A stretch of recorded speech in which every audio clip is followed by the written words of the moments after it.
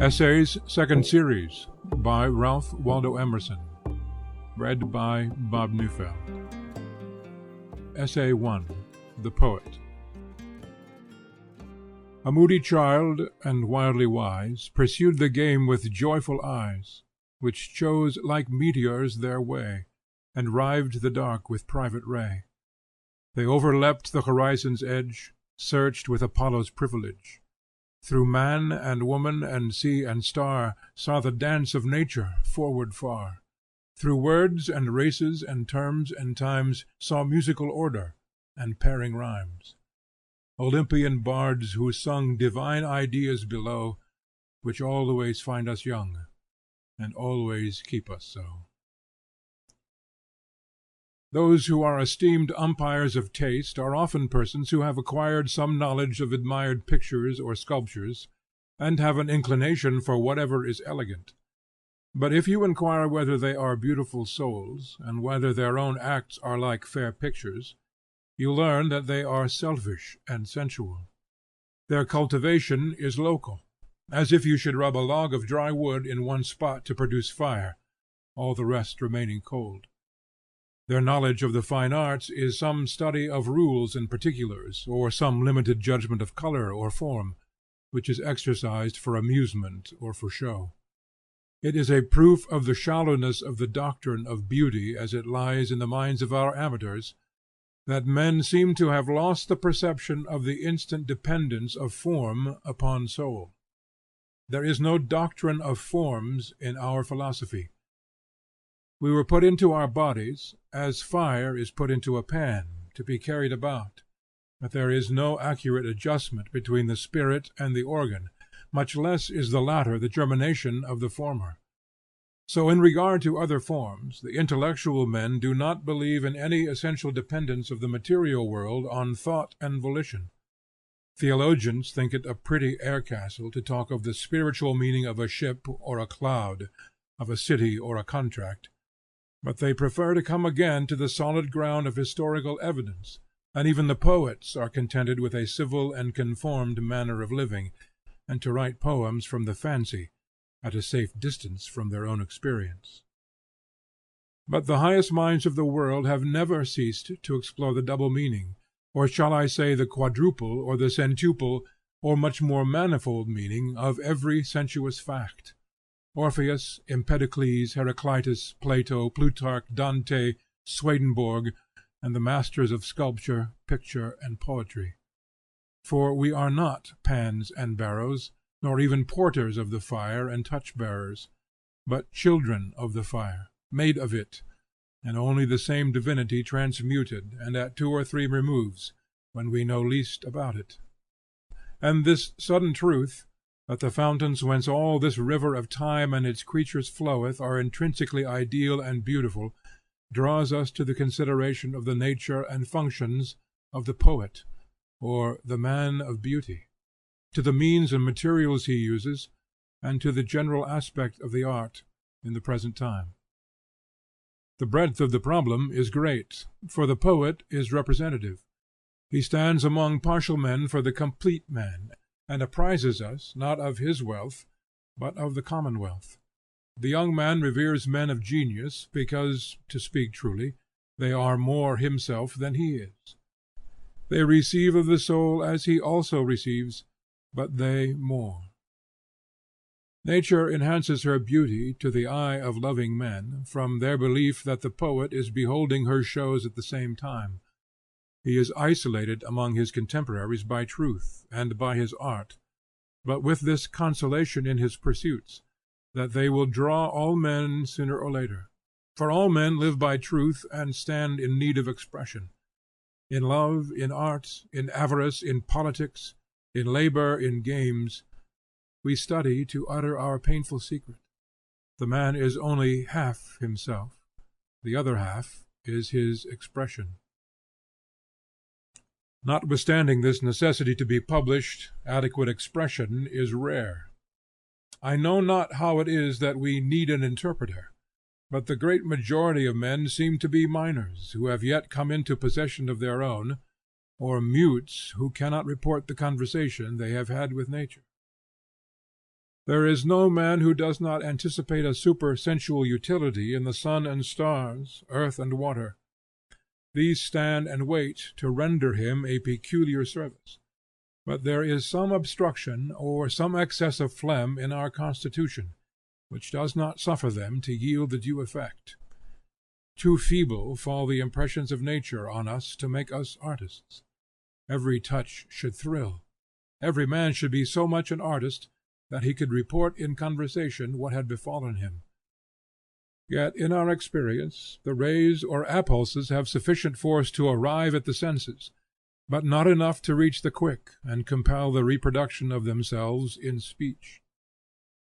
The poet is the person in whom these powers are in balance, the man without impediment, who sees and handles that which others dream of, traverses the whole scale of experience, and is representative of man, in virtue of being the largest power to receive and to impart.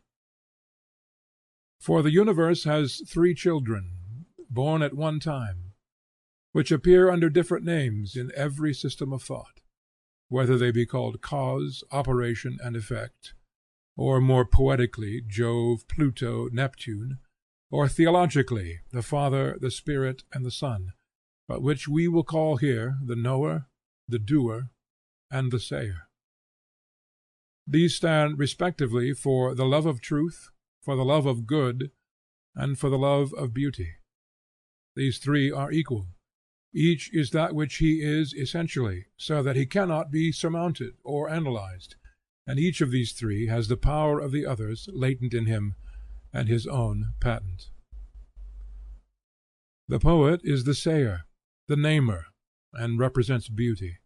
He is a sovereign, and stands on the centre. For the world is not painted or adorned, but is from the beginning beautiful. And God has made some beautiful things, but beauty is the creator of the universe. Therefore the poet is not any permissive potentate, but is emperor in his own right.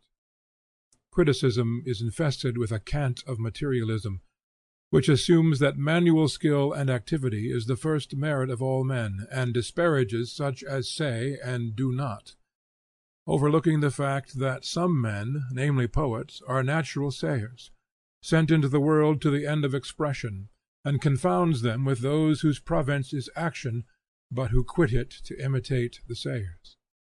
But Homer's words are as costly and admirable to Homer as Agamemnon's victories are to Agamemnon. The poet does not wait for the hero or the sage, but as they act and think primarily, so he writes primarily what will and must be spoken, reckoning the others, though primaries also, yet in respect to him secondaries and servants, as sitters or models in the studio of a painter, or as assistants who bring building materials to an architect. For poetry was all written before time was, and whenever we are so finely organized that we can penetrate into that region where the air is music, we hear those primal warblings and attempt to write them down, but we lose ever and anon a word or a verse, and substitute something of our own, and thus miswrite the poem. The men of more delicate ear write down these cadences more faithfully, and these transcripts, though imperfect, become the songs of the nations. For nature is as truly beautiful as it is good, or as it is reasonable, and must as much appear as it must be done, or be known. Words and deeds are quite indifferent modes of the divine energy. Words are also actions, and actions are a kind of words.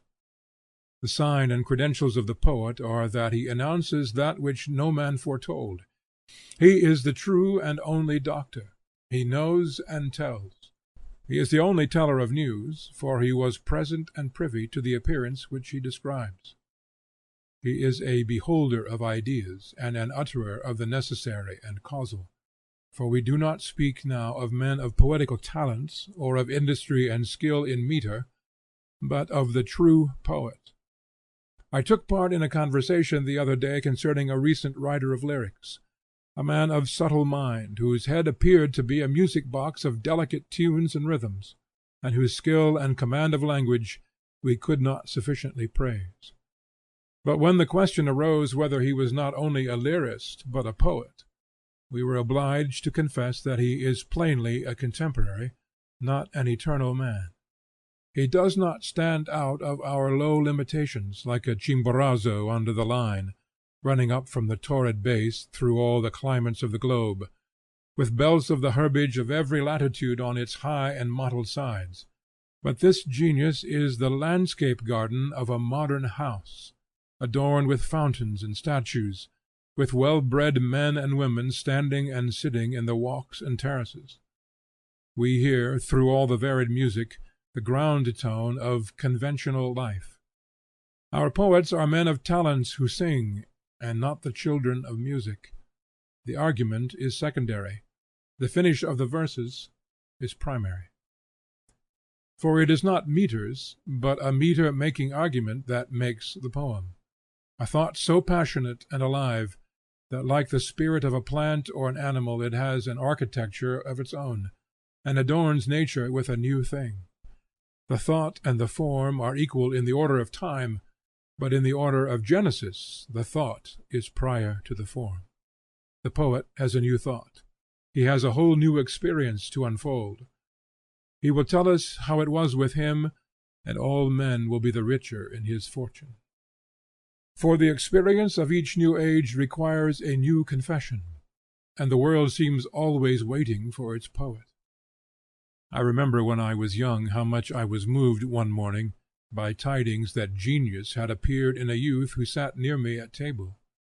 He had left his work and gone rambling none knew whither, and had written hundreds of lines, but could not tell whether that which was in him was therein told. He could tell nothing but that all was changed, man, beast, heaven, earth, and sea. How gladly we listened, how credulous! Society seemed to be compromised. We sat in the aurora of a sunrise which was to put out all the stars. Boston seemed to be at twice the distance it had the night before, or was much farther than that. Rome? What was Rome? Plutarch and Shakespeare were in the yellow leaf, and Homer no more should be heard of. It is much to know that poetry has been written this very day, under this very roof, by your side. What! That wonderful spirit has not expired. These stony moments are still sparkling and animated. I had fancied that the oracles were all silent, and nature had spent her fires, and behold, all night, from every pore, these fine auroras have been streaming. Every one has some interest in the advent of the poet, and no one knows how much it may concern him. We know that the secret of the world is profound, but who or what shall be our interpreter we know not. A mountain ramble, a new style of face, a new person may put the key into our hands. Of course the value of genius to us is in the veracity of its report. Talent may frolic and juggle, genius realizes and adds. Mankind in good earnest have availed so far in understanding themselves and their work, that the foremost watchman on the peak announces his news. It is the truest word ever spoken, and the phrase will be the fittest, most musical, and the unerring voice of the world for that time. All that we call sacred history attests that the birth of a poet is the principal event in chronology. Man, never so often deceived, still watches for the arrival of a brother who can hold him steady to a truth until he has made it his own. With what joy I begin to read a poem which I confide in as an inspiration! And now my chains are to be broken. I shall mount above those clouds and opaque airs in which I live, opaque though they seem transparent, and from the heaven of truth I shall see and comprehend my relations. That will reconcile me to life and renovate nature, to see trifles animated by a tendency, and to know what I am doing. Life will no more be a noise. Now I shall see men and women, and know the signs by which they may be discerned from fools and Satans. This day shall be better than my birthday. Then I became an animal. Now I am invited into the science of the real.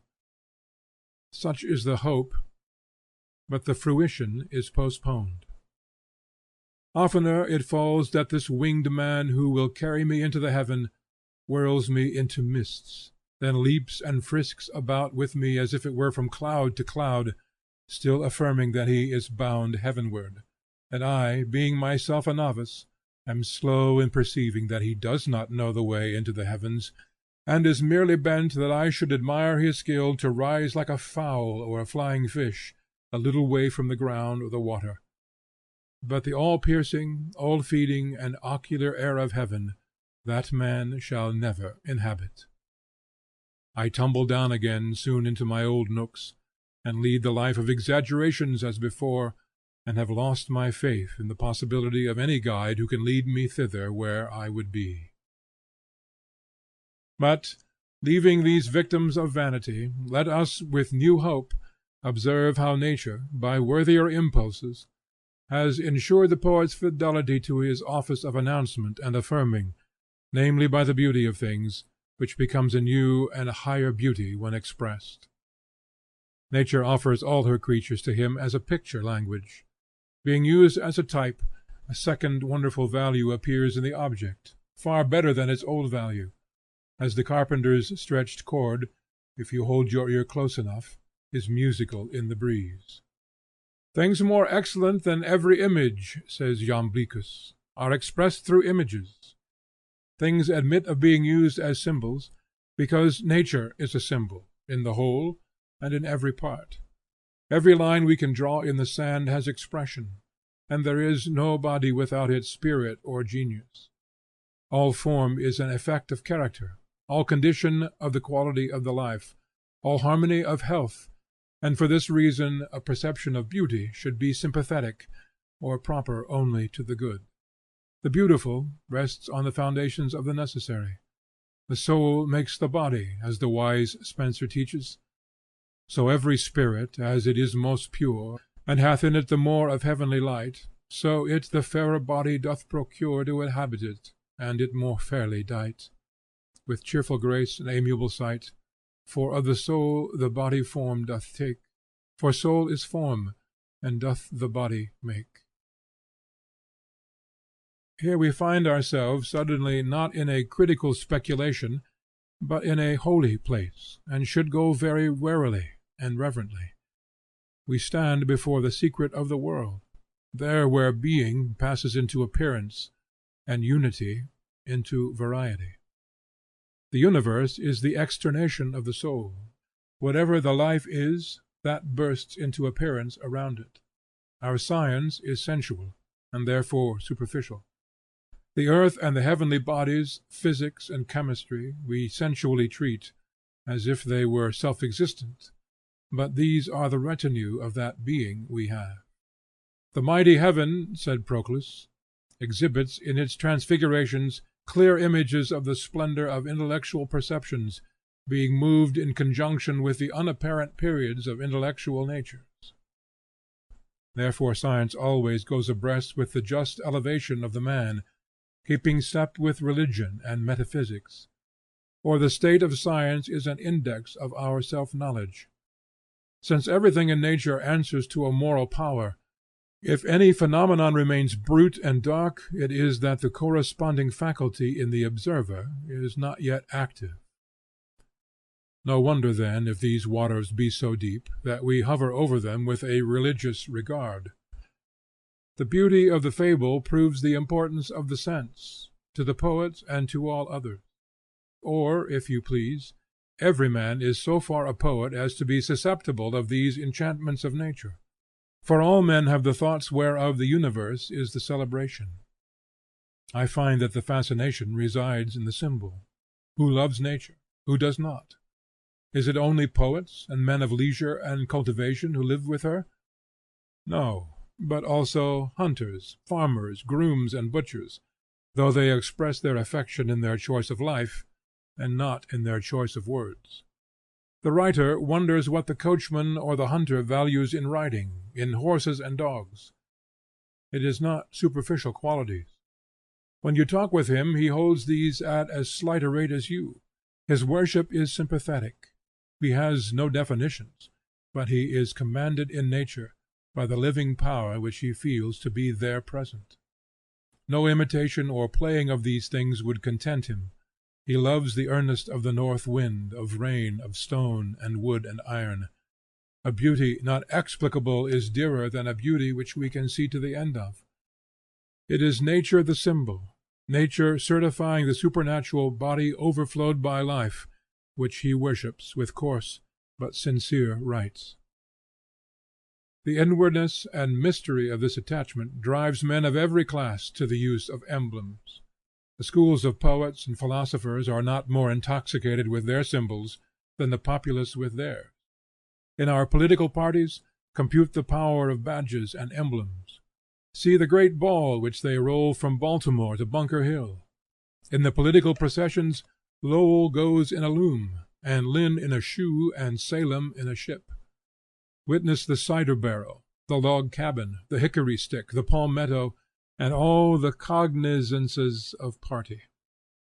See the power of national emblems. Some stars, lilies, leopards, a crescent, a lion, an eagle, or other figure which come into credit God knows how, on an old rag of bunting, blowing in the wind on a fort at the ends of the earth, shall make the blood tingle under the rudest or the most conventional exterior. The people fancy they hate poetry, and they are all poets and mystics. Beyond this universality of the symbolic language, we are apprised of the divineness of this superior use of things, whereby the world is a temple, whose walls are covered with emblems, pictures, and commandments of the Deity, in this that there is no fact in nature which does not carry the whole sense of nature, and the distinctions which we make in events and in affairs, of low and high, honest and base, disappear when nature is used as a symbol. Thought makes everything fit for use. The vocabulary of an omniscient man would embrace words and images excluded from polite conversation. What would be base or even obscene, to the obscene becomes illustrious, spoken in a new connection of thought. The piety of the Hebrew prophets purges their grossness. The circumcision is an example of the power of poetry to raise the low and offensive. Small and mean things serve as well as great symbols. The meaner the type by which a law is expressed, the more pungent it is, and the more lasting in the memories of men. Just as we choose the smallest box or case in which any needful utensil can be carried. Bare lists of words are found suggestive to an imaginative and excited mind, as it is related of Lord Chatham that he was accustomed to read in Bailey's Dictionary when he was preparing to speak in Parliament. The poorest experience is rich enough for all the purposes of expressing thought. Why covet a knowledge of new facts? Day and night, house and garden, a few books, a few actions, serve us as well as would all trades and all spectacles.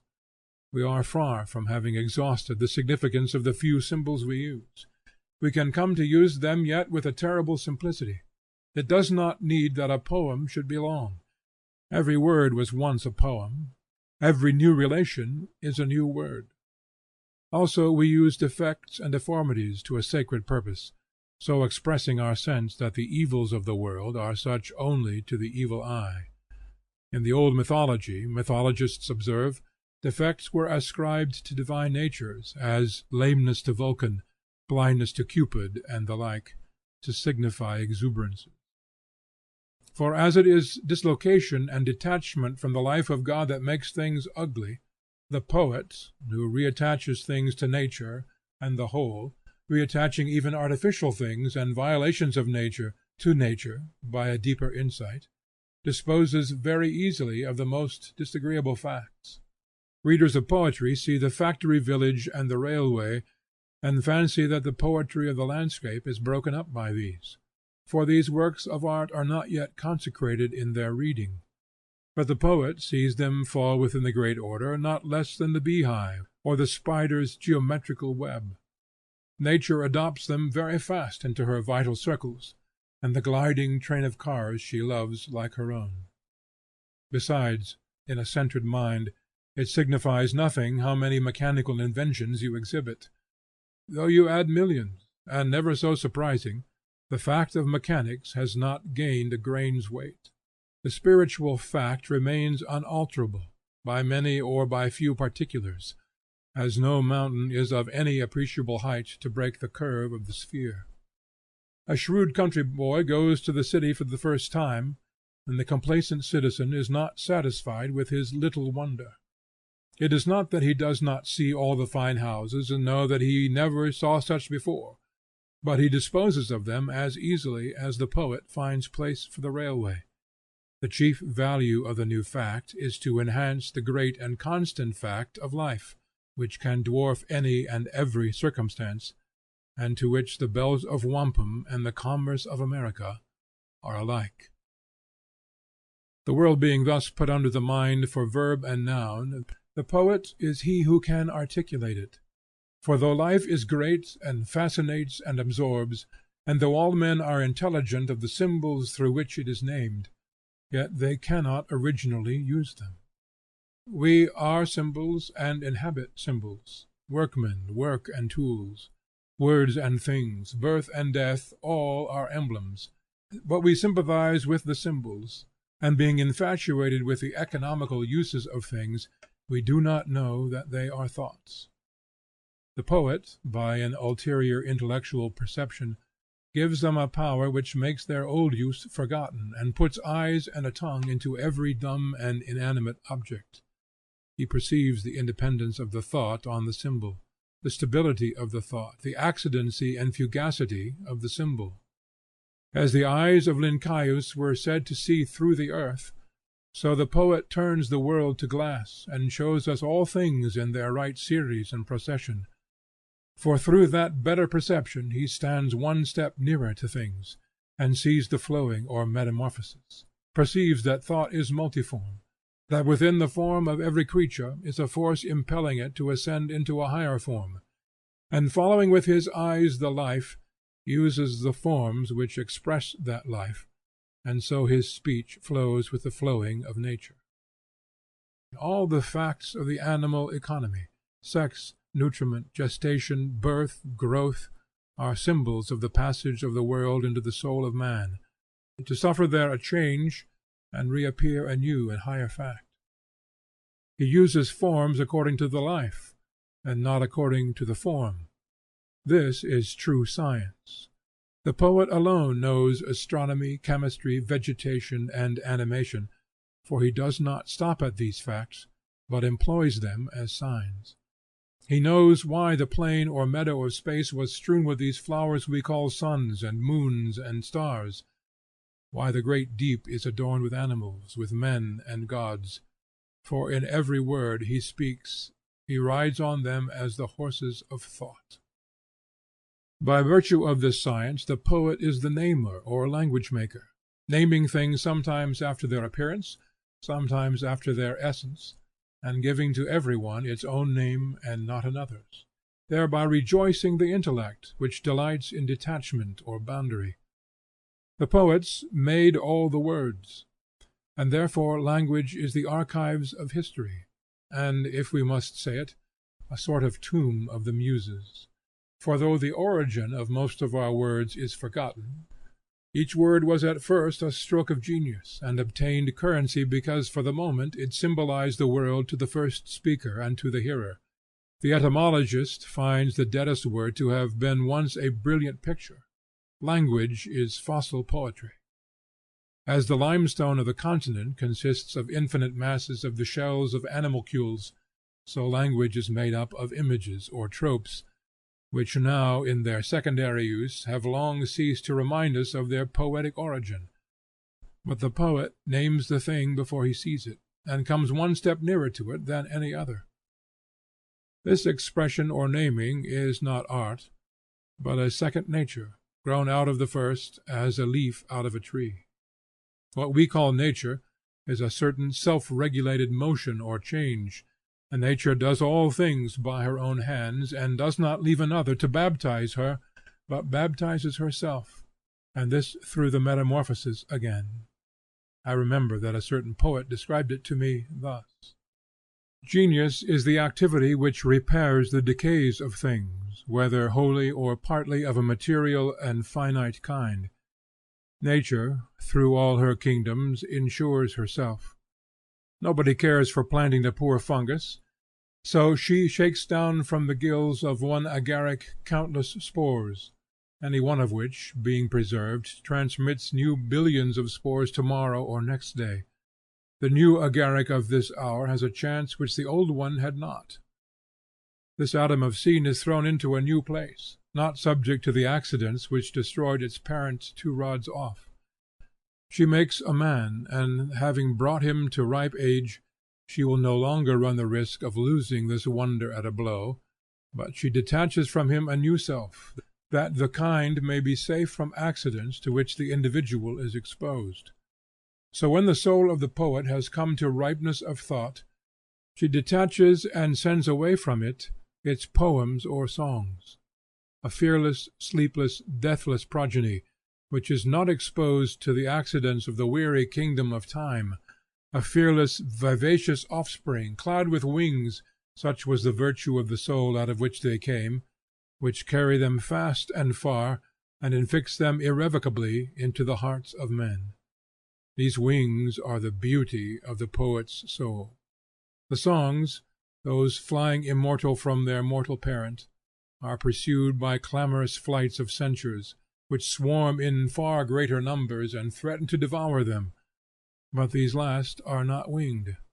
At the end of a very short leap, they fall plump down and rot, having received from the souls out of which they came no beautiful wings. But the melodies of the poet ascend and leap and pierce into the deeps of infinite time. So far the bard taught me, using his freer speech. But nature has a higher end in the production of new individuals than security, namely ascension, or the passage of the soul into higher forms. I knew in my younger days the sculptor who made the statue of the youth which stands in the public garden. He was, as I remember, unable to tell directly what made him happy or unhappy, but by wonderful indirections he could tell. He rose one day, according to his habit, before the dawn, and saw the morning break, grand as the eternity out of which it came, and for many days after he strove to express this tranquillity. And lo, his chisel had fashioned out of marble the form of a beautiful youth, Phosphorus, whose aspect is such that it is said all persons who look on it become silent. The poet also resigns himself to this mood, and that which agitated him is expressed, but alter idem, in a manner totally new. The expression is organic, or the new type which things themselves take when liberated. As in the sun, objects paint their images on the retina of the eye, so they, sharing the aspiration of the whole universe, tend to paint a far more delicate copy of their essence in his mind. Like the metamorphosis of things into higher organic forms is their change into melodies. Over everything stands its demon or soul, and as the form of the thing is reflected by the eye, so the soul of the thing is reflected by a melody.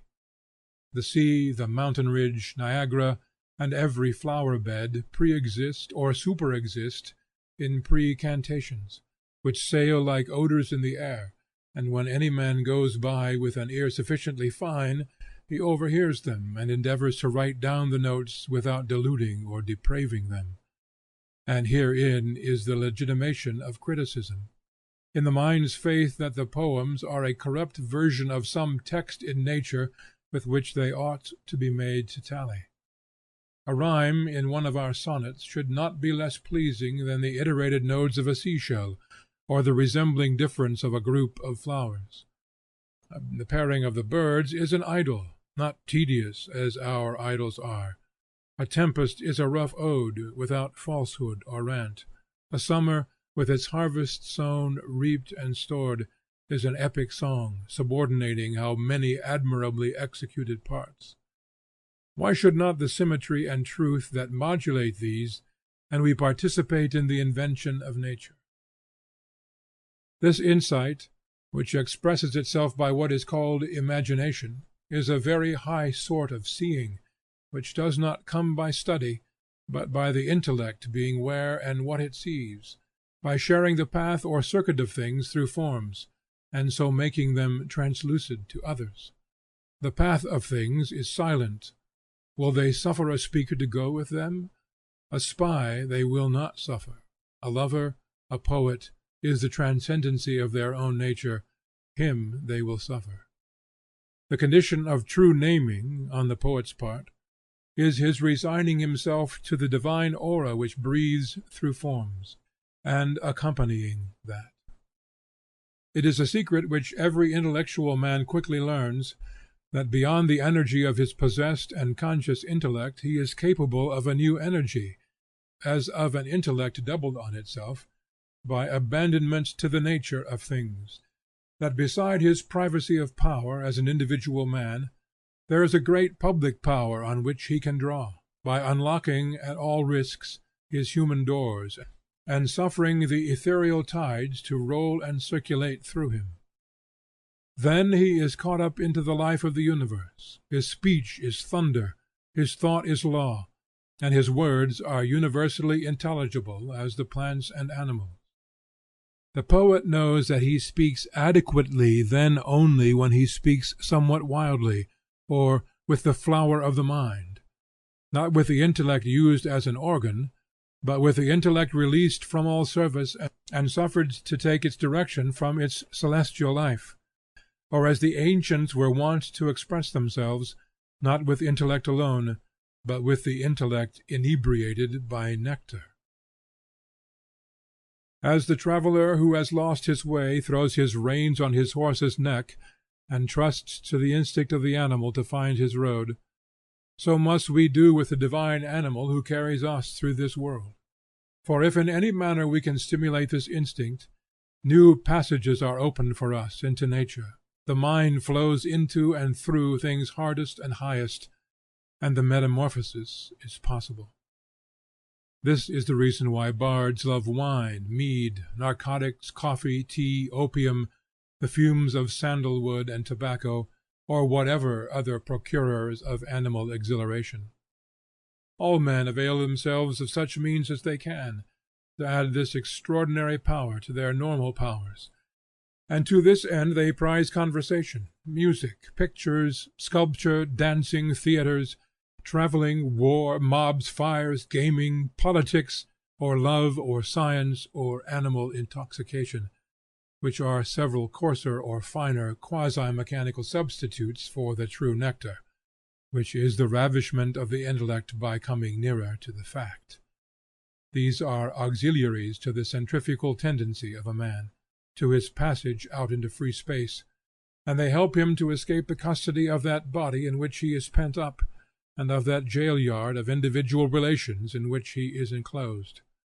Hence a great number of such as were professionally expressors of beauty, as painters, poets, musicians, and actors, have been more than others wont to lead a life of pleasure and indulgence, all but the few who received the true nectar; and as it was a spurious mode of attaining freedom, as it was an emancipation not into the heavens, but into the freedom of baser places, they were punished for that advantage they won by a dissipation and deterioration. But never can any advantage be taken of nature by a trick. The spirit of the world, the great calm presence of the Creator, comes not forth to the sorceries of opium or of wine. The sublime vision comes to the pure and simple soul in a clean and chaste body. That is not an inspiration which we owe to narcotics, but some counterfeit excitement and fury. Milton says that the lyric poet may drink wine and live generously, but the epic poet, he who shall sing of the gods and their descent unto men, must drink water out of a wooden bowl. For poetry is not devil's wine, but God's wine. It is with this as it is with toys. We fill the hands and nurseries of our children with all manner of dolls, drums, and horses, withdrawing their eyes from the plain face and sufficing objects of nature, the sun and moon, the animals, the water and stones, which should be their toys. So the poet's habit of living should be set on a key so low that the common influences should delight him. His cheerfulness should be the gift of the sunlight. The air should suffice for his inspiration, and he should be tipsy with water. That spirit which suffices quiet hearts, which seems to come forth to such from every dry knoll of sere grass, from every pine stump and half embedded stone on which the dull March sun shines, comes forth to the poor and hungry, and such as are of simple taste. If thou fill thy brain with Boston and New York, with fashion and covetousness, and wilt stimulate thy jaded senses with wine and French coffee, thou shalt find no radiance of wisdom in the lonely waste of the pine wood. If the imagination intoxicates the poet, it is not interactive in other men. The metamorphosis excites in the beholder an emotion of joy. The use of souls has a certain power of emancipation and exhilaration for all men. We seem to be touched by a wand which makes us dance and run about happily like children. We are like persons who come out of a cave or cellar into the open air. This is the effect on us of tropes, fables, oracles, and all poetic forms. Poets are thus liberating gods. Men have really got a new sense, and found within their world another world, or nest of worlds. For the metamorphosis once seen, we divine that it does not stop. I will not now consider how much this makes the charm of algebra and the mathematics, which also have their tropes, but it is felt in every definition, as when Aristotle defined space to be an immovable vessel in which things are contained, and when Plato defines a line to be a flowing point, or figure to be a bound of solid, and many the like. What a joyful sense of freedom we have, when Vitruvius announces the old opinion of artists, that no architect can build any house well who does not know something of anatomy; when Socrates in Charmides tells us that the soul is cured of its maladies by certain incantations, and that these incantations are beautiful reasons from which temperance is generated in souls; when Plato calls the world an animal; when Timaeus affirms that the plants are also animals, or affirms a man to be a heavenly tree, growing with his root, which is his head, upward; and as George Chapman, following him, writes, so in our tree of man whose nervy root springs in his top; when Orpheus speaks of hoariness as that white flower which marks extreme old age; when Proclus calls the universe the statue of the intellect; when Chaucer in his praise of gentilesse compares good blood in mean condition to fire,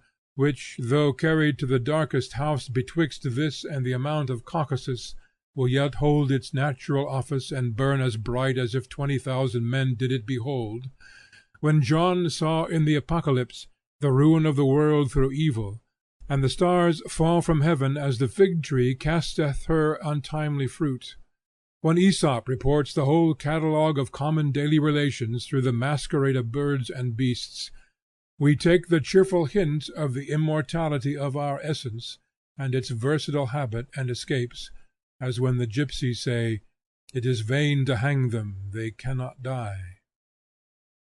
The poets are thus liberating gods. The ancient British bards had for the title of their order, those who are free throughout the world. They are free, and they make free. An imaginative book renders us much more service at first, by stimulating us through its tropes, than afterward when we arrive at the precise sense of the author. I think nothing is of any value in books excepting the transcendental and extraordinary. If a man is inflamed and carried away by his thought, to that degree that he forgets the authors and the public, and heeds only this one dream which holds him like an insanity, let me read his paper, and you may have all the arguments and histories and criticism.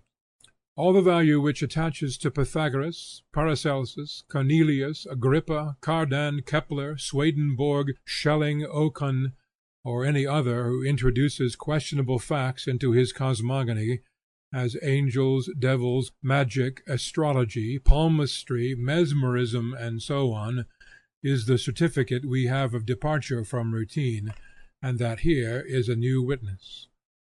That also is the best success in conversation, the magic of liberty, which puts the world like a ball in our hands. How cheap even the liberty then seems, how mean to study, when an emotion communicates to the intellect the power to sap and upheave nature, How great the perspective! Nations, times, systems, enter and disappear like threads in tapestry of large figure and many colors. Dream delivers us to dream, and while the drunkenness lasts, we will sell our bed, our philosophy, our religion, in our opulence. There is good reason why we should prize this liberation. The fate of the poor shepherd who, blinded and lost in the snowstorm, perishes in a drift within a few feet of his cottage door, is an emblem of the state of man. On the brink of the waters of life and truth we are miserably dying. The inaccessibleness of every thought but that we are in is wonderful. What if you come near to it? You are as remote when you are nearest as when you are farthest. Every thought is also a prison, every heaven is also a prison. Therefore we love the poet, the inventor, who in any form, whether in an ode or in an action or in looks and behavior, has yielded us a new thought. He unlocks our chains and admits us to a new scene. This emancipation is dear to all men, and the power to impart it, as it must come from greater depth and scope of thought, is a measure of intellect. Therefore all books of the imagination endure, all which ascend to that truth that the writer sees nature beneath him and uses it as his exponent. Every verse or sentence possessing this virtue will take care of its own immortality. The religions of the world are the ejaculations of a few imaginative men. But the quality of the imagination is to flow and not to freeze. The poet did not stop at the color or the form, but read their meaning. Neither may he rest in this meaning, but he makes the same objects exponents of his new thought.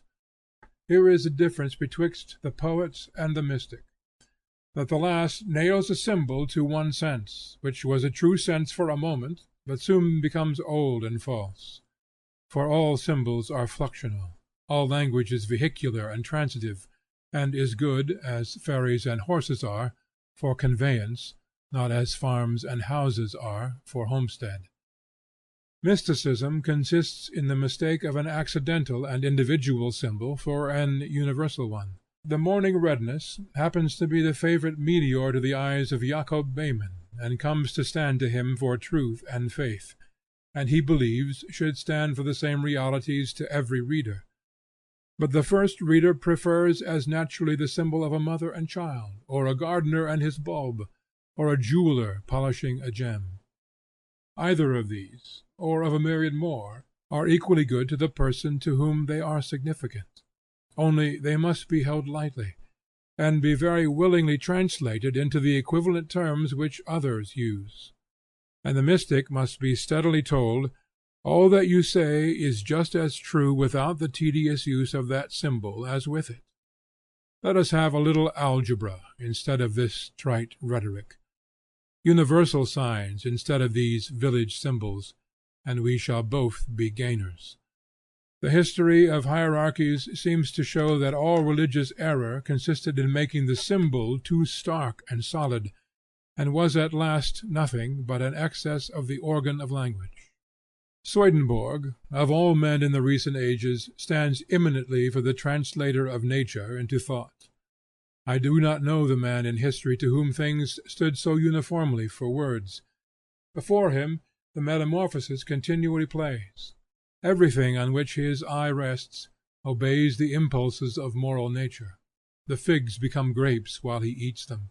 When some of his angels affirmed a truth, the laurel twig which they held blossomed in their hands. The noise, which at a distance appeared like gnashing and thumping, on coming nearer was found to be the voice of disputants. The men in one of his visions, seen in heavenly light, appeared like dragons, and seemed in darkness. But to each other they appeared as men, and when the light from heaven shone into their cabin, they complained of the darkness, and were compelled to shut the window that they might see. There was this perception in him which makes the poet or seer an object of awe and terror, namely, that the same man or society of men may wear an aspect to themselves and their companions, and a different aspect to higher intelligences. Certain priests, whom he describes as conversing very learnedly together, appeared to the children who were at some distance like dead horses, and many the like misappearances. And instantly the mind inquires whether these fishes under the bridge, yonder oxen in the pasture, those dogs in the yard, are immutable fishes, oxen, and dogs, or only so appear to me, and perchance to themselves appear upright men, and whether I appear as a man to all eyes. The Brahmins and Pythagoras propounded the same question, and if any poet has witnessed the transformation, he doubtless found it in harmony with various experiences. We have all seen changes as considerable in wheat and caterpillars. He is the poet, and shall draw us with love and terror, who sees through the flowing vest the firm nature, and can declare it. I look in vain for the poet whom I describe. We do not with sufficient plainness or sufficient profoundness address ourselves to life, nor dare we chaunt our own times and social circumstance. If we filled the day with bravery, we should not shrink from celebrating it. Time and nature yield us many gifts, but not yet the timely man, the new religion, the reconciler, whom all things await. Dante's praise is that he dared to write his autobiography in colossal cipher, or into universality. We have yet had no genius in America, with tyrannous eye, which knew the value of our incomparable materials, and saw in the barbarism and materialism of the times another carnival of the same gods, whose picture he so much admires in Homer, then in the Middle Age, then in Calvinism. Banks and tariffs, the newspaper and caucus, Methodism and Unitarianism, are flat and dull to dull people, but rest on the same foundations of wonder as the town of Troy and the temple of Delphi, and are as swiftly passing away. Our log rolling, our stumps and their politics, our fisheries, our negroes and Indians, our boats and our repudiations, the wrath of rogues and the pusillanimity of honest men, the northern trade, the southern planting, the western clearing, Oregon and Texas, are yet unsung. Yet America is a poem in our eyes. Its ample geography dazzles the imagination, and it will not wait long for meters. If I have not found that excellent combination of gifts in my countrymen which I seek, neither could I aid myself to fix the idea of the poet by reading now and then in Chalmers's collection of 5 centuries of English poets. These are wits more than poets, though there have been poets among them. But when we adhere to the ideal of the poet, we have our difficulties even with Milton and Homer. Milton is too literary, and Homer too literal and historical. But I am not wise enough for a national criticism, and must use the old largeness a little longer to discharge my errand from the muse to the poet concerning his art. Art is the path of the Creator to his work. The paths or methods are ideal and eternal, though few men ever see them, not the artist himself for years, or for a lifetime, unless he come into the conditions. The painter, the sculptor, the composer, the epic rhapsodist, the orator, all partake one desire, namely to express themselves symmetrically and abundantly, not dwarfishly and fragmentarily. They found or put themselves in certain conditions, as the painter and sculptor before some impressive human figures, the orator into the assembly of the people, and the others in such scenes as each has found exciting to his intellect, and each presently feels the new desire. He hears a voice, he sees a beckoning, then he is apprised with wonder what herds of demons hem him in. He can no more rest. He says with the old painter, "By God it is in me, and must go forth of me." He pursues a beauty half seen which flies before him. The poet pours out verses in every solitude. Most of the things he says are conventional, no doubt, but by and by he says something which is original and beautiful. That charms him. He would say nothing else but such things. In our way of talking we say, "That is yours, this is mine." But the poet knows well that it is not his, that it is as strange and beautiful to him as to you. He would fain hear the like eloquence at length. Once having tasted this immortal ichor, he cannot have enough of it, and as an admirable creative power exists in these intellections, it is of the last importance that these things get spoken. What little of all we know is said, what drops of all the sea of our science are baled up, and by what accident it is that these are exposed, when so many secrets sleep in nature. Hence the necessity of speech and song, hence these throbs and heart beatings in the orator at the door of the assembly, to the end, namely, that thought may be ejaculated as logos, or word. Doubt not, O poet, but persist. Say, it is in me and shall out. Stand there balked and dumb, stuttering and stammering, hissed and hooted, stand and strive, until at last rage draw out of thee that dream power which every night shows thee in thine own, a power transcending all limit and privacy, and by virtue of which a man is the conductor of the whole river of electricity. Nothing walks or creeps or grows or exists which must not in turn arise and walk before him as an exponent of his meaning. Comes he to that power, his genius is no longer exhaustible. All the creatures by pairs and by tribes pour into his mind as into a Noah's ark, to come forth again to people a new world. This is like the stock of air for our respiration, or for the combustion of our fireplace, not a measure of gallons, but the entire atmosphere if wanted. And therefore the rich poets, as Homer, Chaucer, Shakespeare, and Raphael, have obviously no limits to their works except the limits of their lifetime, and resemble a mirror carried through the street, ready to render an image of every created thing. O poet! A new nobility is conferred in groves and pastures, and not in castles or by the sword blade any longer. The conditions are hard, but equal. Thou shalt leave the world and know the muse only. Thou shalt not know any longer the times, customs, graces, politics, or opinions of men, but shalt take all from the muse. For the time of towns is told from the world by funereal chimes, but in nature the universal hours are counted by succeeding tribes of animals and plants, and by growth of joy on joy. God wills also that thou abdicate a manifold and duplex life, that thou be content that others speak for thee.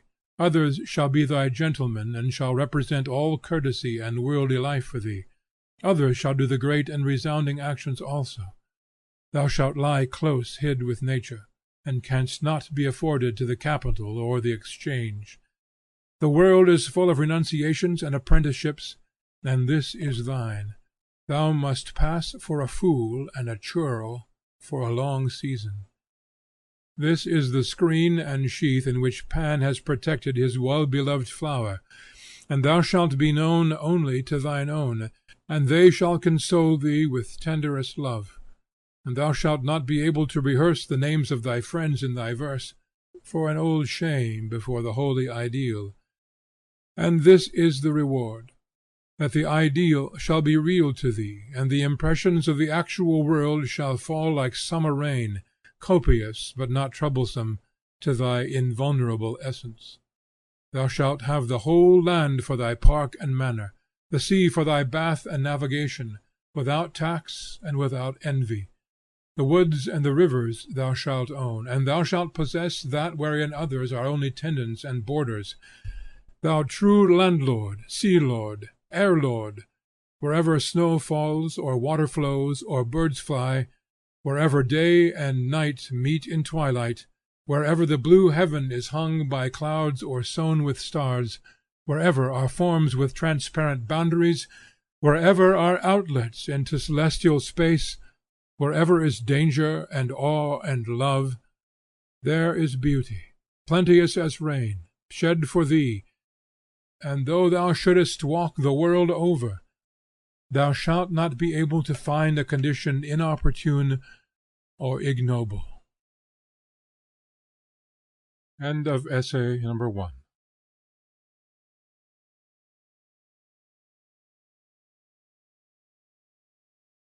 Essay 2. Experience. The lords of life, the lords of life, I saw them pass in their own guise, like and unlike, portly and grim, use and surprise, surface and dream, succession swift and spectral wrong, temperament without a tongue, and the inventor of the game omnipresent without name. Some to see, some to be guessed, they marched from east to west. Little man, least of all, among the legs of his guardians tall, walked about with puzzled look. Him by the hand dear Nature took. Dearest Nature, strong and kind, whispered, "Darling, never mind. To-morrow they will wear another face. The founder thou, these are thy race." Where do we find ourselves? In a series of which we do not know the extremes, and believe that it has none. We wake and find ourselves on a stair. There are stairs below us, which we seem to have ascended. There are stairs above us, many a one, which go upward and out of sight. But the genius, which according to the old belief stands at the door by which we enter, and gives us the lethe to drink that we may tell no tales, mixed the cup too strongly, and we cannot shake off the lethargy now at noonday. Sleep lingers all our lifetime about our eyes, as night hovers all day in the boughs of the fir tree. All things swim and glitter. Our life is not so much threatened as our perception. Ghost-like, we glide through nature, and should not know our place again. Did our birth fall in some fit of indigence and frugality in nature, that she was so sparing of her fire, and so liberal of her earth, that it appears to us that we lack the affirmative principle, and though we have health and reason, yet we have no superfluity of spirit for new creation? We have enough to live and bring the year about, but not an ounce to impart or to invest. Ah, that our genius were a little more of a genius! We are like millers on the lower levels of a stream, when the factories above them have exhausted the water. We too fancy that the upper people must have raised their dams. If any of us knew what we were doing, or where we were going, then when we think we best know. We do not know today whether we are busy or idle. In times when we thought ourselves indolent, we have afterwards discovered that much was accomplished, and much was begun in us. All our days are so unprofitable while they pass, that 'tis wonderful where and when we ever got anything of this which we call wisdom, poetry, virtue. We never got it on any dated calendar day. Some heavenly days must have been intercalated somewhere, like those that Hermes won with the dice of the moon, that Osiris might be born. It is said all martyrdoms looked mean when they were suffered. Every ship is a romantic object, except what we sail in. Embark, and the romance quits our vessel and hangs on every other sail in the horizon. Our life looks trivial, and we shun to record it. Men seem to have learned of the horizon the art of perpetual retreating and reference. Yonder uplands are rich pasturage, and my neighbor has fertile meadow, but my field, says the querulous farmer, only holds the world together. I quote another man's saying. Unluckily that other withdraws himself in the same way, and quotes me. 'Tis the trick of nature thus to degrade to day, a good deal of buzz, and somewhere a result slipped magically in. Every roof is agreeable to the eye until it is lifted. Then we find tragedy, and moaning women, and hard-eyed husbands, and deluges of Lethe, and the men ask, "What's the news?" as if the old were so bad. How many individuals can we count in society? How many actions? How many opinions? So much of our time is preparation, so much is routine, and so much retrospect, that the pith of each man's genius contracts itself to a very few hours. The history of literature, take the net result of Tirabosky, Warton, or Schlegel, is a sum of very few ideas and very few original tales, all the rest being variation of these. So in this great society wide lying around us, a critical analysis would find very few spontaneous actions. It is almost all custom and gross sense. there are even few opinions, and these seem organic in the speakers, and do not disturb the universal necessity. What opium is instilled into all disaster! It shows formidable as we approach it, but there is at last no rough rasping friction, but the most slippery sliding surfaces. We fall soft on a thought. Our Te is gentle. Over men's heads walking aloft, with tender feet treading so soft. People grieve and bemoan themselves, but it is not half so bad with them as they say. There are moods in which we court suffering, in the hope that here at last we should find reality, sharp peaks and edges of truth, but it turns out to be scene painting and counterfeit. The only thing grief has taught me is to know how shallow it is. That, like all the rest, plays about the surface, and never introduces me into the reality, for contact with which we would even pay the costly price of sons and lovers. Was it Boscovich who found out that bodies never come in contact? Well, souls never touch their objects. An innavigable sea washes with silent waves between us and the things we aim at and converse with. Grief, too, will make us idealists. In the death of my son, now more than 2 years ago, I seem to have lost a beautiful estate. No more. I cannot get it nearer to me. If tomorrow I should be informed of the bankruptcy of my principal debtors, the loss of my property would be a great inconvenience to me, perhaps, for many years; but it would leave me as it found me, neither better nor worse.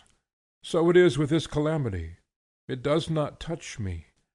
Something which I fancied was a part of me, which could not be torn away without tearing me, or enlarged without enriching me, falls off from me and leaves no scar. It was caducus. I grieve that grief can teach me nothing, nor carry me one step into real nature. The Indian who was laid under a curse that the wind should not blow on him, nor water flow to him, nor fire burn him, is a type of us all. The dearest events are summer rain, and we the paracoats that shed every drop. Nothing is left us now but death. We look to that with a grim satisfaction, saying, there at least is reality that will not dodge us.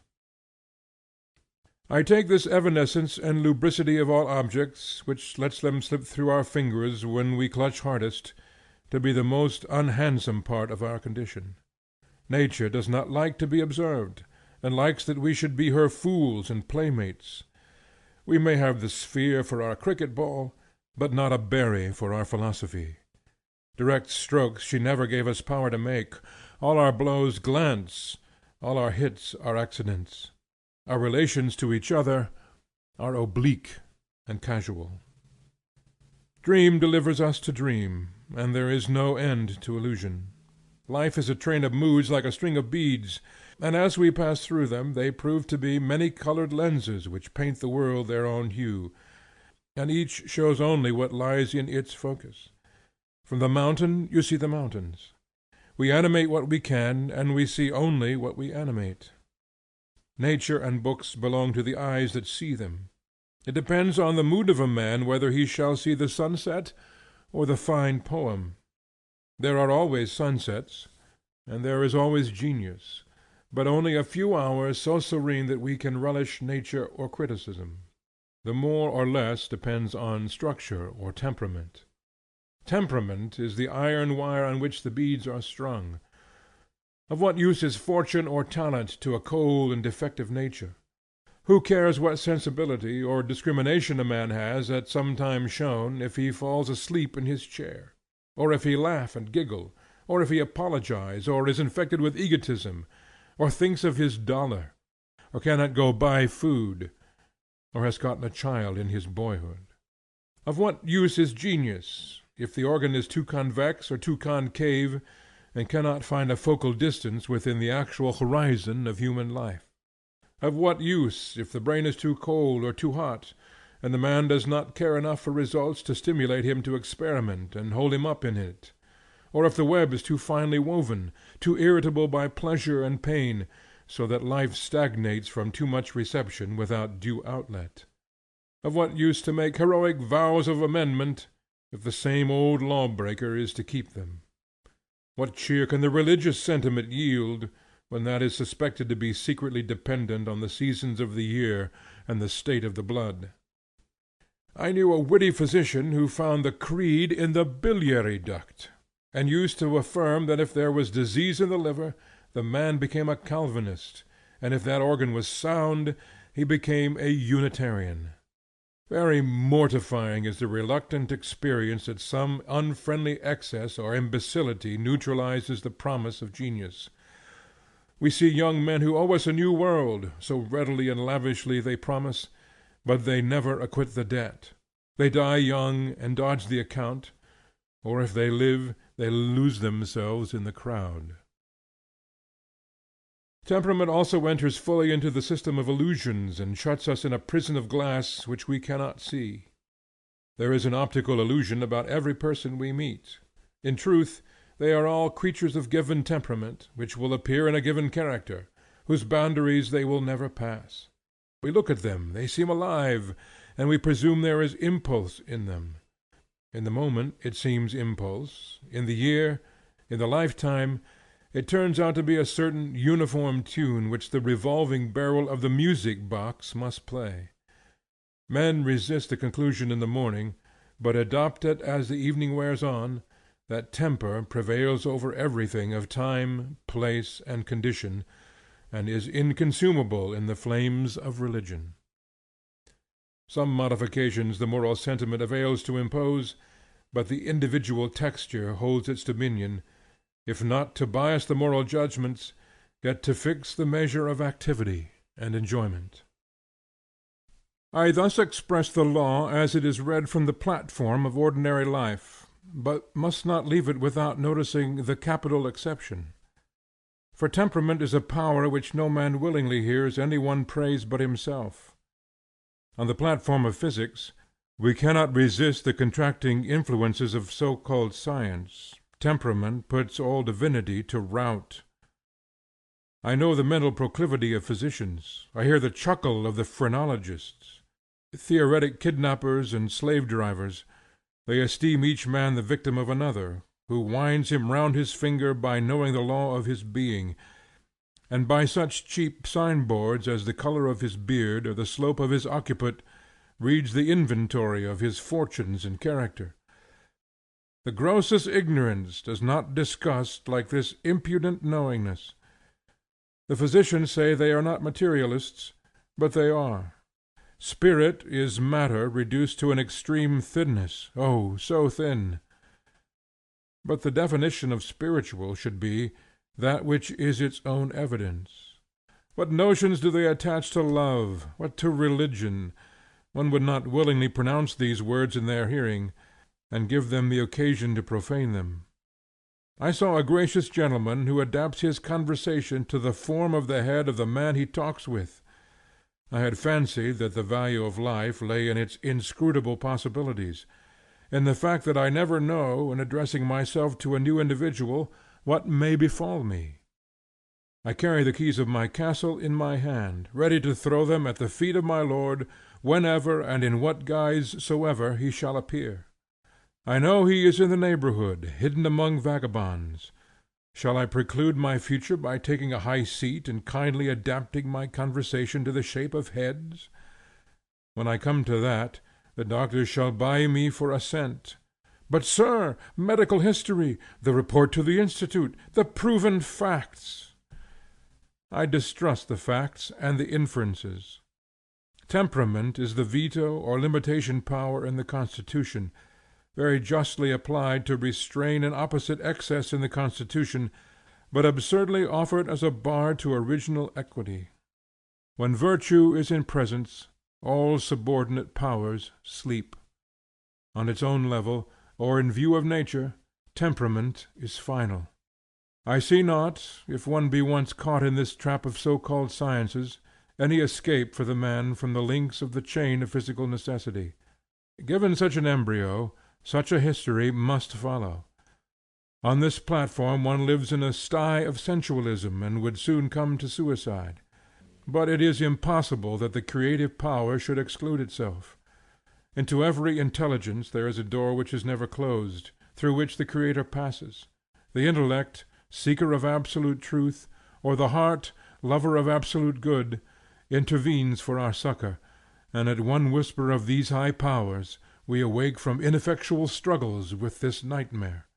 We hurl it into its own hell, and cannot again contract ourselves to so base a state. The secret of the illusoriness is in the necessity of a succession of moods or objects. Gladly we would anchor, but the anchorage is quicksand. This onward trick of nature is too strong for us. Pero si muove. When at night I look at the moon and stars, I seem stationary, and they to hurry. Our love of the real draws us to permanence, but health of body consists in circulation, and sanity of mind in variety or facility of association. We need change of objects. Dedication to one thought is quickly odious. We house with the insane and must humor them, then conversation dies out. Once I took such delight in Montaigne that I thought I should not read any other book, before that in Shakespeare, then in Plutarch, then in Plotinus, at one time in Bacon, afterwards in Goethe, even in Bettine. But now I turn the pages of either of them languidly, whilst I still cherish their genius.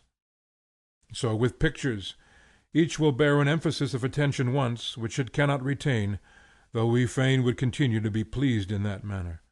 How strongly I have felt of pictures, that when you have seen one well, you must take your leave of it. You shall never see it again. I have had good lessons from pictures which I have since seen without emotion or remark. Their opinion gives me tidings of their mood, and some vague guess at the new fact, but is nowise to be trusted as the lasting relation between that intellect and that thing. The child asks, "Mamma, why don't I like the story as well as when you told it me yesterday?" Alas, child, it is even so with the oldest cherubim of knowledge. But will it answer thy question to say, because thou wert born to a whole, and this story is a particular? The reason of the pain this discovery causes us, and we make it late in respect to works of art and intellect, is the plaint of tragedy which murmurs from it in regard to persons, to friendship, and love. That immobility and absence of elasticity which we find in the arts, we find with more pain in the artist. There is no power of expansion in men. Our friends early appear to us as representatives of certain ideas, which they never pass or exceed. They stand on the brink of the ocean of thought and power, but they never take the single step that would bring them there. A man is like a bit of Labrador spar, which has no lustre as you turn it in your hand, until you come to a particular angle, then it shows deep and beautiful colors. There is no adaptation or universal applicability in men, but each has his special talent, and the mastery of successful men consists in adroitly keeping themselves where and when that turn shall be oftenest to be practised. We do what we must, and call it by the best names we can, and would fain have the praise of having intended the result which ensues. I cannot recall any form of man who is not superfluous sometimes, but is not this pitiful? Life is not worth the taking to do tricks in. Of course it needs the whole society to give the symmetry we seek. The party-colored wheel must revolve very fast to appear white. Something is earned too by conversing with so much folly and defect. In fine, whatever loses, we are always of the gaining party. Divinity is behind our failures and follies also. The plays of children are nonsense, but very educative nonsense. So it is with the largest and solemnest things, with commerce, government, church, marriage, and so with the history of every man's bread, and the ways by which he is to come by it. Like a bird which alights nowhere, but hops perpetually from bough to bough, is the power which abides in no man and in no woman, but for a moment speaks from this one, and for another moment from that one. But what help from these fineries or pedantries, what help from thought? Life is not dialectics. We, I think, in these times have had lessons enough of the futility of criticism. Our young people have thought and written much on labor and reform, and for all that they have written, neither the world nor themselves have got on a step. Intellectual tasting of life will not supersede muscular activity. If a man should consider the nicety of the passage of a piece of bread down his throat, he would starve. At Education Farm, the noblest theory of life sat on the noblest figures of young men and maidens, quite powerless and melancholy. It would not rake or pitch a ton of hay. It would not rub down a horse, and the men and maidens it left pale and hungry. A political orator wittily compared our party promises to western roads, which opened stately enough with planted trees on either side to tempt the traveller, but soon became narrow and narrower, and ended in a squirrel track and ran up a tree. So does culture with us. It ends in headache. Unspeakably sad and barren does life look to those who a few months ago were dazzled with the splendor of the promise of the times. There is now no longer any right course of action nor any self-devotion left among the Iranis. Objections and criticism we have had our fill of. There are objections to every course of life and action, and practical wisdom infers an indifferency from the omnipresence of objection.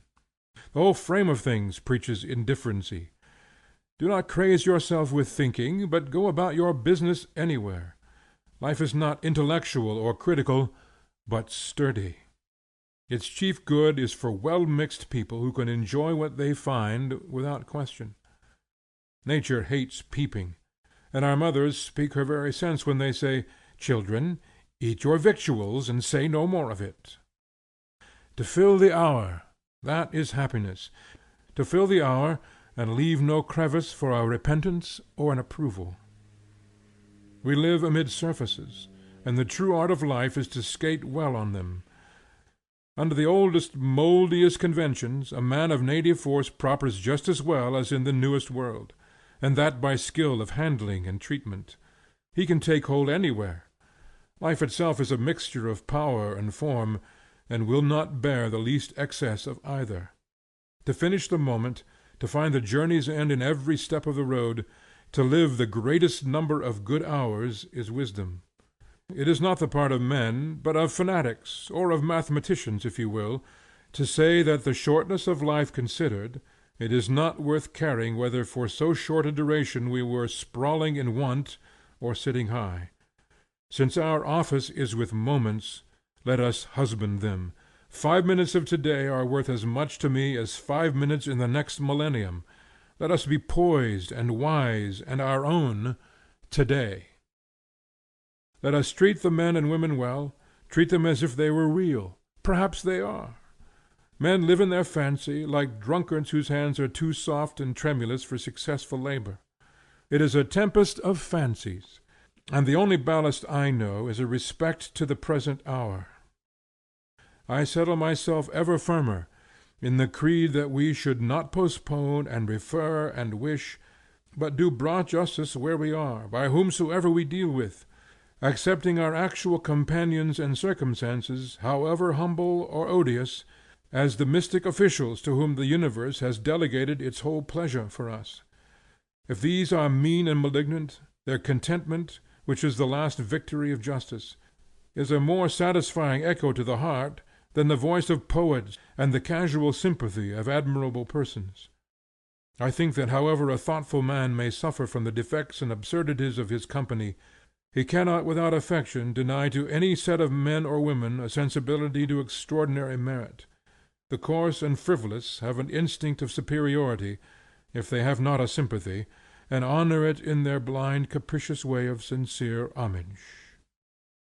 The fine young people despise life, but in me and in such as with me are free from dyspepsia, and to whom a day is a sound and solid good, it is a great excess of politeness to look scornful and to cry for company.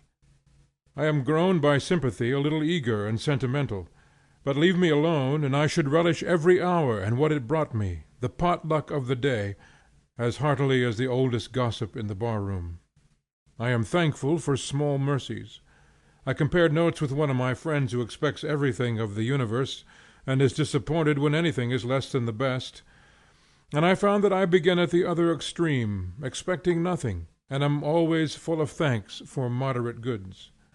I accept the clangor and jangle of contrary tendencies. I find my account in sots and bores also. They give me a reality to the circumjacent picture which such a vanishing meteorous appearance can ill spare. In the morning I wake and find the old world, wife, babies, and mother, Concord and Boston, the dear old spiritual world, and even the dear old devil not far off. If we take the good we find, asking no questions, we shall have heaping measures. The great gifts are not got by analysis. Everything good is on the highway. The middle region of our being is the temperate zone. We may climb into the thin and cold realm of pure geometry and lifeless poetry, a narrow belt. Moreover, in popular experience, everything good is on the highway. A collector peeps into all the picture shops of Europe for a landscape of Poussin, a crayon sketch of Salvator. But the Transfiguration, the Last Judgment, the Communion of St. Jerome, and what are as transcendent as these, are on the walls of the Vatican, the Uffizi, or the Louvre, where every footman may see them, to say nothing of nature's pictures in every street, of sunsets and sunrises every day, and the sculpture of the human body never absent. A collector recently bought at public auction in London, for 157 guineas, an autograph of Shakespeare. But for nothing a schoolboy can read Hamlet, and can detect secrets of highest concernment yet unpublished therein.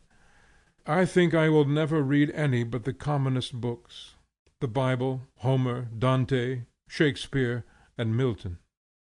Then we are impatient of so public a life and planet, and run hither and thither for nooks and secrets.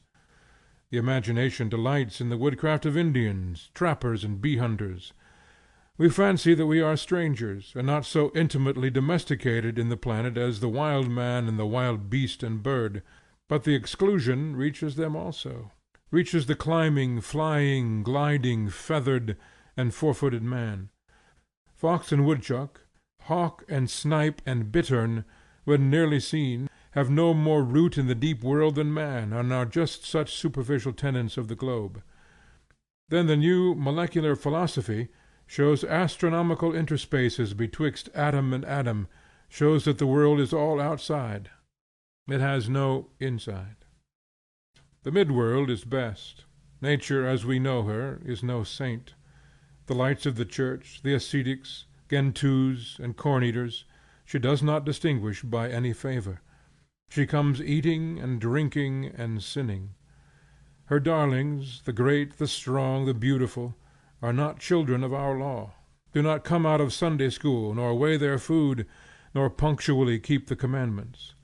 If we will be strong with her strength, we must not harbor such disconsolate consciences, borrowed too from the consciences of other nations.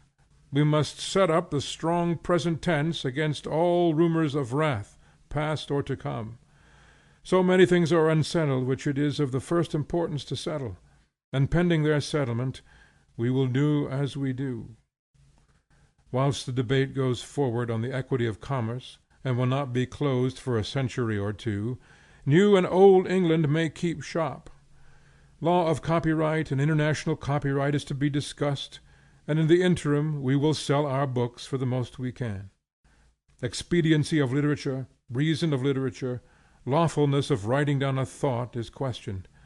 Much is to say on both sides, and while the fat waxes hot, thou, dearest scholar, stick to thy foolish task, add a line every hour, and between whiles add a line. Right to hold land, right of property, is disputed, and the conventions convene. And before the vote is taken, dig away in your garden, and spend your earnings as a waif or godsend to all serene and beautiful purposes. Life itself is a bubble and a skepticism, and a sleep within a sleep. Grant it, and as much more as they will, but thou, God's darling, heed thy private dream. Thou wilt not be missed in the scorning and skepticism. There are enough of them. Stay there in thy closet, and toil until the rest are agreed what to do about it. Thy sickness, they say, and thy puny habit require that thou do this or avoid that, but know that thy life is a fleeting state, a tent for the night, and do thou, sick or well, finish that stint. Thou art sick, but shalt not be worse, and the universe, which holds thee dear, shall be the better. Human life is made up of the two elements, power and form, and the proportion must be invariably kept if we would have it sweet and sound. Each of these elements in excess makes a mischief as hurtful as its defect. Everything runs to excess. Every good quality is noxious if unmixed, and to carry the danger to the edge of ruin, nature causes each man's peculiarity to superabound. Here among the farms we adduce the scholars as examples of this treachery. They are nature's victims of expression. You who see the artist, the orator, the poet too near, and find your life no more excellent than that of mechanics or farmers, and themselves victims of partiality, very hollow and haggard, and pronounce them failures, not heroes, but quacks, conclude very reasonably that these arts are not for man, but are disease. Yet nature will not hear you out. Irresistible nature made men such, and makes legions more of such every day. You love the boy reading in a book, gazing at a drawing or a cast, yet what are these millions who read and behold but incipient writers and sculptors? Add a little more of that quality which now reads and sees, and they will seize the pen and chisel. And if one remembers how innocently he began to be an artist, he perceives that nature joined with his enemy. A man is a golden impossibility. The line he must walk is a hair's breadth. The wise, through excess of wisdom, is made a fool.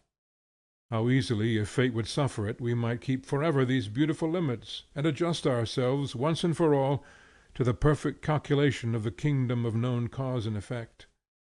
In the street and in the newspapers, life appears so plain a business that manly resolution and adherence to the multiplication table through all weathers will ensure success. But presently comes a day, or is it only a half hour, with its angel whispering, which discomfits the conclusions of nations and of years. Tomorrow again everything looks real and angular, the habitual standards are reinstated, common sense is as rare as genius, is the basis of genius, and experience is hands and feet to every enterprise, and yet he who should do his business on this understanding would be quickly bankrupt. Power keeps quite another road than the turnpikes of choice and will, namely the subterranean and invisible tunnels and channels of life. It is ridiculous that we are diplomatists and doctors and considerate people. There are no dupes like these. Life is a series of surprises, and would not be worth taking or keeping if it were not. God delights to isolate us every day, and hide from us the past and the future. We would look about us, but with grand politeness he draws down before us an impenetrable screen of purest sky, and another behind us of purest sky. You will not remember, he seems to say, and you will not expect. All good conversation, manners, and action come from a spontaneity which forgets usages and makes the moment great. Nature hates calculators. Her methods are saltatory and impulsive. Man lives by pulses. Our organic movements are such, and the chemical and ethereal agents are undulatory and alternate, and the mind goes antagonizing on, and never prospers but by fits. We thrive by casualties. Our chief experiences have been casual. The most attractive class of people are those who are powerful obliquely and not by the direct stroke. Men of genius, but not yet accredited. One gets the cheer of their light without paying too great a tax. Theirs is the beauty of the bird or the morning light, and not of art. In the thought of genius there is always a surprise, and the moral sentiment is well called the newness, for it is never other, as new to the oldest intelligence as to the young child. The kingdom that cometh without observation. In like manner, for practical success there must not be too much design. A man will not be observed in doing that which he can do best, There is a certain magic about his properest action which stupefies your powers of observation, so that though it is done before you, you wist not of it. The art of life is a pudency, and will not be exposed. Every man is an impossibility until he is born; everything impossible until we see a success. The ardors of piety agree at last with the coldest skepticism, that nothing is of us or our works, that all is of God. Nature will not spare us the smallest leaf of laurel. All writing comes by the grace of God, and all doing and having. I would gladly be moral and keep due metes and bounds which I dearly love, and allow the most to the will of man, but I have set my heart on honesty in this chapter, and I can see nothing at last, in success or failure, than more or less of vital force supplied from the Eternal. The results of life are uncalculated and uncalculable. The years teach much which the days never know. The persons who compose our company converse and come and go, and design and execute many things, and somewhat comes of it all, but an unlooked for result. The individual is always mistaken. He designed many things, and drew in other persons as coadjutors, quarreled with some or all, blundered much, and something is done. All are a little advanced, but the individual is always mistaken. It turns out somewhat new, and very unlike what he promised himself. The ancients, struck with this irreducibleness of the elements of human life to calculation, exalted chance into a divinity. But that is to stay too long at the spark, which glitters truly at one point, but the universe is warm with the latency of the same fire. The miracle of life which will not be expounded, but will remain a miracle, introduces a new element. In the growth of the embryo, Sir Everard Home, I think, noticed that the evolution was not from one central point, but coactive from 3 or more points. Life was no memory. That which proceeds in succession might be remembered, but that which is coexistent or ejaculated from a deeper cause, as yet far from being conscious, knows not its own tendency. So it is with us, now skeptical or without unity, because immersed in forms and effects all seeming to be of equal yet hostile value, and now religious, whilst in the reception of spiritual law. Bear with these distractions, with this coetaneous growth of the parts. They will one day be members, and obey one will. On that one will, on that secret cause, they nail our attention and hope. Life is hereby melted into an expectation or a religion. Underneath the inharmonious and trivial particulars is a musical perfection, the ideal journeying across with us, the heaven without rent or seam. Do but observe the mode of our illumination. When I converse with a profound mind, or if at any time being alone I have good thoughts, I do not at once arrive at satisfactions, as when being thirsty I drink water, or go to the fire being cold. No, but I am at first apprised of my vicinity to a new and excellent region of life. By persisting to read or to think, this region gives further sign of itself, as it were flashes of light, in sudden discoveries of its profound beauty and repose, as if the clouds that covered it parted at intervals and showed the approaching traveller the inland mountains, with the tranquil eternal meadows spread at their base, whereon flocks graze and shepherds pipe and dance. But every insight from this realm of thought is felt as initial, and promises a sequel. I do not make it. I arrive there, and behold what was there already. I make, oh no! I clap my hands in infantine joy and amazement before the first opening to me of this august magnificence, old with the love and homage of innumerable ages, young with the life of life, the sun-bright Mecca of the desert. And what a future it opens! I feel a new heart beating with the love of the new beauty. I am ready to die out of nature and be born again into this now yet unapproachable America I have found in the West. Since neither now nor yesterday began these thoughts which have been ever, nor yet can a man be found who their first entrance knew. If I discovered life as a flux of moods, I must now add that there is that in us which changes not, and which ranks all sensations and states of mind. The consciousness in each man is a sliding scale, which identifies him now with the first cause, and now with the flesh of his body. Life above life in infinite degrees. The sentiment from which it sprung determines the dignity of any deed, and the question ever is, not what you have been or forborne, but at whose command you have done or forborne it. Fortune, Minerva, Muse, Holy Ghost, these are quaint names, too narrow to cover this unbounded substance. The baffled intellect must still kneel before this cause, which refuses to be named. Ineffable cause, which every fine genius has essayed to represent by some emphatic symbol, as Thales by water, Anaximenes by air, Anaxagoras by new thought, Zoroaster by fire, Jesus and the moderns by love, and the metaphor of each has become a national religion. The Chinese Mencius has not been the least successful in his generalization. I fully understand language, he said, and nourish well my vast flowing vigor. I beg to ask what you call vast flowing vigor, said his companion. The explanation, replied Mencius, is difficult.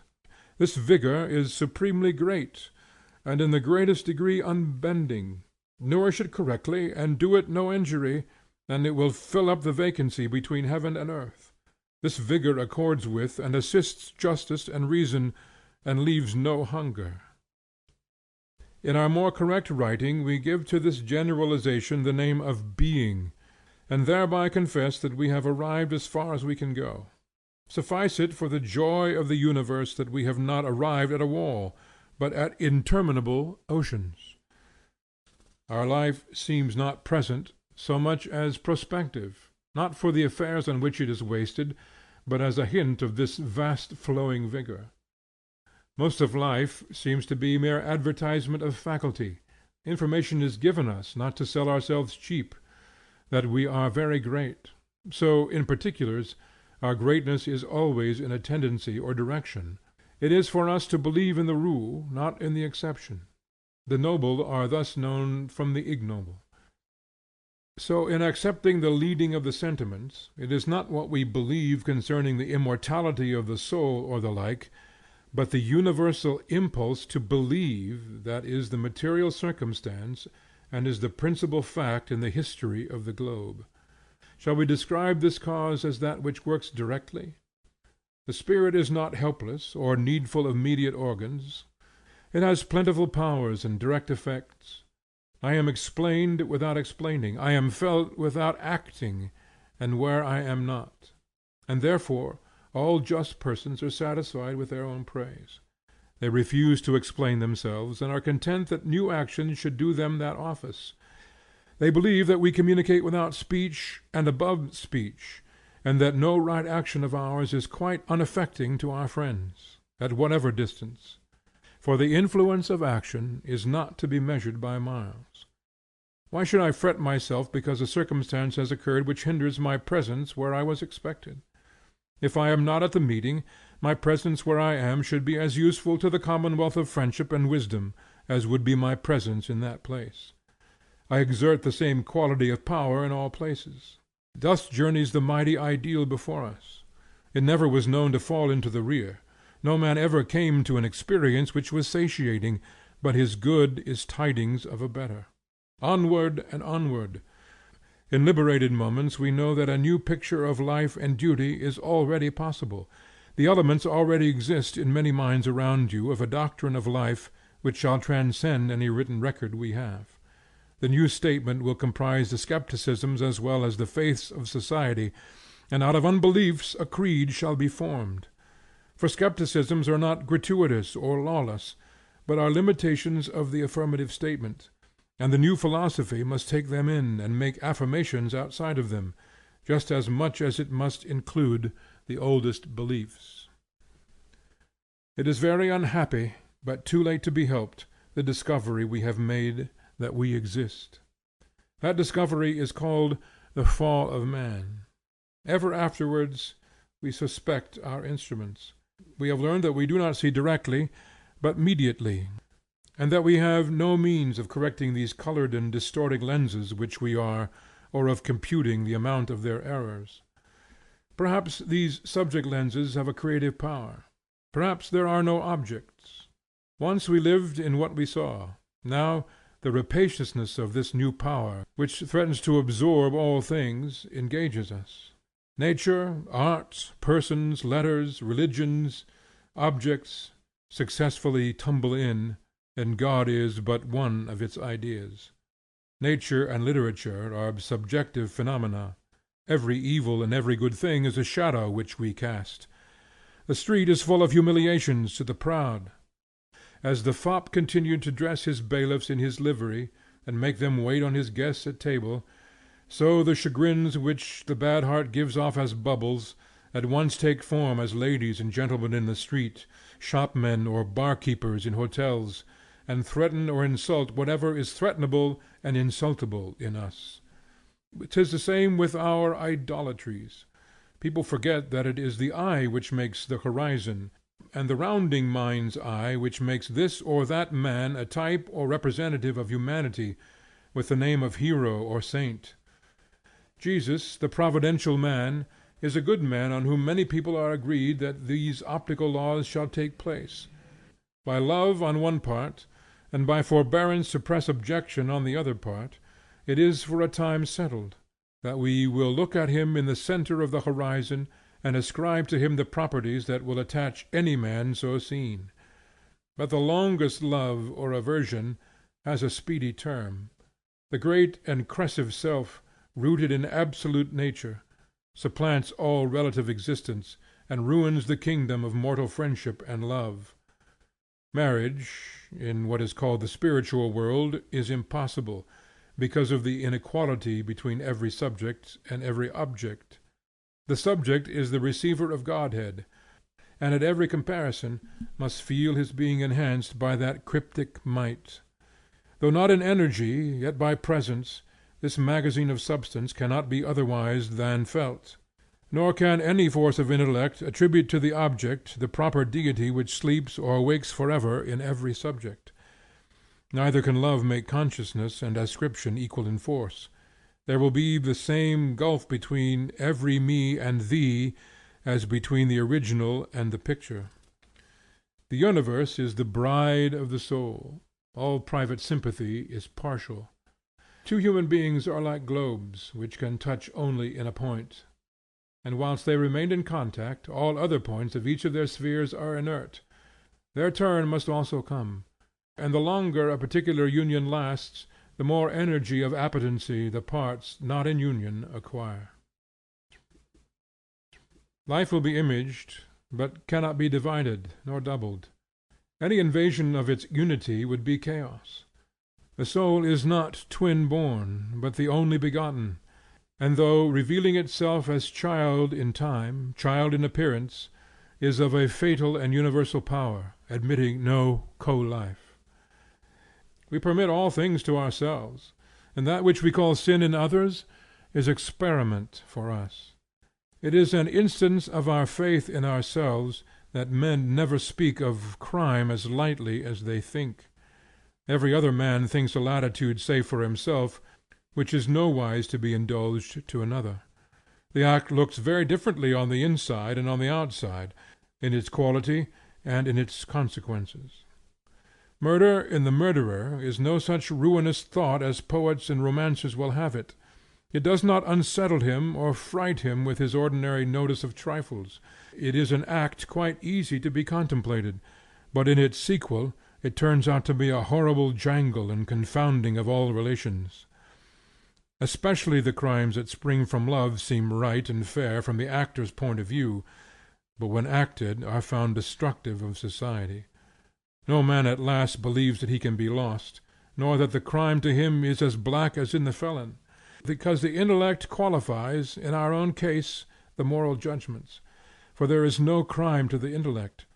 That is antinomian or hypernomian, and judges law as well as fact. It is worse than a crime, it is a blunder, said Napoleon, speaking of the language of the intellect. To it, the world is a problem in mathematics or the science of quantity, and it leaves out praise and blame and all weak emotions. All stealing is comparative. If you come to absolutes, Pray, who does not steal? Saints are sad because they behold sin, even when they speculate, from the point of view of the conscience, and not of the intellect, a confusion of thought. Sin, seen from the thought, is a diminution, or less; seen from the conscience, or will, it is pravity or bad. The intellect names it shade, absence of light, and no essence. The conscience must feel it as essence, essential evil. This it is not. It has objective existence, but no subjective. Thus invariably does the universe wear our color, and every object fall successfully into the subject itself. The subject exists, the subject enlarges. All things sooner or later fall into place. As I am, so I see. Use what language we will, we can never say anything but what we are. Hermes, Cadmus, Columbus, Newton, Bonaparte, are the mind's ministers. Instead of feeling a poverty when we encounter a great man, let us treat the newcomer like a travelling geologist, who passes through our estate and shows us good slate, or limestone, or anthracite in our brush pasture. The partial action of each strong mind in one direction is a telescope for the objects on which it is pointed. But every part of knowledge is to be pushed to the same extravagance, ere the soul attains her due sphericity. Do you see that kitten chasing so prettily her own tail? If you could look with her eyes, you might see her surrounded with hundreds of figures performing complex dramas, with tragic and comic issues, long conversations, many characters, many ups and downs of fate. And meantime it is only puss and her tail.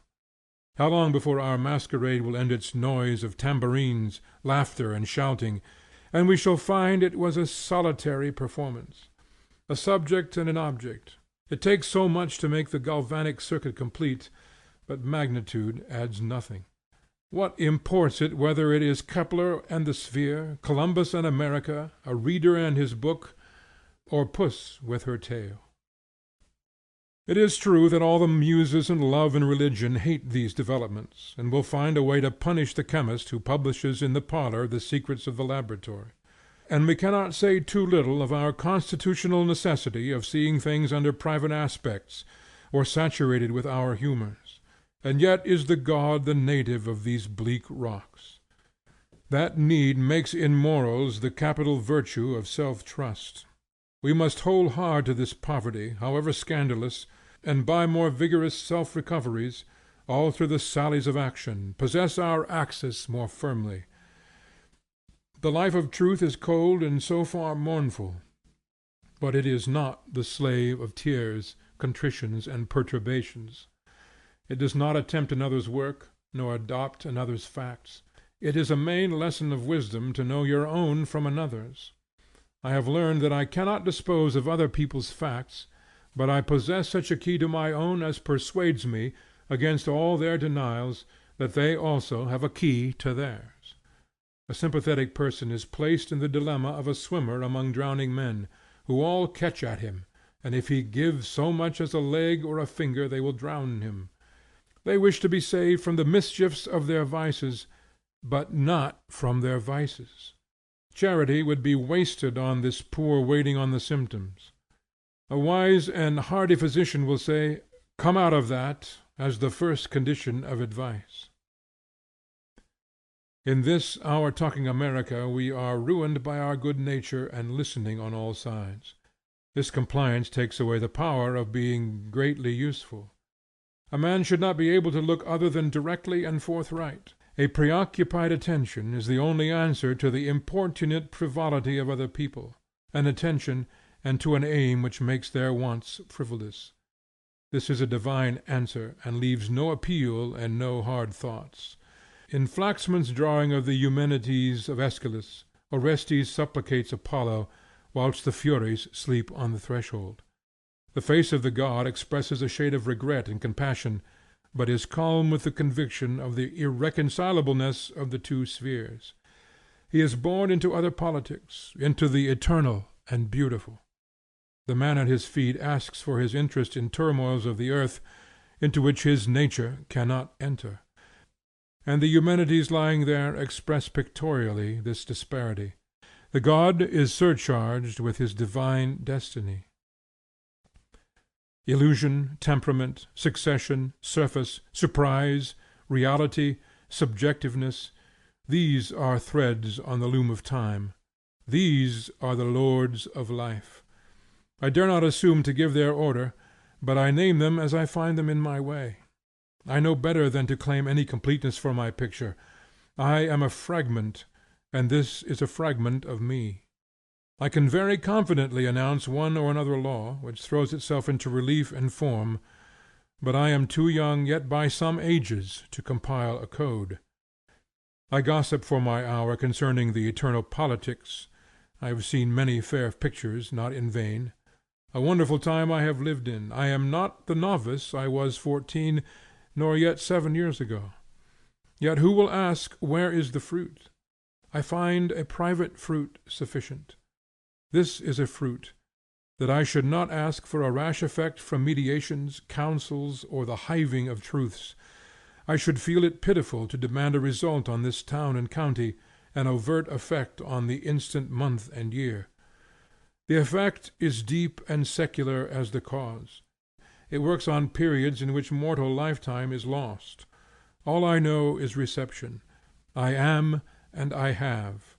But I do not get, and when I have fancied I have gotten anything, I found I did not. I worship with wonder the great fortune. My reception has been so large that I am not annoyed by receiving this or that superabundantly. I say to the genius, if he will pardon the proverb, in for a mill, in for a million.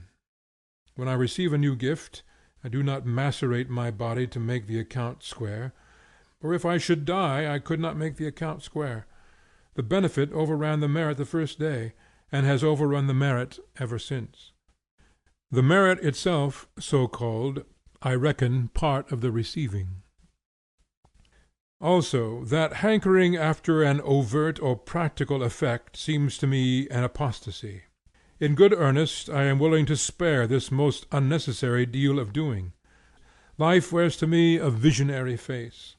Hardest, roughest action is visionary also.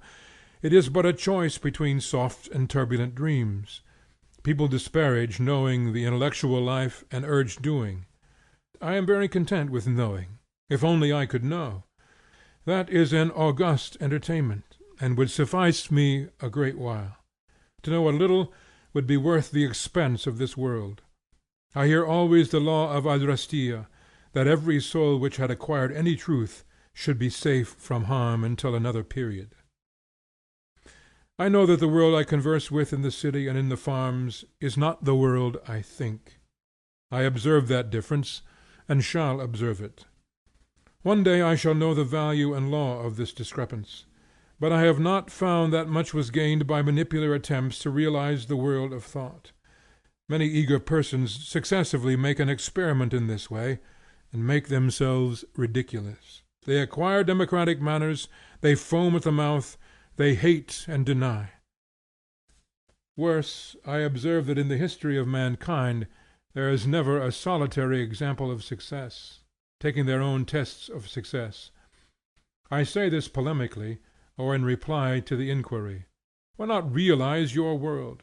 But far be from me the despair which prejudges the law by a paltry empiricism, since there never was a right endeavor but it succeeded.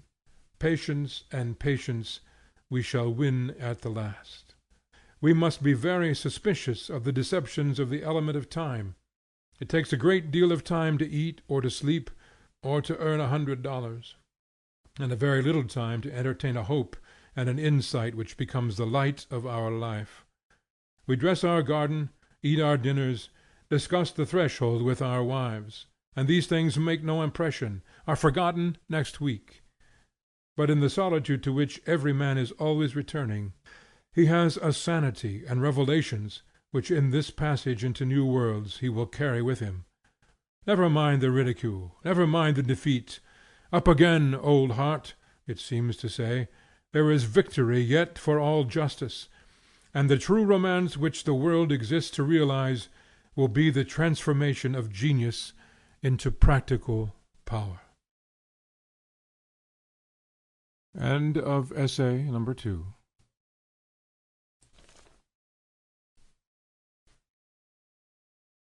Essay number 3. Character.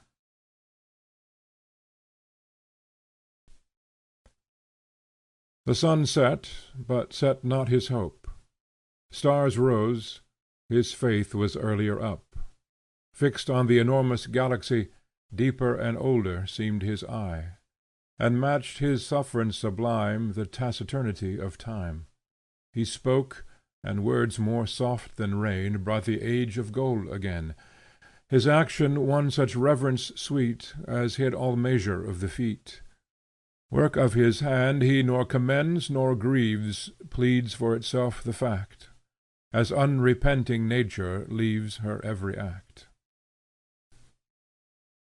I have read that those who listened to Lord Chatham felt that there was something finer in the man than anything which he said. It has been complained of our brilliant English historian of the French Revolution, that when he has told all his facts about Mirabeau, they do not justify his estimate of his genius. The Gracchi, Agis, Cleomenes, and others of Plutarch's heroes, do not in the record of facts equal their own fame. Sir Philip Sidney, the Earl of Essex, Sir Walter Raleigh, are men of great figure, and of few deeds. We cannot find the smallest part of the personal weight of Washington in the narrative of his exploits. The authority of the name of Schiller is too great for his books. This inequality of the reputation to the works or anecdotes is not accounted for by saying that the reverberation is longer than the thunderclap, but somewhat resided in these men which begot an expectation that outran all their performance. The largest part of their power was latent. This is that which we call character, a reserved force which acts directly by presence, and without means. It is conceived of as a certain undemonstrable force, a familiar or genius, by whose impulses the man is guided, but whose counsels he cannot impart, which is company for him, so that such men are often solitary, or if they chance to be social, do not need society, but can entertain themselves very well alone. The purest literary talent appears at one time great, at another time small, but character is of a stellar and undiminishable greatness. What others effect by talent or by eloquence, this man accomplishes by some magnetism. Half his strength he put not forth. His victories are by demonstration of superiority, and not by crossing of bayonets. He conquers because his arrival alters the face of affairs. "O Iole, how did you know that Hercules was a god?" "Because," answered Iole, "I was content the moment my eyes fell on him. When I beheld Theseus, I desired that I might see him offer battle, or at least guide his horses in the chariot race. But Hercules did not wait for a contest. He conquered whether he stood, or walked, or sat, or whatever thing he did." Man, ordinarily a pendant to events, only half attached, and that awkwardly, to the world he lives in these examples appears to share the life of things, and to be an expression of the same laws which control the tides and the sun, numbers and quantities. But to use a more modest illustration, and nearer home, I observe that in our political elections, where this element, if it appears at all, can only occur in its coarsest form, we sufficiently understand its incomparable rate. The people know that they need in their representative much more than talent, namely the power to make his talent trusted. They cannot come at their ends by sending to Congress a learned, acute, and fluent speaker, if he be not one who, before he was appointed by the people to represent him, was appointed by Almighty God to stand for a fact, invincibly persuaded of that fact in himself, so that the most confident and the most violent persons learn that here is resistance on which both impudence and terror are wasted, namely faith in a fact. The men who carry their points do not need to inquire of their constituents what they should say, but are themselves the country which they represent. Nowhere are its emotions or opinions so instant and true as in them, nowhere so pure from selfish infusion. The constituency at home hearkens to their words, watches the color of their cheek, and therein, as in a glass, dresses its own. Our public assemblies are pretty good tests of manly force. Our frank countrymen of the West and South have a taste for character, and like to know whether the New Englander is a substantial man, or whether the hand can pass through him. The same motive force appears in trade. There are geniuses in trade, as well as in war, or the state, or letters; and the reason why this or that man is fortunate is not to be told. It lies in the man. That is all anybody can tell you about it. See him, and you will know as easily why he succeeds as if you see Napoleon you would comprehend his fortune.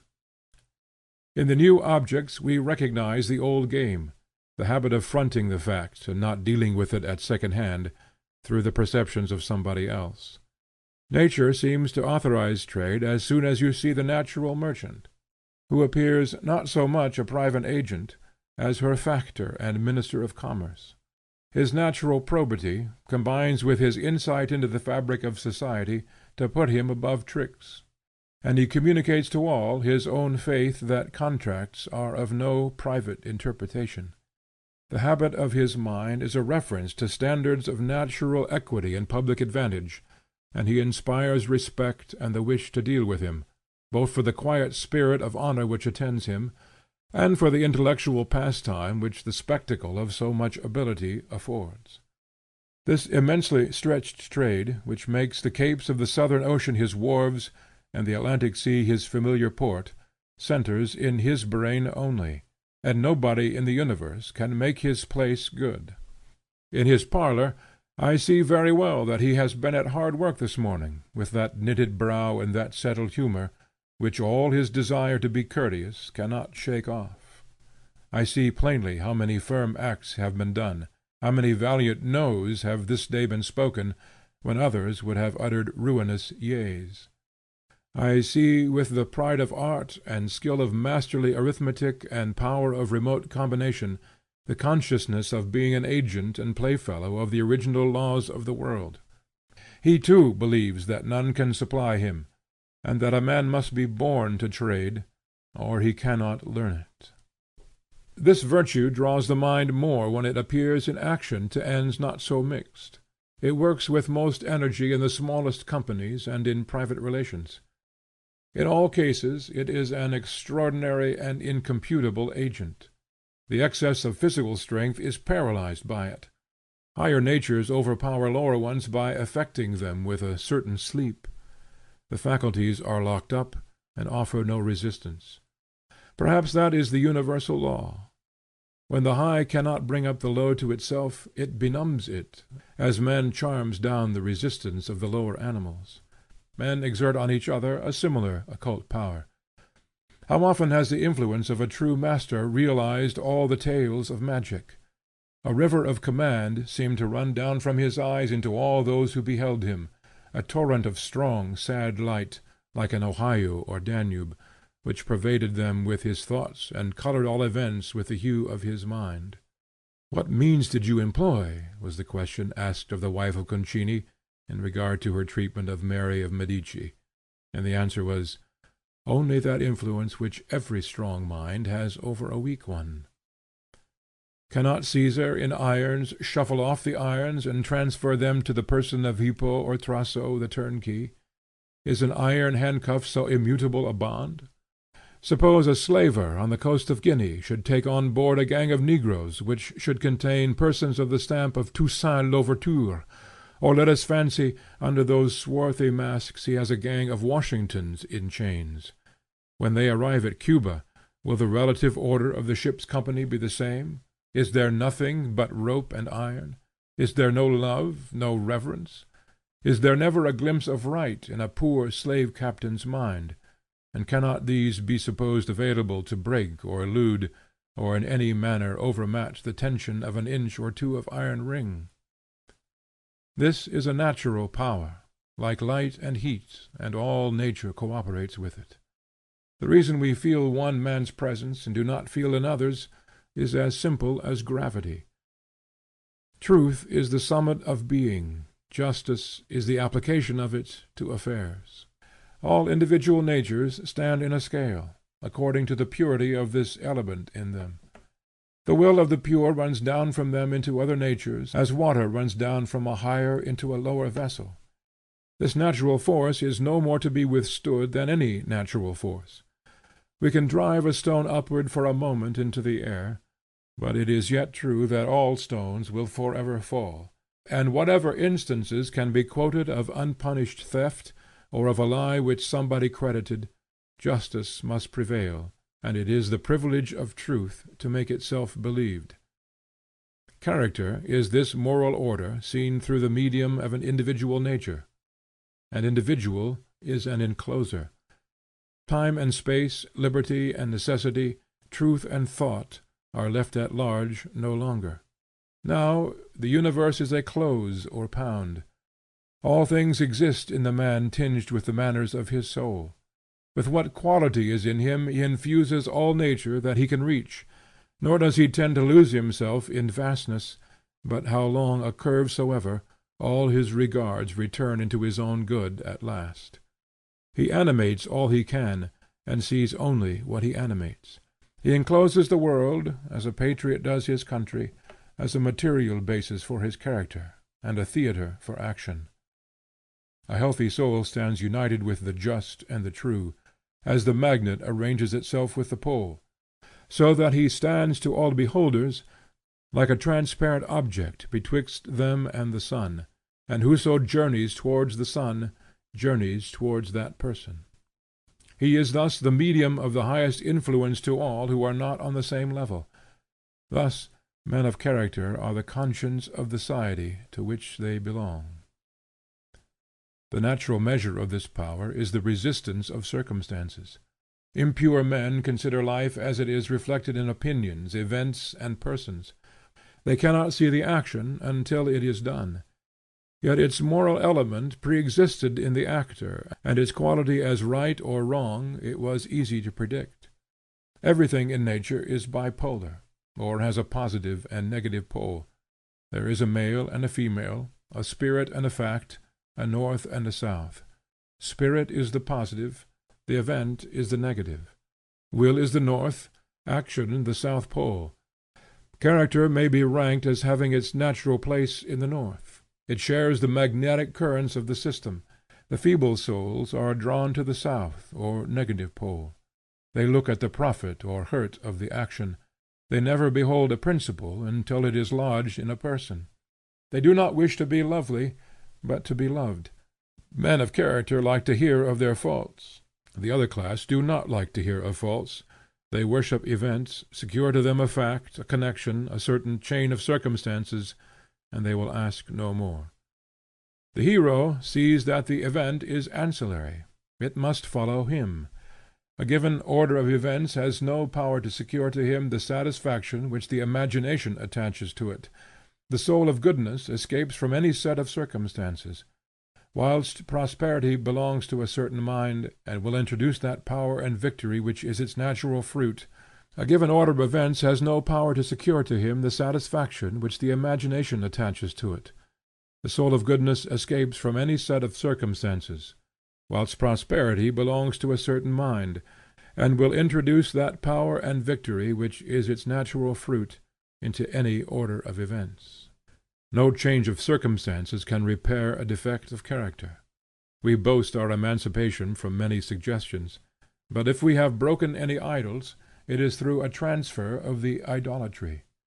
What have I gained that I no longer immolate a bull to Jove or to Neptune, or a mouse to Hecate, that I do not tremble before the Eumenides, or the Catholic purgatory, or the Calvinist judgment day?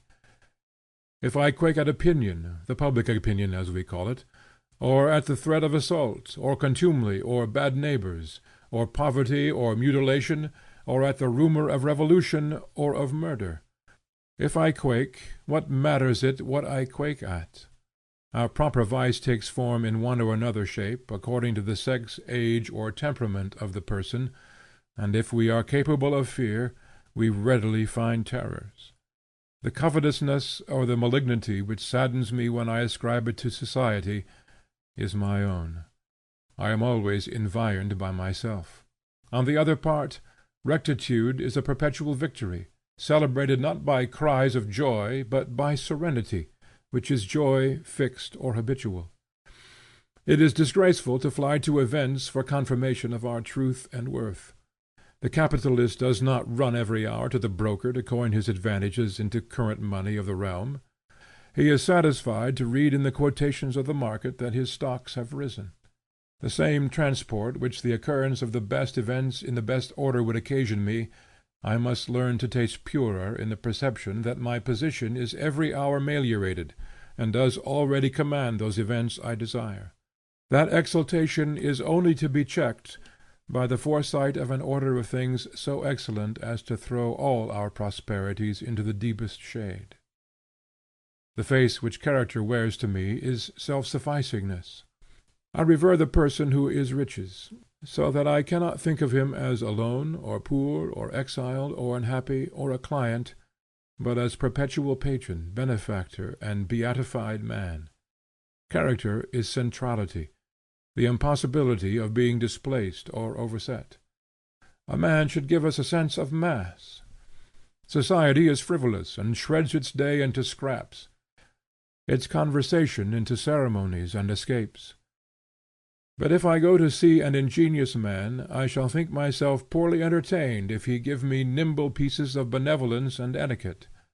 Rather he shall stand stoutly in his place, and let me apprehend if it were only his resistance, know that I have encountered a new and positive quality, great refreshment for both of us. It is much that he does not accept the conventional opinions and practices, that nonconformity will remain a goad and remembrancer, and every inquirer will have to dispose of him in the first place. There is nothing real or useful that is not a seat of war. Our houses ring with laughter and personal and critical gossip, but it helps little. But the uncivil, unavailable man, who is a problem and a threat to society, whom it cannot let pass in silence but must either worship or hate, and to whom all parties feel related, both the leaders of opinion and the obscure and eccentric, he helps. He puts America and Europe in the wrong, and destroys the skepticism which says, man is a doll, let us eat and drink, 'tis the best we can do, by illuminating the untried and unknown. Acquiescence in the establishment and appeal to the public indicate infirm faith, heads which are not clear, and which must see a house built before they can comprehend the plan of it. The wise man not only leaves out his thought the many, but leaves out the few. Fountains, the self-moved, the absorbed, the commander because he is commanded, the assured, the primary, they are good, for these announce the instant presence of supreme power. Our action should rest mathematically on our substance. In nature there are no false valuations.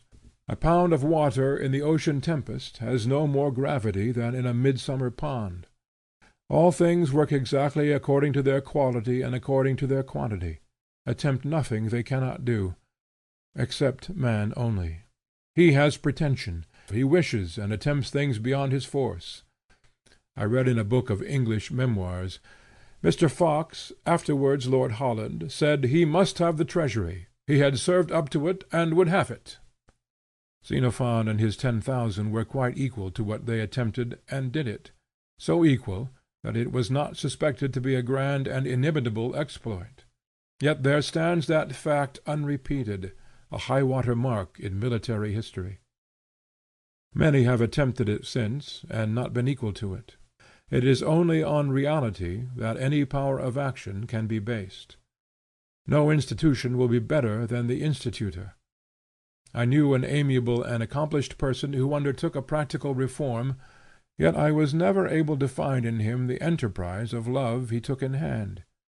He adopted it by ear, and by the understanding from the books he had been reading. All his action was tentative. A piece of the city carried out into the fields, and was the city still, and no new fact, and could not inspire enthusiasm. Had there been something latent in the man, a terrible undemonstrated genius agitating and embarrassing his demeanor, we had watched for its advent. It is not enough that the intellect should see the evils and their remedy. We shall still postpone our existence, nor take the ground to which we are entitled, whilst it is only a thought and not a spirit that incites us. We have not yet served up to it. These are properties of life. And another trait is the notice of incessant growth. Men should be intelligent and earnest. They must also make us feel that they have a controlling, happy future opening before them, whose early twilights already kindle in the passing hour. The hero is misconceived and misreported. He cannot therefore wait to unravel any man's blunders. He is again on his road, adding new powers and honors to his domain and new claims on your heart, which will bankrupt you if you have loitered about the old things, and have not kept your relation to him by adding to your wealth. New actions are the only apologies and explanations of old ones, which the noble can bear to offer or to receive. If your friend has displeased you, you shall not sit down to consider it, for he has already lost all memory of the passage, and has doubled his power to serve you, and ere you can rise up again, will burden you with blessings. We have no pleasure in thinking of a benevolence that is only measured by its works. Love is inexhaustible, and if its estate is wasted, its granary emptied, still cheers and enriches, and the man, though he sleep, seems to purify the air and his house, to adorn the landscape and strengthen the laws. People always recognize the difference. We know who is benevolent by quite other means than the amount of subscription to soup societies. It is only low merits that can be enumerated. Fear when your friends say to you what you have done well, and say it through. But when they stand with uncertain timid looks of respect and half dislike, and must suspend their judgment for years to come, you may begin to hope. Therefore it was droll in the good Riemer, who has written memoirs of Goethe, to make out a list of his donations and good deeds, as so many $100 given to Stilling, to Hegel, to Tischbein, a lucrative place found for Professor Voss, a post under the Grand Duke of Herder, a pension for Meyer, 2 professors recommended to foreign universities, etc., etc. The longest list of specifications of benefit would look very short. A man is a poor creature if he is to be measured so, for all these of course are exceptions, and the rule and the hodiernal life of a good man is benefaction. The true charity of Goethe is to be inferred from the account he gave Dr. Eckermann of the way in which he had spent his fortune. Each bon mot of mine has cost a purse of gold. 500,000 of my own money, the fortune I inherited, my salary, and the large income derived from my writings for 50 years back, have been expected to instruct me in what I now know. I have besides seen, etc., etc. I own it is poor chat and gossip to go to enumerate traits of this simple and rapid power, and we are painting the lightning with charcoal. But in these long nights and vacations I like to console myself so. Nothing but itself can copy it. A word warm from the heart enriches me. I surrender at discretion. How death cold is literary genius before this fire of life!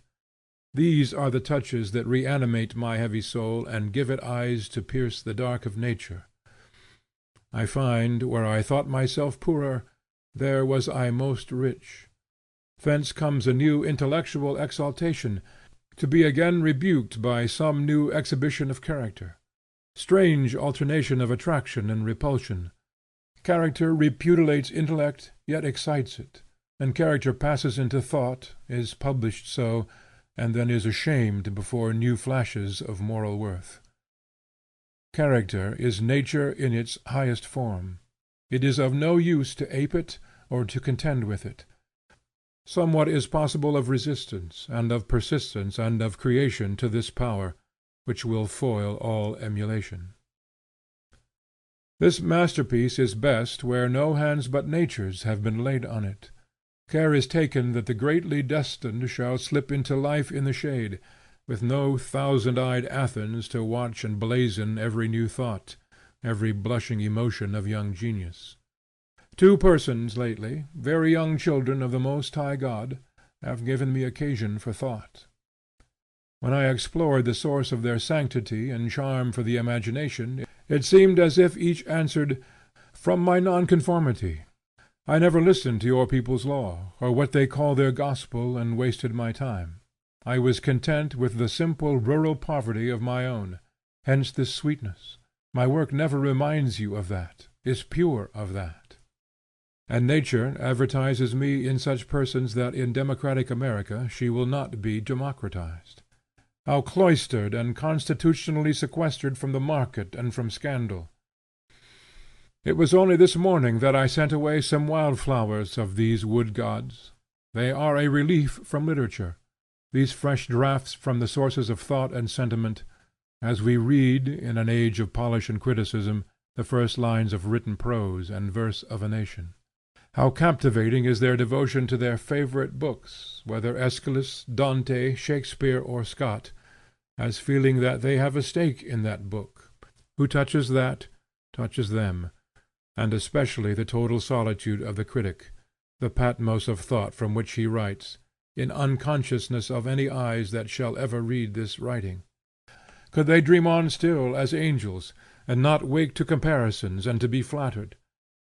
Yet some natures are too good to be spoiled by praise, and whatever the vein of thought reaches down into the profound, there is no danger from vanity.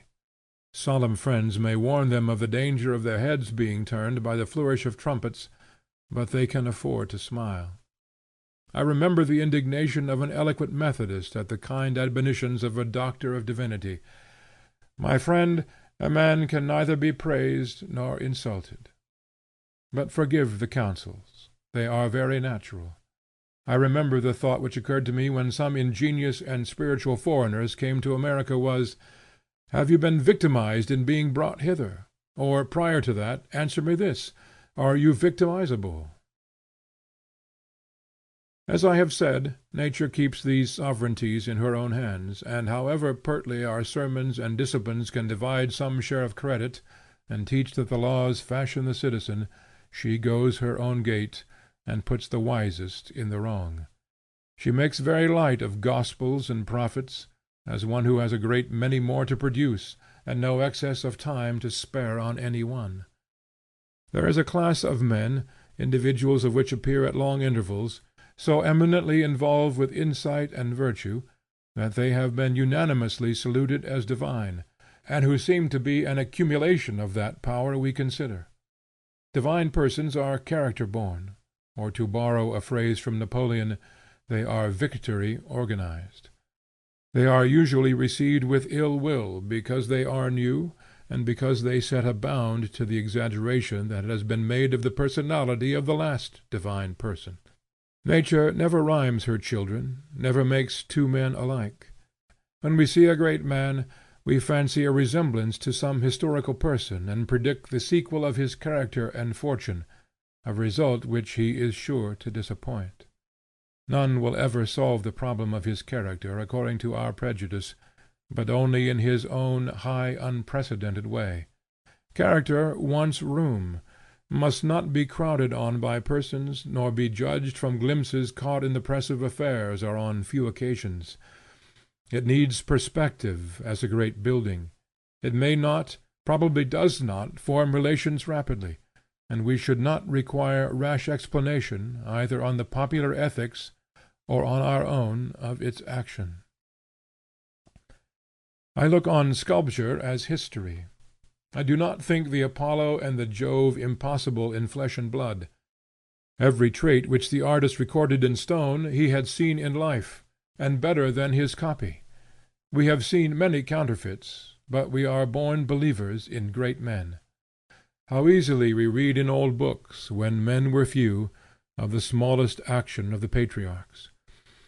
We require that a man should be so large and columnar in the landscape, that it should deserve to be recorded that he arose and girded up his loins and departed to such a place.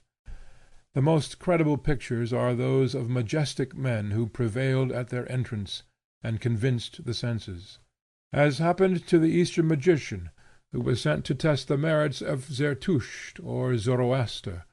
When the Yunani sage arrived at Balkh, the Persians tell us, Gushtasp, appointed a day on which the Mobeds of every country should assemble, and a golden chair was placed for the Yunani sage.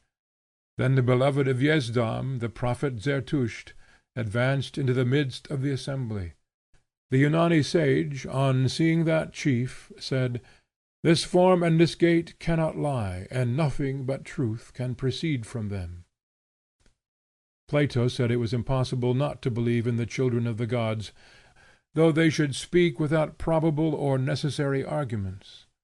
I should think myself very unhappy in my associates if I could not credit the best things in history. John Bradshaw, said Milton, appears like a consul, from which the faces are not to depart with the year, so that not on the tribunal only, but throughout his life you would regard him as sitting in judgment upon kings. I find it more credible, since it is anterior information, that one man should know heaven, as the Chinese say, than that so many men should know the world. The virtuous prince confronts the gods without any misgiving. He waits 100 ages till a sage comes, and does not doubt. He who confronts the gods, without any misgiving, knows heaven. He who waits 100 ages until a sage comes, without knowing, knows men. Hence the virtuous prince moves, and for ages shows empire the way. The coldest precisian cannot go abroad without encountering inexplicable influences. One man fastens an eye on him, and the graves of the memory render up their dead. The secrets that make him wretched either to keep or to betray must be yielded. Another, and he cannot speak, and the bones of his body seem to lose their cartilages. The entrance of a friend adds grace, boldness, and eloquence to him. And there are persons he cannot choose but remember, who give a transcendent expansion to his thought, and kindled another life in his bosom. What is so excellent as strict relations of amity, when they spring from this deep root? The sufficient reply to the skeptic who doubts the power and the furniture of man is in that possibility of joyful intercourse with persons, which makes the faith and practice of all reasonable men. I know nothing which life has to offer so satisfying as the profound good understanding which can subsist after much exchange of good offices between two virtuous men, each of whom is sure of himself and sure of his friend. It is a happiness which postpones all other gratifications, and makes politics and commerce and churches cheap. For when men shall meet as they ought, each a benefactor, a shower of stars, clothed with thoughts, with deeds, with accomplishments, it should be the festival of nature which all things announce. Of such friendship, love in the sexes is the first symbol, as all other things are symbols of love. Those relations to the best men, which at one time we reckoned the romances of youth, become in the progress of the character the most solid enjoyment. If it were possible to live in right relations with men, if we could abstain from asking anything of them, from asking their praise or help or pity, and content us with compelling them through the virtue of the eldest laws, could we not deal with a few persons, with one person, after the unwritten statutes, and make an experiment of their efficacy? Could we not pay our friend the compliment of truth, of silence, of forbearing? Need we be so eager to seek him? If we are related, we shall meet. It was a tradition of the ancient world that no metamorphosis could hide a god from a god, and there is a Greek verse which runs, "The gods are to each other not unknown." Friends also follow the laws of divine necessity. They gravitate to each other, and cannot otherwise. When each the other shall avoid, shall each by each be most enjoyed. Their relation is not made, but allowed. The gods must seat themselves without seneschal in our Olympus, and as they can install themselves by seniority divine. Society is spoiled if pains are taken, if the associates are brought a mile to meet. And if it be not society, it is a mischievous, low, degrading jangle, though made up of the best. All the greatness of each is kept back, and every foible in painful activity, as if the Olympians should meet to exchange snuff-boxes. Life goes headlong. We chase some flying scheme, or we are haunted by some fear or command behind us, but if suddenly we encounter a friend, we pause. Our heat and hurry look foolish enough. Now pause, now possession is required, and the power to swell the moment from the resources of the heart. The moment is all, in all noble relations. A divine person is the prophecy of the mind. A friend is the hope of the heart. Our beatitude waits for the fulfillment of these two in one. The ages are opening this moral force. All force is the shadow or symbol of that. Poetry is joyful and strong as it draws its inspiration thence. Men write their names on the world as they are filled with this. History has been mean. Our nations have been mobs. We have never seen a man. The divine form we do not yet know, but only the dream and prophecy of such. We do not know the majestic manners which belong to him, which appease and exalt the beholder. We shall one day see that the most private is the most public energy, that quality atones for quantity, and grandeur of character acts in the dark and succors them who never saw it. What greatness has yet appeared is beginnings and encouragements to us in this direction. The history of those gods and saints which the world has written and then worshipped are documents of character. The ages have exulted in the manners of a youth who owed nothing to fortune, and who was hanged in the Tyburn of his nation, and who by the pure quality of his nature shed an epic splendor around the facts of his death, which has transfigured every particular into an universal symbol for the eyes of mankind. This great defeat is hitherto our highest fact. But the mind requires a victory to the senses, a force of character which will convert judge, jury, soldier, and king, which will rule animal and mineral virtues, and blend with the courses of sap, of rivers, of winds, of stars, and of moral agents. If we cannot attain at a bound to these grandeurs, at least let us do them homage. In society, high advantages are set down to the possessor as disadvantages. It requires the more wariness in our private estimates. I do not forgive in my friends the failure to know a fine character and to entertain it with thankful hospitality. When at last that which we have always longed for is arrived and shines on us with glad rays out of that far celestial land, then to be coarse, then to be critical and treat such a visitant with the jabber and suspicion of the streets, argues a vulgarity that seems to shut the doors of heaven. This is confession, this is the right insanity, when the soul no longer knows its own, nor where its allegiance, its religion are due. Is there any religion but this, to know that wherever in the wide desert of being the holy sentiment we cherish has opened into a flower, it blooms for me. If none sees it, I see it. I am aware, if I alone, of the greatness of the fact. Whilst it blooms I will keep Sabbath or holy time, and suspend my gloom and my folly and jokes. Nature is indulged by the presence of this guest. There are many eyes that can detect and honor the prudent and household virtues. There are many that can discern genius on his starry track, though the mob is incapable.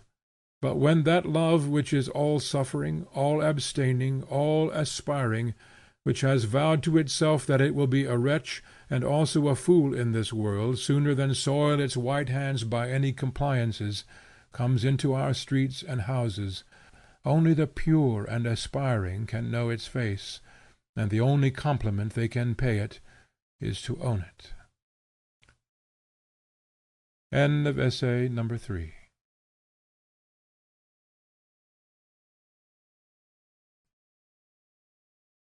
Essay number 4. Manners.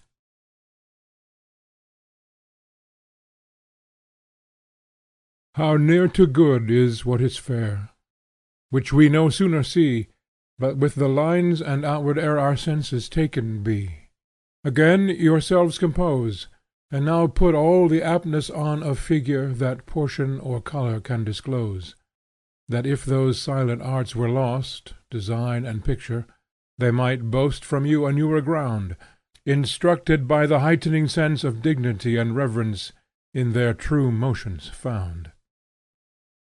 Ben Jonson. Half the world, it is said, knows not how the other half live. Our exploring expedition saw the Fiji Islanders getting their dinner off human bones, and they are said to eat their own wives and children. The husbandry of the modern inhabitants of Gournou, west of old Thebes, is philosophical to a fault. To set up their housekeeping, nothing is requisite but 2 or 3 earthen pots, a stone to grind meal, and a mat which is the bed. The house, namely a tomb, is ready without rent or taxes. No rain can pass through the roof, and there is no door, for there is no want of one, as there is nothing to lose.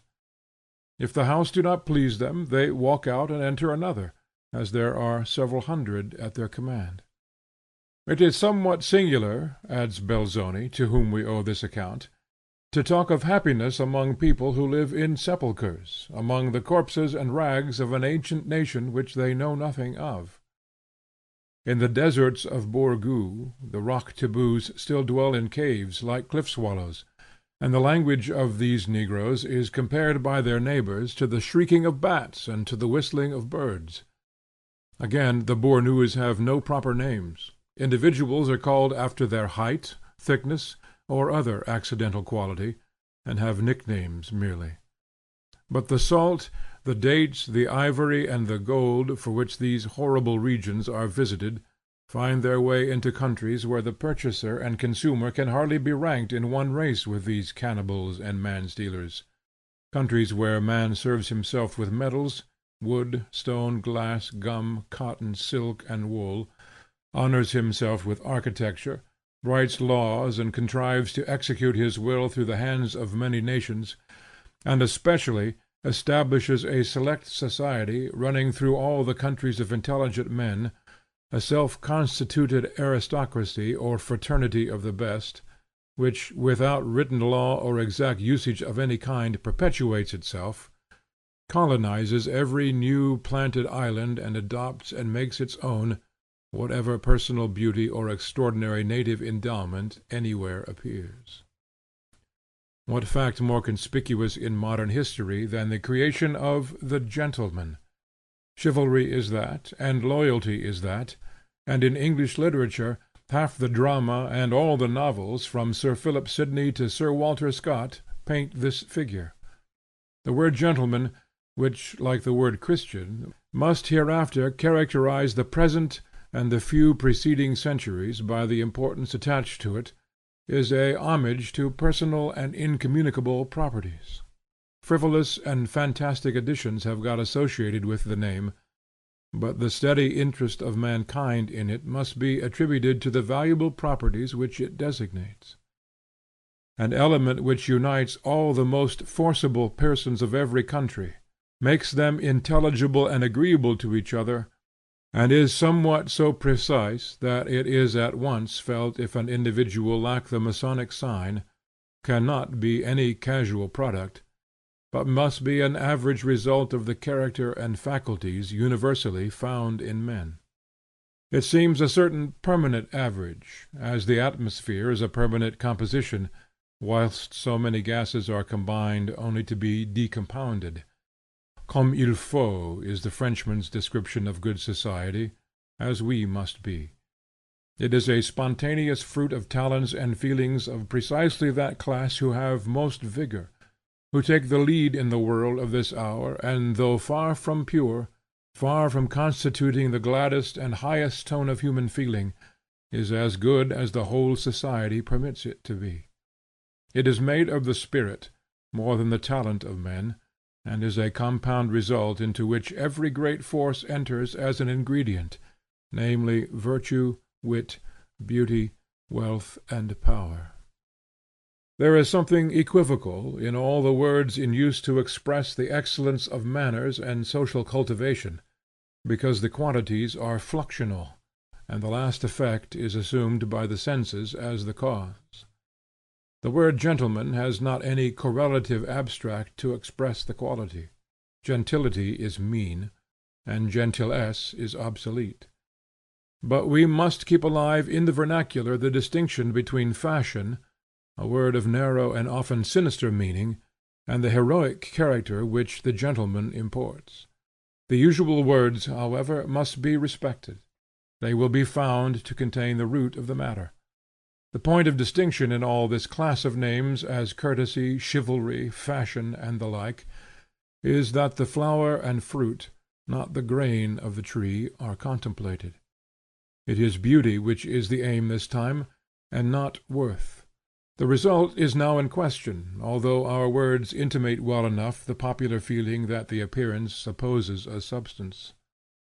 The gentleman is a man of truth, lord of his own actions, and expressing that lordship in his behavior, not in any manner dependent or servile, either on persons or opinions or possessions. Beyond this fact of truth and real force, the word denotes good nature or benevolence, manhood first, and then gentleness. The popular notion certainly adds a condition of ease and fortune, but that is a natural result of personal force and love, that they should possess and dispense the goods of the world. In times of violence, every eminent person must fall in with many opportunities to approve his stoutness and worth, therefore every man's name that emerged at all from the mass in the feudal ages rattles in our ear like a flourish of trumpets. But personal force never goes out of fashion. That is still paramount today, and in the moving crowd of good society the men of valor and reality are known and rise to their natural place. The competition is transferred from war to politics and trade, but the personal force appears readily enough in these new areas. Power first, or no leading class. In politics and in trade, bruisers and pirates are of better promise than talkers and clerks. God knows that all sorts of gentlemen knock at the door, but whenever used in strictness and with emphasis, the name will be found to point at original energy. It describes a man standing in his own right and working after untaught methods. In a good lord there must first be a good animal, at least to the extent of yielding the incomparable advantage of animal spirits. The ruling class must have more, but they must have these, giving in every company the sense of power, which makes things easy to be done which daunt the wise. The society of the energetic class, in their friendly and festive meetings, is full of courage, and of attempts which intimidate the pale scholar. The courage which girls exhibit is like a battle of Lundy's Lane or a sea fight. The intellect relies on memory to make some supplies to face these extemporaneous squadrons, but memory is a base mendicant with basket and badge, in the presence of these sudden masters. The rulers of society must be up to the work of the world, and equal to their versatile office; men of the right Caesarean pattern, who have great range of affinity. I am far from believing the timid maxim of Lord Falkland, that for ceremony there must go two to it, since a bold fellow will go through the cunningest forms; and am of opinion that the gentleman is the bold fellow whose forms are not to be broken through, and only that plenteous nature is rightful master which is the complement of whatever person it converses with. My gentleman gives the law where he is. He will outpray saints in chapel, outgeneral veterans in the field, and outshine all courtesy in the hall. He is good company for pirates and good with academicians, so that it is useless to fortify yourself against him. He has the private entrance to all minds, and I could as easily exclude myself as him. The famous gentlemen of Asia and Europe have been of this strong type: Saladin, Sapor, the Cid, Julius Caesar, Scipio, Alexander, Pericles, and the lordliest personages. They sat very carelessly in their chairs, and were too excellent themselves to value any condition at a high rate. A plentiful fortune is reckoned necessary, in the popular judgment, to the completion of this man of the world, and it is a material deputy which walks through the dance which the first has led.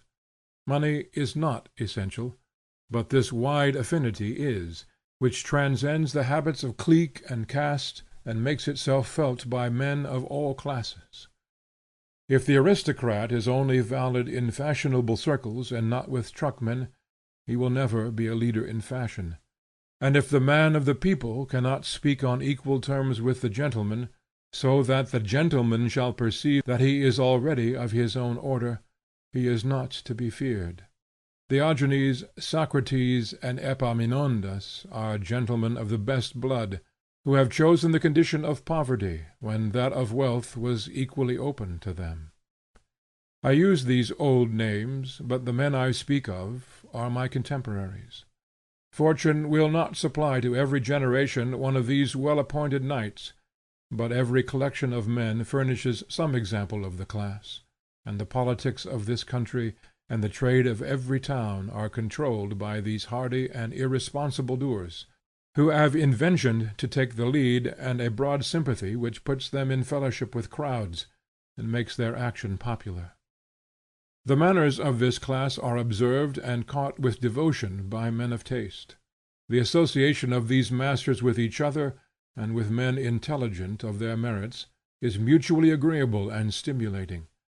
The good forms, the happiest expressions of each, are repeated and adopted. By swift consent everything superfluous is dropped, everything graceful is renewed. Fine manners show themselves formidable to the uncultivated man. They are a subtler science of defence to parry and intimidate, but once matched by the skill of the other party, they drop the point of the sword. Points and fences disappear, and the youth finds himself in a more transparent atmosphere, wherein life is a less troublesome game, and not a misunderstanding rises between the players. Manners aim to facilitate life, to get rid of impediments, and to bring the man pure to energize. They aid our dealing and conversation as a railway aids travelling, by getting rid of all avoidable obstructions of the road, and leaving nothing to be conquered but pure space. These forms very soon become fixed, and a fine sense of propriety is cultivated with the more heed that it becomes a badge of social and civil distinctions. Thus grows up fashion, an equivocal semblance, the most puissant, and the most fantastic and frivolous, the most feared and followed, and which morals and violence assault in vain. There exists a strict relation between the class of power and the exclusive and polished circles. The last are always filled or filling from the first. The strong men usually give some allowance even to the petulances of fashion, for that affinity they find in it. Napoleon, child of the Revolution, destroyer of the old noblesse, never ceased to court the Faubourg Saint Germain, doubtless with the feeling that fashion is a homage to men of his stamp. Fashion, though in a strange way, represents all manly virtue. It is virtue gone to seed. It is a kind of posthumous honor. It does not often caress the great, but the children of the great. It is a hall of the past. It usually sets its face against the great of this hour. Great men are not commonly in its halls. They are absent in the field. They are working, not triumphing. Fashion is made up of their children, of those who through the value and virtue of somebody have acquired lustre to their name, marks of distinction, means of cultivation and generosity, and in their physical organization a certain health and excellence which secures to them, if not the highest power to work, yet high power to enjoy. The class of power, the working heroes, the Cortes, the Nelson, the Napoleon, see that this is the festivity and permanent celebration of such as they. That fashion is funded talent, is Mexico, Marengo, and Trafalgar beaten out thin, that the brilliant names of fashion run back to just such busy names as their own, 50 or 60 years ago. They are the sowers, their sons shall be the reapers, and their sons in the ordinary course of things must yield the possession of the harvest to new competitors with keener eyes and stronger frames. The city is recruited from the country. In the year 1805, it is said, every legitimate monarch in Europe was imbecile. The city would have died out, rotted, and exploded long ago, but that it was reinforced from the fields. It is only country which came to town day before yesterday that is city and court to day. Aristocracy and fashion are certain inevitable results. These mutual selections are indestructible. If they provoke anger in the least favored class, and the excluded majority revenge themselves on the excluding minority by the strong hand and kill them, at once a new class finds itself at the top, as certainly as cream rises in a bowl of milk. And if the people should destroy class after class, until two men only were left, one of these would be the leader, and would be involuntarily served and copied by the other. You may keep this minority out of sight and out of mind, but it is tenacious of life, and is one of the estates of the realm. I am the more struck with this tenacity when I see its work. It respects the administration of such unimportant matters that we should not look for any durability in its rule. We sometimes meet men under some strong moral influence, as a patriotic, a literary, a religious movement, and feel that the moral sentiment rules man and nature. We think all other distinctions and ties will be slight and fugitive, this of caste or fashion, for example, yet come from year to year, and see how permanent that is, in this Boston or New York life of man, where too it has not the least countenance from the law of the land, not in Egypt or in India a firmer or more impassable line. Here are associations whose ties go over and under and through it, a meeting of merchants, a military corps, a college class, a fire club, a professional association, a political, a religious convention. The persons seem to draw inseparably near, yet, that assembly once dispersed, its members will not in the year meet again. Each returns to his degree in the scale of good society. Porcelain remains porcelain, and earthen, earthen. The objects of fashion may be frivolous, or fashion may be objectless, but the nature of this union and selection can be neither frivolous nor accidental. Each man's rank in that perfect graduation depends on some symmetry in his structure, or some agreement in his structure to the symmetry of society. Its doors bar instantaneously to a natural claim of their own kind. A natural gentleman finds his way in, and will keep the oldest patrician out who has lost his intrinsic rank. Fashion understands itself. Good breeding and personal superiority of whatever country readily fraternize with those of each other. The chiefs of savage tribes have distinguished themselves in London and Paris by the purity of their tournure. To say what good of fashion we can, it rests on reality, and hates nothing so much as pretenders. To exclude and mystify pretenders and send them into everlasting Coventry is its delight. We condemn in turn every other gift of men of the world, but the habit even in little and the least matters of not appealing to any but our own sense of propriety constitutes the foundation of all chivalry. There is almost no kind of self-reliance, so it be sane and proportioned, which fashion does not occasionally adopt and give it the freedom of its saloons. A sainted soul is always elegant, and, if it will, passes unchallenged into the most guarded ring. But so will Jock the teamster pass in some crisis that brings him thither, and find favor as long as his head is not giddy with the new circumstance, and the iron shoes do not wish to dance in waltzes and cotillions. But there is nothing settled in manners, but the laws of behavior yield to the energy of the individual.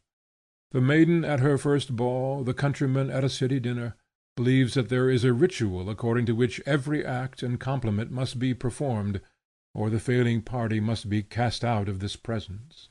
Later they learn that good sense and character make their own forms every moment, and speak or abstain, take wine or refuse it, stay or go, sit in a chair or sprawl with children on the floor, or stand on their head, or what else soever, in a new and aboriginal way, and that strong will is always in fashion, let who will be unfashionable. All that fashion demands is composure and self-content. A circle of men perfectly well bred would be a company of sensible persons in which every man's native manners and character appeared. If the fashionist have not this quality, he is nothing.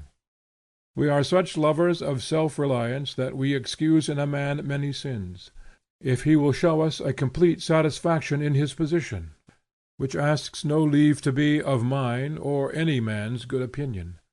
But any deference to some eminent man or woman of the world forfeits all privilege of nobility.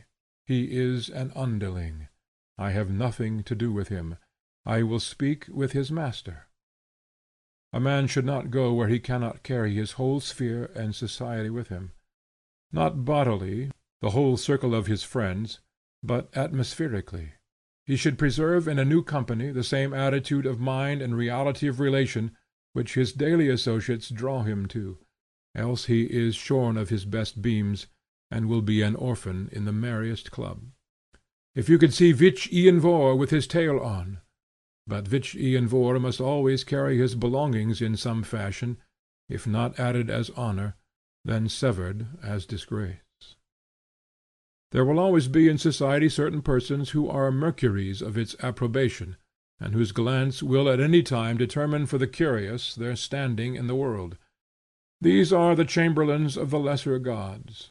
Accept their coldness as an omen of grace with the loftiest deities, and allow them all their privilege. They are clear in their office, nor could they be thus formidable without their own merits. But do not measure the importance of this class by their pretension, or imagine that a fop can be the dispenser of honor and shame. They pass also at their just rate, for how can they otherwise in circles which exist as a sort of herald's office for the sifting of character? As the first thing man requires of man is reality, so that appears in all forms of society. We pointedly and by name introduce the parties to each other. Know you before all heaven and earth that this is Andrew and this is Gregory. They look each other in the eye, they grasp each other's hand to identify and signalize each other. It is a great satisfaction. A gentleman never dodges, his eyes look straight forward, and he assures the other party first of all that he has been met. For what is it that we seek in so many visits and hospitalities? Is it your draperies, pictures, and decorations? Or do we not insatiably ask, was a man in the house? I may easily go into a great household where there is much substance, excellent provision for comfort, luxury, and taste, and yet not encounter there any Amphitryon who shall subordinate these appendages. I may go into a cottage, and find a farmer who feels that he is the man I have come to see, and fronts me accordingly. It was therefore a very natural point of old feudal etiquette that a gentleman who received a visit, though it were of his sovereign, should not leave his roof, but should wait his arrival at the door of his house. No house, though it were the Tuileries or the Escurial, is good for anything without a master, and yet we are not often gratified by this hospitality. Everybody we know surrounds himself with a fine house, fine books, conservatory, gardens, equipage, and all manner of toys, as screens to interpose between himself and his guest.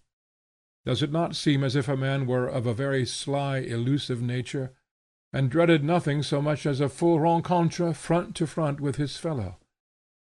It were unmerciful, I know, quite to abolish the use of these screens, which are of eminent convenience whether the guest is too great or too little.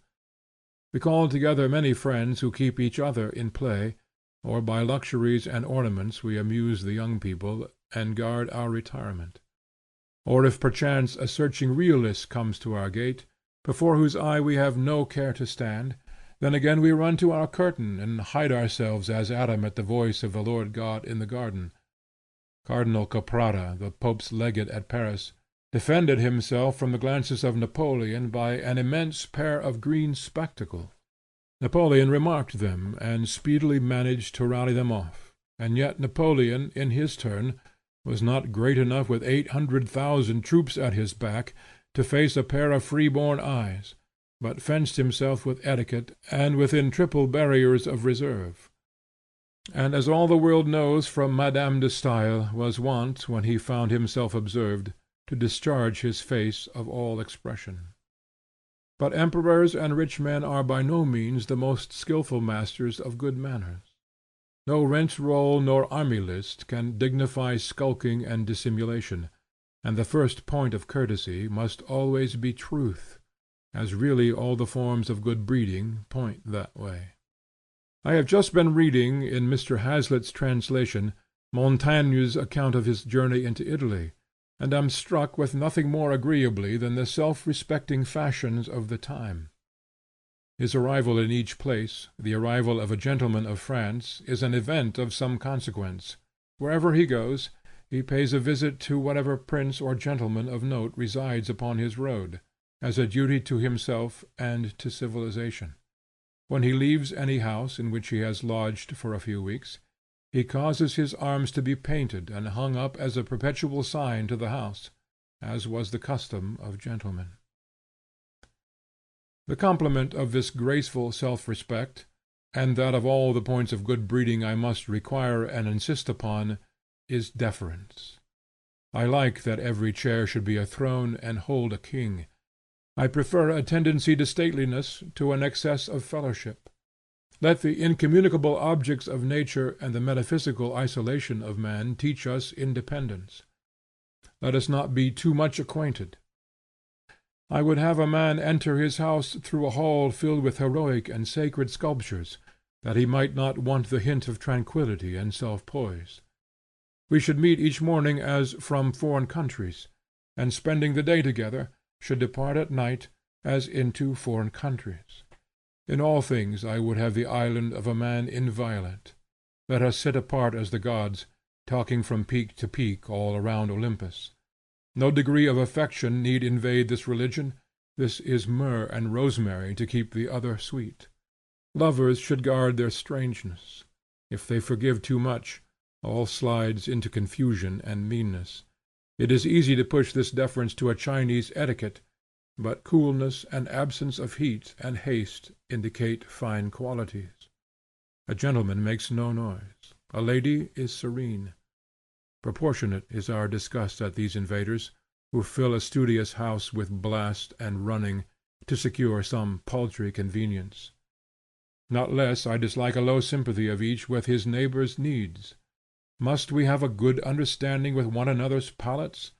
As foolish people who have lived long together know when each wants salt or sugar.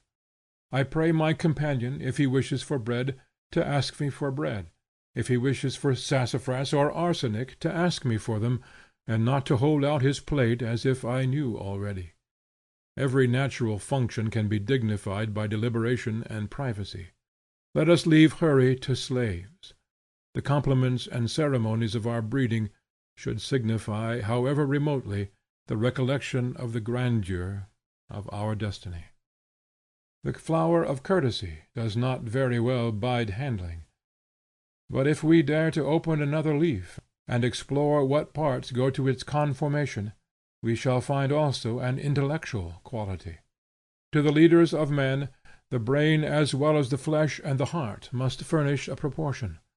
Defect in manners is usually the defect of fine perceptions. Men are too coarsely made for the delicacy of beautiful carriage and customs.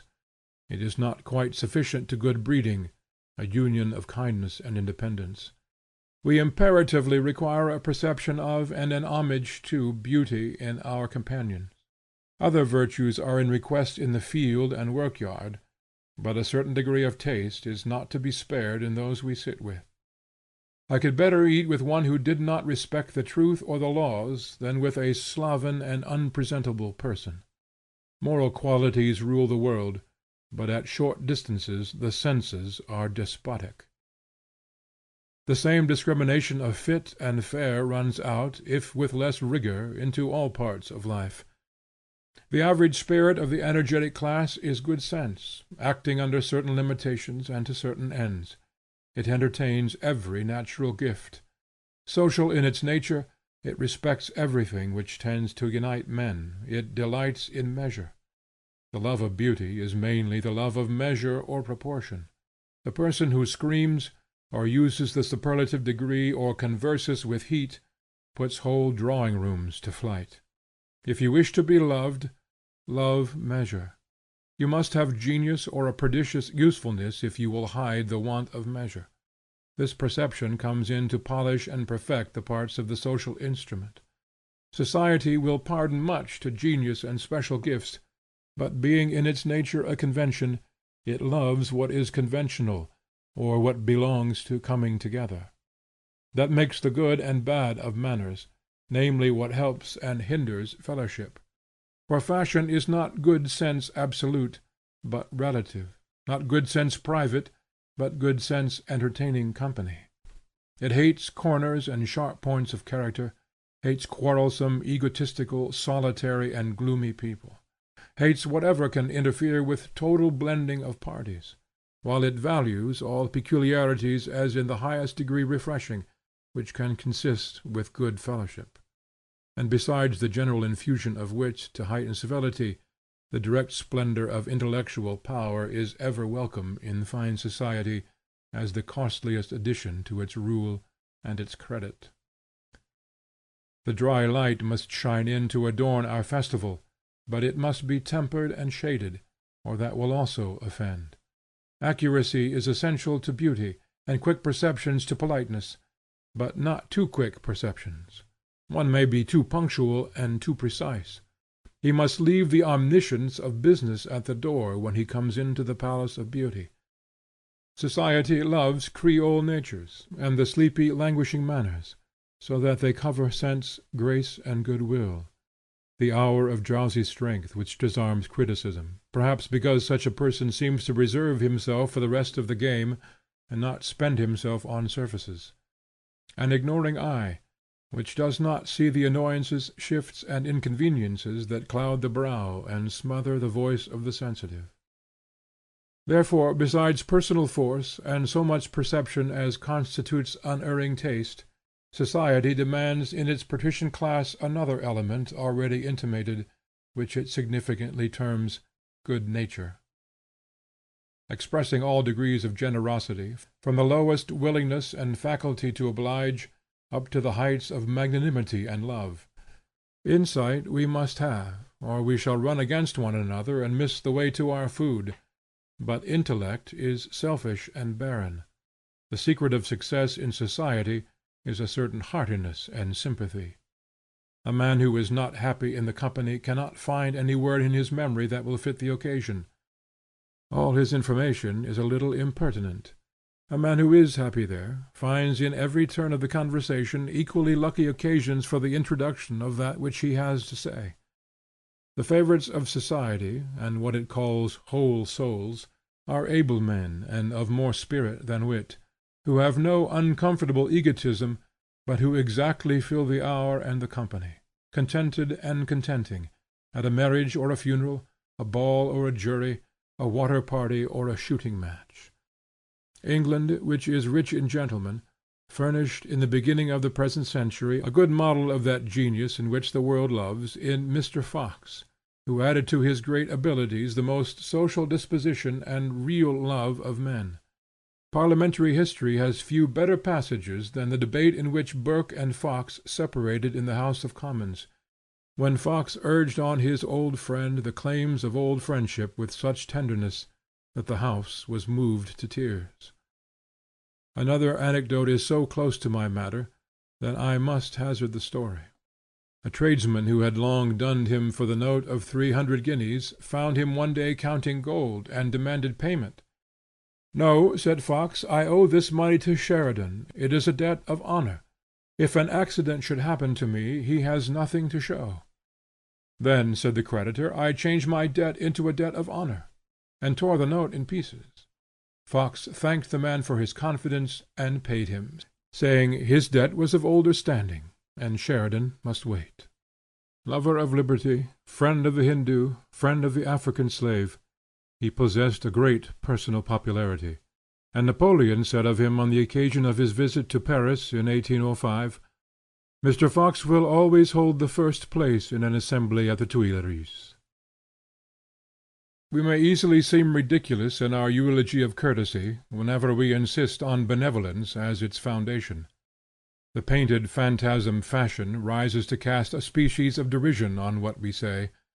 But I will neither be driven from some allowance to Fashion as a symbolic institution, nor from the belief that love is the basis of courtesy.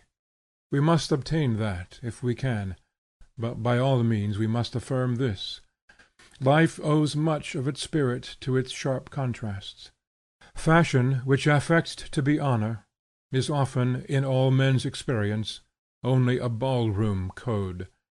Yet so long as it is the highest circle in the imagination of the best heads on the planet, there is something necessary and excellent in it, for it is not to be supposed that men have agreed to be the dupes of anything preposterous; and the respect which these mysteries inspire in the most rude and sylvan characters, and the curiosity with which details of high life are read, betray the universality of the love of cultivated manners.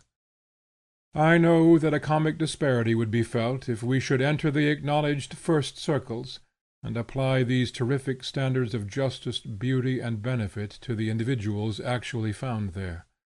Monarchs and heroes, sages and lovers, these gallants are not. There is not only the right of conquest, which genius pretends, the individual demonstrating his natural aristocracy best of the best, but less claims will pass for the time. For Fashion loves lions, and points like Circe to her homed company. This gentleman is this afternoon arrived from Denmark, and that is my Lord Ryde, who came yesterday from Bagdad. Here is Captain Freeze from Cape Termagant, and Captain Symes from the interior of the earth, and Monsieur Jauvert, who came down this morning in a balloon, Mr. Hobnail the reformer, and Reverend Jules Bot, who has converted the whole torrid zone in his Sunday school, and Signor Torre del Greco, who extinguished Vesuvius by pouring it into the Bay of Naples, Spahi, the Persian ambassador, and Tulwil Shan, the exiled nabob of Nepal, whose saddle is the new moon.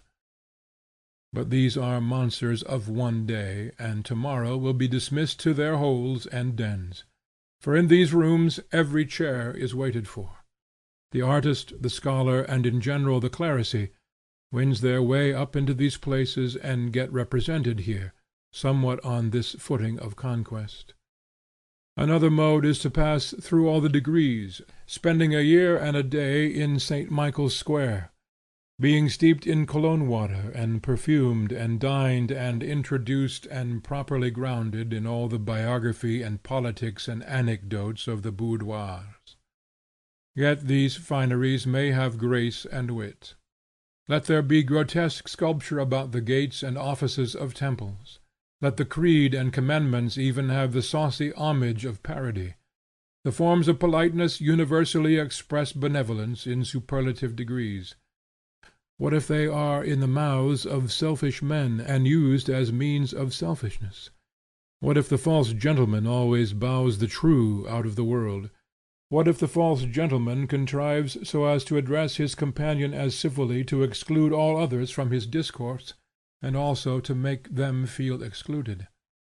Real service will not lose its nobleness.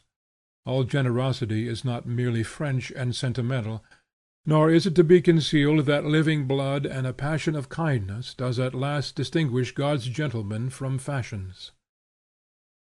The epitaph of Sir Jenkin Grout is not wholly unintelligible to the present age. Here lies Sir Jenkin Grout, who loved his friend and persuaded his enemy. What his mouth ate, his hand paid for. What his servants robbed, he restored. If a woman give him pleasure, he supported her in pain. He never forgot his children, and whoso touched his finger drew after it his whole body.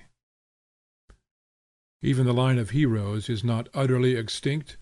There is still ever some admirable person in plain clothes, standing on the wharf, who jumps in to rescue a drowning man. There is still some absurd inventor of charities, some guide and comforter of runaway slaves, some friend of Poland, some Philhellene, some fanatic who plants shade trees for the second and third generation, and orchards when he is grown old, some well-conceived piety, some just man happy in an ill fame, some youth ashamed of the favors of fortune and impatiently casting them on other shoulders. And these are the centres of society, on which it returns for fresh impulses. These are the creators of fashion, which is an attempt to organize beauty of behavior. The beautiful and the generous are, in the theory, the doctors and apostles of this church, Scipio and the Cid, and Sir Philip Sidney, and Washington, and every pure and valiant heart who worshipped beauty by word and by deed. The persons who constitute the natural aristocracy are not found in the actual aristocracy, or only on its edge, as the chemical energy of the spectrum is found to be greatest just outside the spectrum. Yet that is the infirmity of the seneschals, who do not know their sovereign when he appears. The theory of society supposes the existence and sovereignty of these. It divines afar off their coming. It says with the elder gods, as heaven and earth are fairer far than chaos and blank darkness, though once chiefs, and as we show beyond that heaven and earth, in form and shape compact and beautiful, so on our heels a fresh perfection treads, a power more strong in beauty, born of us, and fated to excel us as we pass in glory that old darkness. For 'tis the eternal law, that first in beauty shall be first in might. Therefore within the ethnical circle of good society there is a narrower and higher circle, concentration of its light, and flower of courtesy, to which there is always a tacit appeal of pride and reverence, as to its inner and imperial court, the parliament of love and chivalry. And this is constituted of those persons in whom heroic dispositions are native, with the love of beauty, the delight in society, and the power to embellish the passing day. If the individuals who compose the purest circles of aristocracy in Europe, the guarded blood of centuries, should pass in review, in such manner as that we could at leisure and critically inspect their behavior, we might find no gentleman and no lady, for although excellent specimens of courtesy and high breeding would gratify us in the assemblage, in the particulars we should detect offence, because elegance comes of no breeding, but of birth. There must be romance of character, or the most fastidious exclusion of impertinencies will not avail. It must be genius which takes that direction. It must be not courteous, but courtesy. High behavior is as rare in fiction as it is in fact. Scott is praised for the fidelity with which he painted the demeanor and conversation of the superior classes. Certainly kings and queens, nobles and great ladies, had some right to complain of the absurdity that had been put in their mouths before the days of Waverley. But neither does Scott's dialogue bear criticism. His lords brave each other in smart epigrammatic speeches, but the dialogue is in costume, and does not please on the second reading. It is not warm with life. In Shakespeare alone the speakers do strut and bridle, the dialogue is easily great, and he adds to so many titles that of being the best bred man in England and in Christendom. Once or twice in a lifetime we are permitted to enjoy the charm of noble manners, in the presence of a man or woman who have no bar in their nature, but whose character emanates freely in their word and gesture. A beautiful form is better than a beautiful face. A beautiful behavior is better than a beautiful form. It gives a higher pleasure than statues or pictures. It is the finest of the fine arts. A man is but a little thing in the midst of the objects of nature, yet by the moral quality radiating from his countenance he may abolish all considerations of magnitude, and in his manners equal the majesty of the world. I have seen an individual whose manners, though wholly within the conventions of elegant society, were never learned there, but were original and commanding, and held out protection and prosperity, one who did not need the aid of a court suit, but carried the holiday in his eye, who exhilarated the fancy by flinging wide the doors of new modes of existence, who shook off the captivity of etiquette with happy spirited bearing, good natured and free as Robin Hood, yet with the port of an emperor, if need be, calm, serious, and fit to stand the gaze of millions. The open air and the fields, the street and public chambers, are the places where man executes his will. Let him yield or divide the sceptre at the door of the house. Woman, with her instinct of behavior, instantly detects in man a love of trifles, any coldness or imbecility, or in short any want of that large, flowing, and magnanimous deportment which is indispensable as an exterior in the hall. Our American institutions have been friendly to her, and at this moment I esteem it a chief felicity of this country that it excels in women. A certain awkward consciousness of inferiority in the men may give rise to the new chivalry in behalf of women's rights. Certainly let her be as much better placed in the laws and in social forms as the most zealous reformer can ask, but I confide so entirely in her inspiring and musical nature that I believe only herself can show us how she shall be served. The wonderful generosity of her sentiments raises her at times into heroic and godlike regions, and verifies the pictures of Minerva, Juno, or Polymnia, and by the firmness with which she treads her upward path, she convinces the coarsest calculators that another road exists than that which their feet know. But besides those who make good in our imagination the place of muses and Delphic sibyls, are there not women who fill our vase with wine and roses to the brim, so that the wine runs over and fills the house with perfume, who inspire us with courtesy, who unloose our tongues and we speak, who anoint our eyes and we see? We say things we never thought to have said. For once our walls of habitual reserve vanished and left us at large. We were children playing with children in a wild field of flowers. Steep us, we cried, in these influences for days, for weeks, and we shall be sunny poets, and will write in many-colored words the romance that you are. Was it Hafiz or Firdusi that said of his Persian Lila, "She was an elemental force, and astonished me by her amount of life, when I saw her day after day radiating every instant redundant joy and grace on all around her. She was a solvent powerful to reconcile all heterogeneous persons into one society, like air or water, an element of such a great range of affinities that it combines readily with 1,000 substances. Where she is present, all others will be more than they are wont. She was a unit and whole, so that whatever she did became her. She had too much sympathy and desire to please, than that you could say her manners were marked with dignity, yet no princess could surpass her clear and erect demeanor on each occasion. She did not study Persian grammar, nor the books of the 7 poets, but all the poems of the 7 seemed to be written upon her. For though the bias of her nature was not to thought but to sympathy, yet was she so perfect in her own nature as to meet intellectual persons by the fullness of her heart, warming her by her sentiments, believing as she did that by dealing nobly with all would show themselves noble. I know that this Byzantine pile of chivalry or fashion, which seems so fair and picturesque to those who look at the contemporary facts for science or for entertainment, is not equally pleasant to all spectators.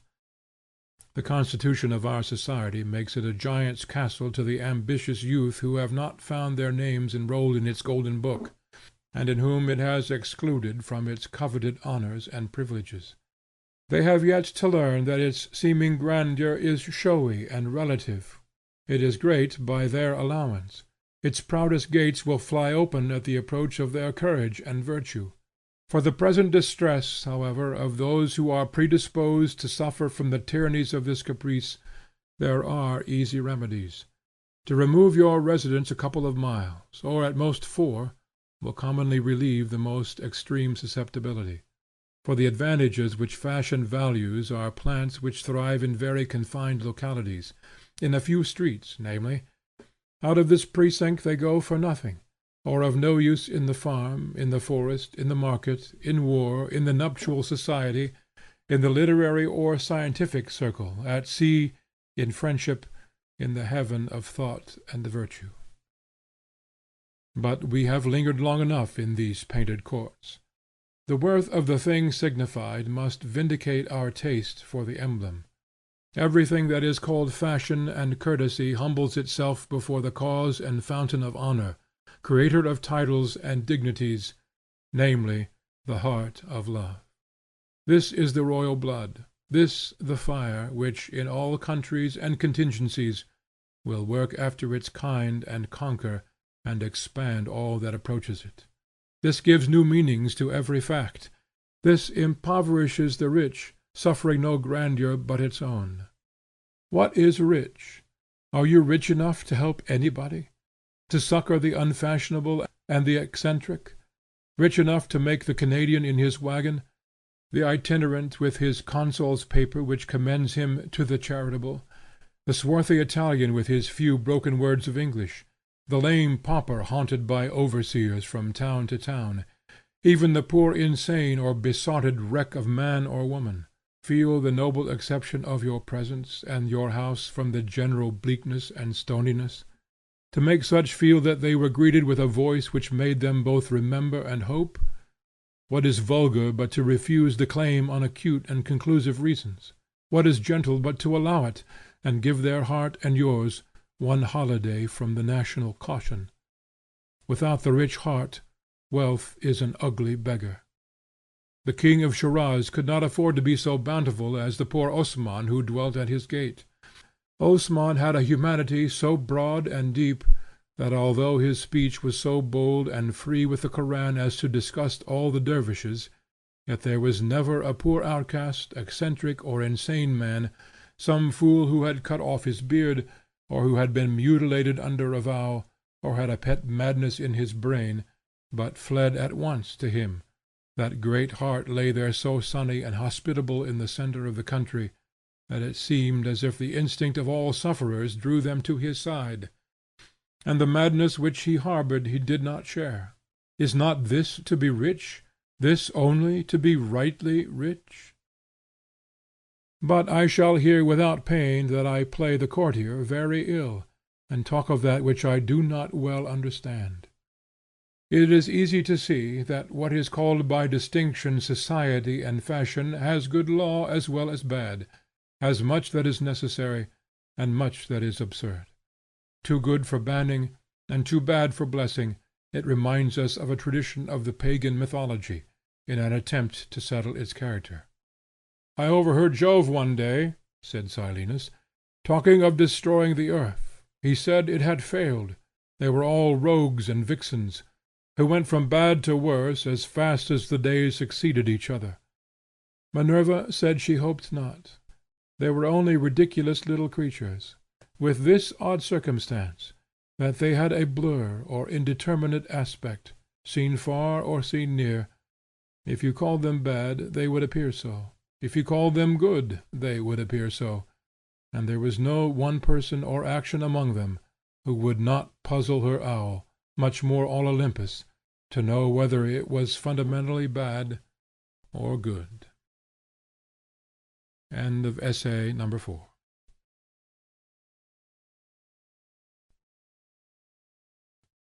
Essay number 5. Gifts. Gifts of one who loved me, 'twas high time they came. When he ceased to love me, time they stopped for shame. It is said that the world is in a state of bankruptcy, that the world owes the world more than the world can pay, and ought to go into chancery and be sold. I do not think that this general insolvency, which involves in some sort all of the population, to be the reason of the difficulty experienced at Christmas and New Year and other times in bestowing gifts, since it is always so pleasant to be generous, though very vexatious to pay debts. But the impediment lies in the choosing. If at any time it comes into my head that a present is due from me to somebody, I am puzzled what to give, until the opportunity is gone. Flowers and fruits are always fit presents. Flowers, because they are a proud assertion that a ray of beauty outvalues all the utilities of the world. These gay natures contrast with the somewhat stern countenance of ordinary nature. They are like music heard out of a workhouse. Nature does not conquer us. We are children, not pets. She is not fond. Everything is dealt to us without fear or favor, after severe universal laws. Yet these delicate flowers look like the frolic and interference of love and beauty. Men used to tell us that we love flattery even though we are not deceived by it, because it shows that we are of importance enough to be courted. Something like that pleasure the flowers give us. What am I to whom these sweet hints are addressed? Fruits are acceptable gifts, because they are the flower of commodities, and admit of fantastic values being attached to them. If a man should send to me to come 100 miles to visit him, and should set before me a basket of fine summer fruit, I should think there was some proportion between the labor and the reward. For common gifts, necessity makes pertinences and beauty every day, and one is glad when an imperative leaves him no option. Since if the man at the door have no shoes, you have not to consider whether you could procure him a paint box. And as it is always pleasing to see a man eat bread or drink water in the house or out of doors, so it is always a great satisfaction to supply these first wants. Necessity does everything well. In our condition of universal dependence it seems heroic to let the petitioner be the judge of his necessity, and to give all that is asked, though at great inconvenience. If it be a fantastic desire, it is better to leave to others the office of punishing him. I can think of many parts I should prefer playing to that of the Furies. Next to things of necessity, the rule for a gift, which one of my friends prescribed, is that we might convey to some person that which property belonged to his character, and was easily associated with him in thought. But our tokens of compliment and love are for the most part barbarous. Rings and other jewels are not gifts, but apologies for gifts. The only gift is a portion of thyself. Thou must bleed for me. Therefore the poet brings his poem, the shepherd his lamb, the farmer coin, the miner a gem, the sailor coral and shells, the painter his picture, the girl a handkerchief of her own sewing. This is right and pleasing, for it restores society in so far to its primary basis, when a man's biography is conveyed in his gift, and every man's wealth is an index of his merit. But it is a cold, lifeless business when you go to the shops to buy me something which does not represent your life and talent, but a goldsmith's. This is fit for kings and rich men who represent kings, and a false state of property, to make presents of gold and silver stuffs as a kind of symbolic sin offering, or payment of blackmail. The law of benefits is a difficult channel, which requires careful sailing, or rude boats. It is not the office of a man to receive gifts. How dare you give them? We wish to be self-sustained. We do not quite forgive a giver. The hand that feeds us is in some danger of being bitten. We can receive anything from love, for that is a way of receiving it from ourselves, but not from any one who assumes to bestow. We sometimes hate the meat which we eat, because there seems something of degrading dependence in living by it. Brother, if Jove to thee a present make, take heed that from his hands thou nothing take. We ask the whole, nothing less will content us. We arraign society if it do not give us, besides earth and fire and water, opportunity, love, reverence, and objects of veneration. He is a good man who can receive a gift well. We are either glad or sorry at a gift, and both emotions are unbecoming. Some violence, I think, is done, some degradation born, when I rejoice or grieve at a gift. I am sorry when my independence is invaded, or when a gift comes from such as do not know my spirit, and so the act is not supported. And if the gift pleases me overmuch, then I should be ashamed that the donor should read my heart, and see that I love his commodity, and not him. The gift, to be true, must be the flowing of the giver unto me, correspondent to my flowing unto him. When the waters are at level, then my goods pass to him, and his to me. All his are mine, all mine his. I say to him, how can you give me this pot of oil or this flagon of wine, when all your oil and wine is mine, which belief of mine this gift seems to deny? Hence the fitness of beautiful, not useful things for gifts.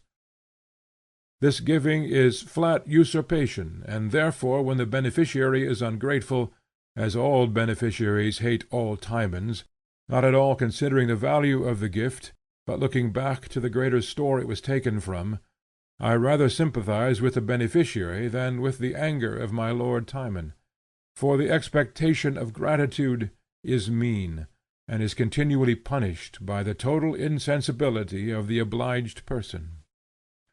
It is a great happiness to get off without injury and heart-burning from one who has had the ill luck to be served by you.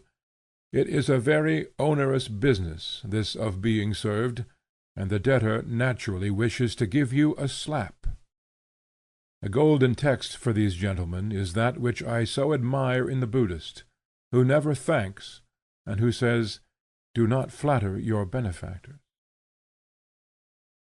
The reason of these discords I conceive to be that there is no commensurability between a man and any gift. You cannot give anything to a magnanimous person. After you have served him, he at once puts you in debt by his magnanimity. The service a man renders his friend is trivial and selfish compared with the service he knows his friend stood in readiness to yield him, alike before he had begun to serve his friend, and now also. Compared with that goodwill I bear my friend, the benefit it is in my power to render him seems small. Besides, our action on each other, good as well as evil, is so incidental and at random, that we can seldom hear the acknowledgments of any person who would thank us for a benefit, without some shame and humiliation. We can rarely stroke a direct stroke, but must be content with an oblique one. We seldom have the satisfaction of yielding a direct benefit which is directly received. But rectitude scatters favors on every side without knowing it, and receives with wonder the thanks of all people. I fear to breathe any treason against the majesty of love, which is the genius and god of gifts, and to whom we must not affect to prescribe. Let him give kingdoms or flower leaves indifferently. There are persons from whom we always expect fairy tokens. Let us not cease to expect them. This is prerogative, and not to be limited by our municipal rules. For the rest, I like to see that we cannot be bought and sold. The best of hospitality and of generosity is also not in the will, but in fate. I find that I am not much to you. You do not need me, you do not feel me. Then am I thrust out of doors, though you proffer me house and lands. No services are of any value, but only likeness. When I have attempted to join myself to others by services, it proved an intellectual trick, no more. They eat your service like apples and leave you out. But love them, and they feel you and delight in you all the time. End of essay number 5. Essay number 6. Nature. The rounded world is fair to see, 9 times folded in mystery. Though baffled seers cannot impart the secret of its laboring heart, throb thine with nature's throbbing breast, and all is clear from east to west. Spirit, that lurks each form within, beckons to spirit of its kin. Self-kindled, every atom glows, and hints the future which it owes. There are days which occur in this climate, at almost any season of the year, wherein the world reaches its perfection, when the air, the heavenly bodies, and the earth make a harmony, as if nature would indulge her offspring. When, in these bleak upper sides of the planet, nothing is to desire that we have heard of the happiest latitudes, and we bask in the shining hours of Florida and Cuba. When everything that has life gives sign of satisfaction, and the cattle that lie on the ground seem to have great and tranquil thoughts. These halcyons may be looked for with a little more assurance in that pure October weather which we distinguish by the name of the Indian summer. The day, immeasurably long, sleeps over the broad hills and warm wide fields. To have lived through all its sunny hours seems longevity enough. The solitary places do not seem quite lonely. At the gates of the forest, the surprised man of the world is forced to leave his city estimates of great and small, wise and foolish. The knapsack of custom falls off his back with the first step he makes into these precincts. Here is sanctity which shames our religions, and reality which discredits our heroes. Here we find nature to be the circumstance which dwarfs every other circumstance, and judges like a god all men that come to her. We have crept out of our close and crowded houses into the night and morning, and we see what majestic beauties daily wrap us in their bosom. How willingly we would escape the barriers which render them comparatively impotent, escape the sophistication and second thought, and suffer nature to entrance us. The tempered light of the woods is like a perpetual morning, and is stimulating and heroic. The anciently reported spells of these places creep on us. The stems of pines, hemlocks, and oaks almost gleam like iron on the excited eye. The incommunicable trees begin to persuade us to live with them, and quit our life of solemn trifles. Here no history or church or state is interpolated on the divine sky and the immortal year. How easily we might walk onward into the opening landscape, absorbed by new pictures and by thoughts fast succeeding each other, until by degrees the recollection of home was crowded out of the mind, all memory obliterated by the tyranny of the present, and we were led in triumph by nature. These enchantments are medicinal, they sober and heal us. These are plain pleasures, kindly and native to us. We come to our own, and make friends with matter, which the ambitious chatter of the schools would persuade us to despise. We can never part with it. The mind loves its old home. As water to our thirst, so is rock, the ground, to our eyes and hands and feet. It is firm water, it is cold flame. What health, what affinity! Ever an old friend, ever like a dear friend and brother when we chat affectedly with strangers, comes in this honest face, and takes a grave liberty with us, and shames us out of our nonsense. Cities give not the human senses room enough. We go out daily and nightly to feed the eyes on the horizon, and require so much scope, just as we need water for our bath. There are all degrees of natural influence, from these quarantine powers of nature, up to her dearest and gravest ministrations to the imagination and the soul. There is the bucket of cold water from the spring, the wood fire to which the chilled traveller rushes for safety, and there is the sublime moral of autumn and of noon. We nestle in nature, and draw our living as parasites from her roots and grains, and we receive glances from the heavenly bodies, which call us to solitude and foretell the remotest future. The blue zenith is the point in which romance and reality meet. I think if we should be rapt away into all that we dream of heaven, and should converse with Gabriel and Uriel, the upper sky would be all that would remain of our furniture. It seems as if the day is not wholly profane in which we have given heed to some natural object. The fall of snowflakes in a still air, preserving to each crystal its perfect form; the blowing of sleet over a wide sheet of water and over plains; the waving rye field; the mimic waving of acres of houstonia, whose innumerable florets whiten and ripple before the eye; the reflections of trees and flowers in glassy lakes; the musical, steaming, odorous south wind, which converts all trees to wind harps; the crackling and spurting of hemlock in the flames, or of pine logs, which yield glory to the walls and faces in the sitting room. These are the music and pictures of the most ancient religion. My house stands in low land, with limited outlook, and on the skirt of the village. But I go with my friend to the shore of our little river, and with one stroke of the paddle I leave the village politics and personalities, yes, and the world of villages and personalities behind, and pass into a delicate realm of sunset and moonlight, too bright almost for spotted man to enter without novitiate and probation. We penetrate bodily this incredible beauty, we dip our hands in this painted element, our eyes are bathed in these lights and forms. A holiday, a villeggiatura, a royal revel, the proudest, most heart-rejoicing festival that valor and beauty, power and taste ever decked and enjoyed, establishes itself on the instant. These sunset clouds, these delicately emerging stars, with their private and ineffable glances, signify it and proffer it.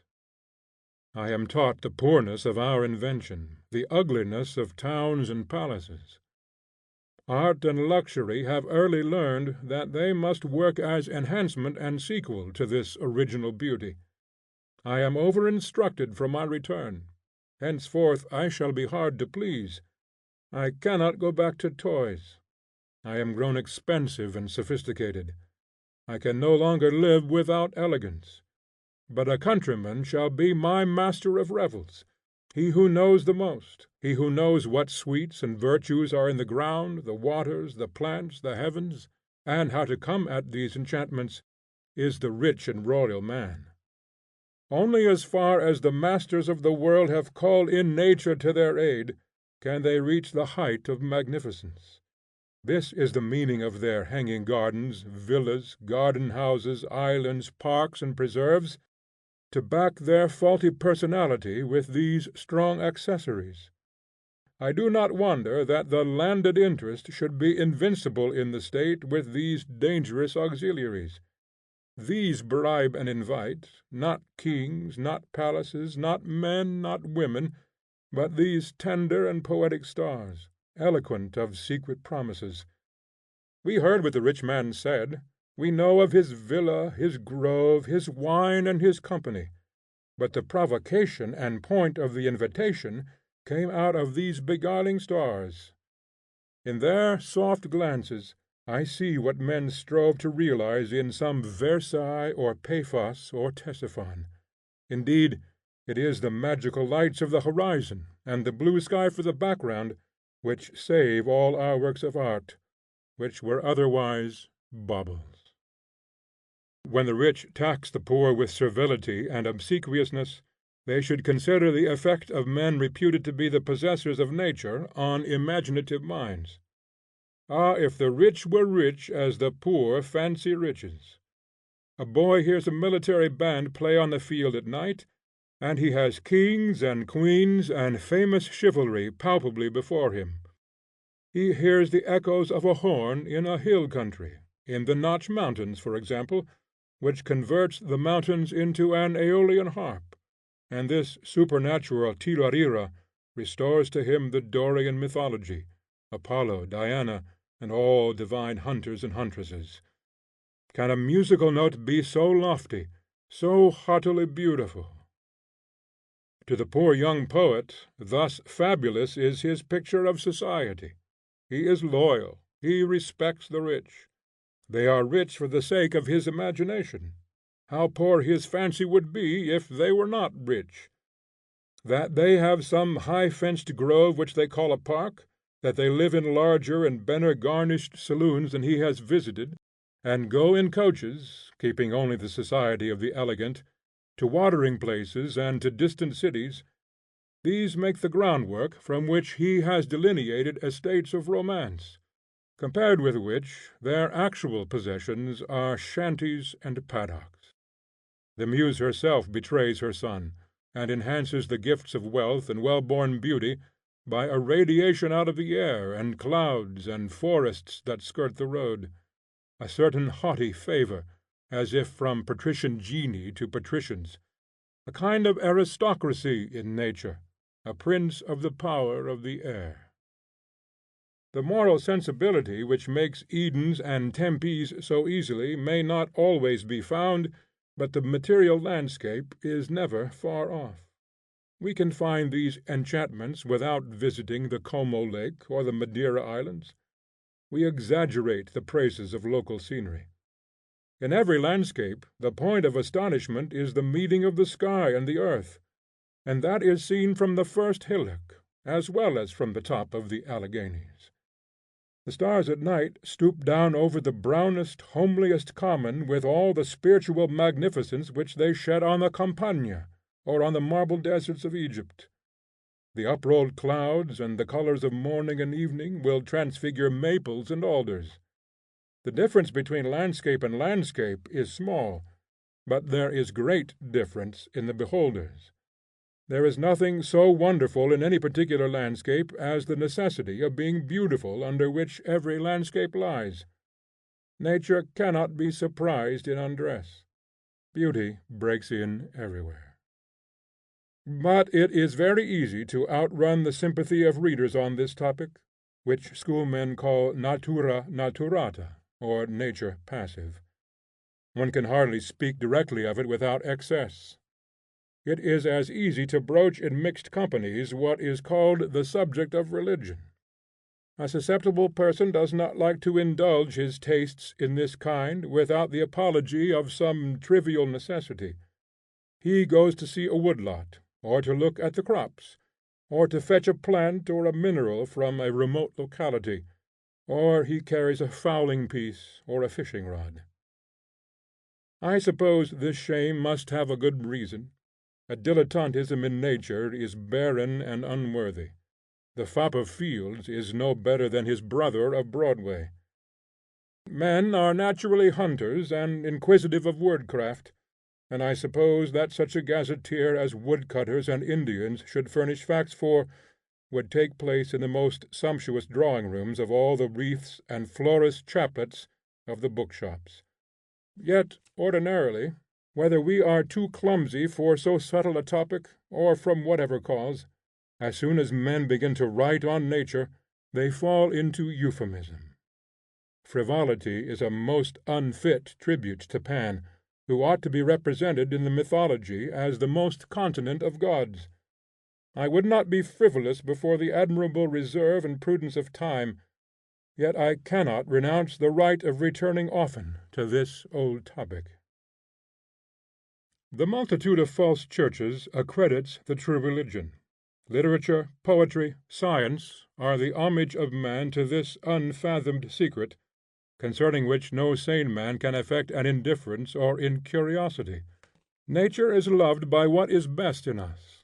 It is loved as the city of God, although, or rather because, there is no citizen. The sunset is unlike anything that is underneath it. It wants men, and the beauty of nature must always seem unreal and mocking until the landscape has human figures that are as good as itself. If there were good men, there would never be this rapture in nature. If the king is in the palace, nobody looks at the walls. It is when he is gone, and the house is filled with grooms and gazers, that we turn from the people to find relief in the majestic men that are suggested by the pictures and the architecture.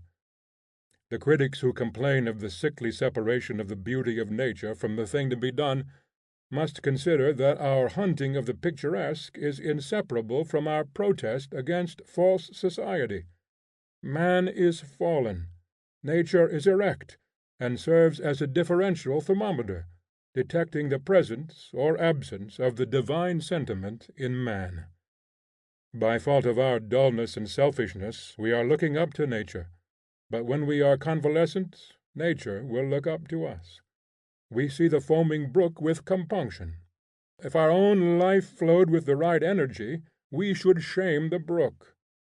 The stream of zeal sparkles with real fire, and not with reflex rays of sun and moon. Nature may be as selfishly studied as trade. Astronomy to the selfish becomes astrology, psychology mesmerism, with intent to show where our spoons are gone, and anatomy and physiology become phrenology and palmistry. But, taking timely warning, and leaving many things unsaid on this topic, let us not longer omit our homage to the efficient nature, natura naturans, the quick cause before which all forms flee as the driven snows; itself secret, its works driven before it in flocks and multitudes, as the ancient represented nature by Proteus a shepherd, and in undescribable variety.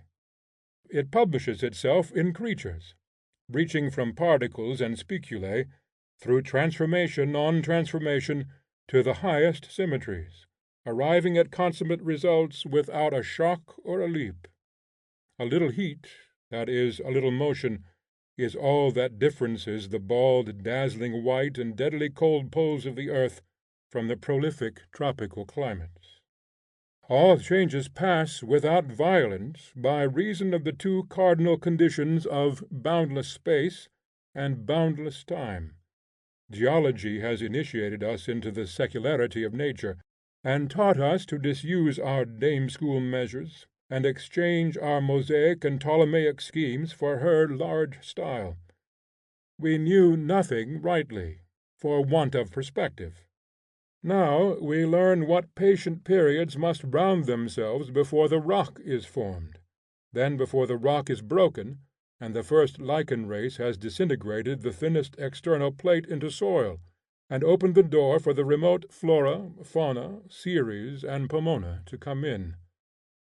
How far off yet is the trilobite, how far the quadruped, how inconceivably remote is man! All duly arrive, and then race after race of men. It is a long way from granite to the oyster, farther yet to Plato and the preaching of the immortality of the soul; yet all must come, as surely as the first atom has two sides. Motion or change, and identity or rest, are the first and second secrets of nature, motion and rest. The whole code of her laws may be written on the thumb nail, or the signet of a ring. The whirling bubble on the surface of the brook admits us to the secret of the mechanics of the sky. Every shell on the beach is a key to it. A little water made to rotate in a cup explains the formation of the simpler shells. The addition of matter from year to year arrives at last at the most complex forms.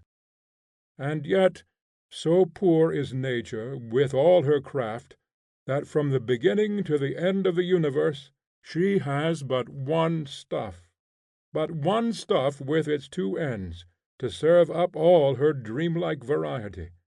Compound it how she will, star, sand, fire, water, tree, man, it is still one stuff, and betrays the same property. Nature is always consistent, though she feigns to contravene her own laws. She keeps her laws, and seems to transcend them.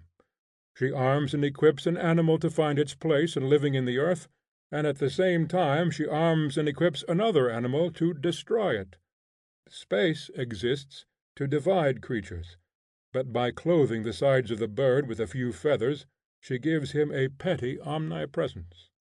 The direction is forever onward, but the artist still goes back for materials and begins again with the first elements on the most advanced stage. Otherwise all goes to ruin. If we look at her work, we seem to catch a glance of a system in transition. Plants are the young of the world, vessels of health and vigor, but they grope ever upward towards consciousness. The trees are imperfect men, and seem to bemoan their imprisonment, rooted in the ground. The animal is the novice and probationer of a more advanced order. The men, though young, having tasted the first drop from the cup of thought, are already dissipated. The maples and ferns are still uncorrupt, yet no doubt when they come to consciousness they too will curse and swear. Flowers so strictly belong to youth, that we adult men soon come to feel that their beautiful generations concern not us. We have had our day, now let the children have theirs. The flowers jilt us, and we are old bachelors with our ridiculous tenderness. Things are so strictly related that, according to the skill of the eye, from any one object the parts and properties of any other may be predicted. If we had eyes to see it, a bit of stone from the city wall would certify us of the necessity that man must exist, as readily as the city. That identity makes us all one, and reduces to nothing great intervals on our customary scale. We talk of deviations from natural life, as if artificial life were not also natural. The smoothest curled courtier in the boudoirs of a palace has an animal nature, rude and aboriginal as a white bear, omnipotent to its own ends, and is directly related, there amid essences and billets doux, to Himalaya mountain chains and the axis of the globe. If we consider how much we are nature's, we need not be superstitious about towns, as if that terrific or benefic force did not find us there also, and fashion cities. Nature, who made the mason, made the house. We may easily hear too much of rural influences. The cool, disengaged air of natural objects makes them enviable to us, chafed and irritable creatures with red faces, and we think we shall be as grand as they if we camp out and eat roots. But let us be men instead of woodchucks, and the oak and the elm shall gladly serve us, though we sit in chairs of ivory on carpets of silk. This guiding entity runs through all the surprises and contrasts of the piece, and characterizes every law. Man carries the world in his head, the whole astronomy and chemistry suspended in a thought. Because the history of nature is characterized in his brain, therefore is he the prophet and discoverer of her secrets. Every known fact in natural science was divined by the presentiment of somebody before it was actually verified. A man does not tie his shoe without recognizing laws which bind the farthest regions of nature. Moon, plant, gas, crystal, are concrete geometry and numbers. Common sense knows its own, and recognizes the fact at first sight in chemical experiment. The common sense of Franklin, Dalton, Davy, and Black is the same common sense which made the arrangements which now it discovers. If the identity expresses organized rest, the counter action runs also into organization. The astronomers said, "Give us matter and a little motion, and we will construct the universe. It is not enough that we should have matter, we must also have a single impulse, one shove to launch the mass, and generate the harmony of the centrifugal and centripetal forces. Once heave the ball from the hand, and we can show how all this mighty order grew." A very unreasonable postulate, said the metaphysicians, and a plain begging of the question, could you not prevail to know the genesis of projection as well as the continuation of it? Nature, meanwhile, had not waited for the discussion, but, right or wrong, bestowed the impulse, and the balls rolled. It was no great affair, a mere push, but the astronomers were right in making much of it, for there is no end to the consequences of the act. That famous aboriginal push propagates itself through all the balls of the system, and through every atom of every ball, through all the races of creatures, and through the history and performances of every individual. Exaggeration is in the course of things. Nature sends no creature, no man into the world without adding a small excess of his proper quality. Given the planet, it is still necessary to add the impulse. So to every creature nature added a little violence of direction in its proper path, a shove to put it on its way, in every instance a slight generosity, a drop too much. Without electricity the air would rot, and without this violence of direction which men and women have, without a spice of bigot and fanatic, no excitement, no efficiency. We aim above the mark to hit the mark. Every act hath some falsehood of exaggeration in it, and when now and then comes along some sad sharp-eyed man, who sees how paltry a game is played and refuses to play, but blabs the secret, how then? Is the bird flown? Oh no! The wary nature sends a new troop of fairer forms, of lordlier youths, with a little more excess of direction to hold them fast to their several aim, makes them a little wrong headed in that direction in which they are rightest, and on goes the game again with new whirl, for a generation or two more. The child with his sweet pranks, the fool of his senses, commanded by every sight and sound, without any power to compare and rank his sensations, abandoned to a whistle or a painted chip, to a lead dragoon or a gingerbread dog, individualizing everything, generalizing nothing, delighted with every new thing, lies down at night overpowered by the fatigue which this day of continual pretty madness has incurred. But nature has answered her purpose with the curly dimpled lunatic. She has tasked every faculty, and has secured the symmetrical growth of the bodily frame by all these attitudes and exertions, an end of the first importance, which could not be trusted to any care less perfect than her own. This glitter, this opaline lustre, plays round the top of every toy to his eye to ensure his fidelity, and he is deceived to his good. We are made alive and kept alive by the same arts. Let the Stoics say what they please, we do not eat for the good of living, but because the meat is savory and the appetite is keen. The vegetable life does not content itself with casting from the flower or the tree a single seed, but it fills the air and earth with a prodigality of seeds, that if thousands perish, thousands may plant themselves, that hundreds may come up, that tens may live to maturity, that at least one may replace the parent. All things betray the same calculated profusion. The excess of fear with which the animal frame is hedged round, shrinking from cold, starting at sight of a snake or at a sudden noise, protects us, through a multitude of groundless alarms, from some one real danger at last. The lover seeks in marriage his private felicity and perfection with no prospective end, and nature hides in his happiness her own end, namely, progeny, or the perpetuity of the race. But the craft with which the world is made runs also into the mind and character of men.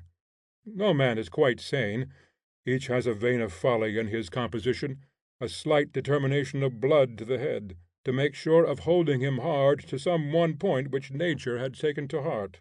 Great cases are never tried on their merits, but the cause is reduced to particulars to suit the sides of the partisans, and the contention is ever hottest on minor matters. Not less remarkable is the over faith of each man in the importance of what he has to do or say.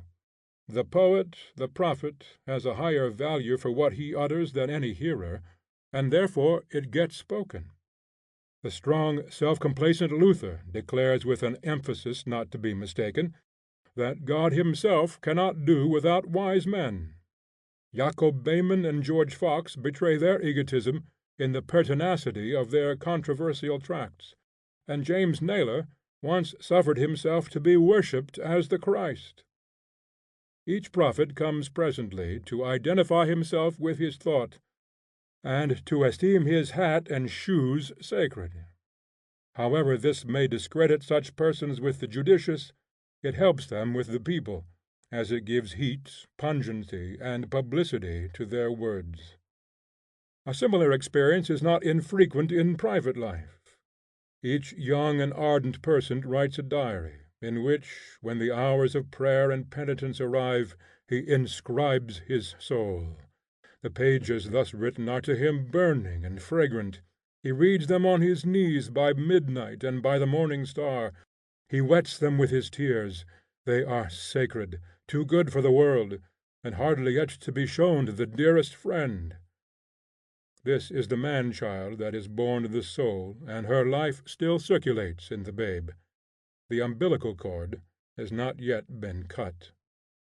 After some time has elapsed, he begins to wish to admit his friend to this hallowed experience, and with hesitation, yet with firmness, exposes the pages to his eye.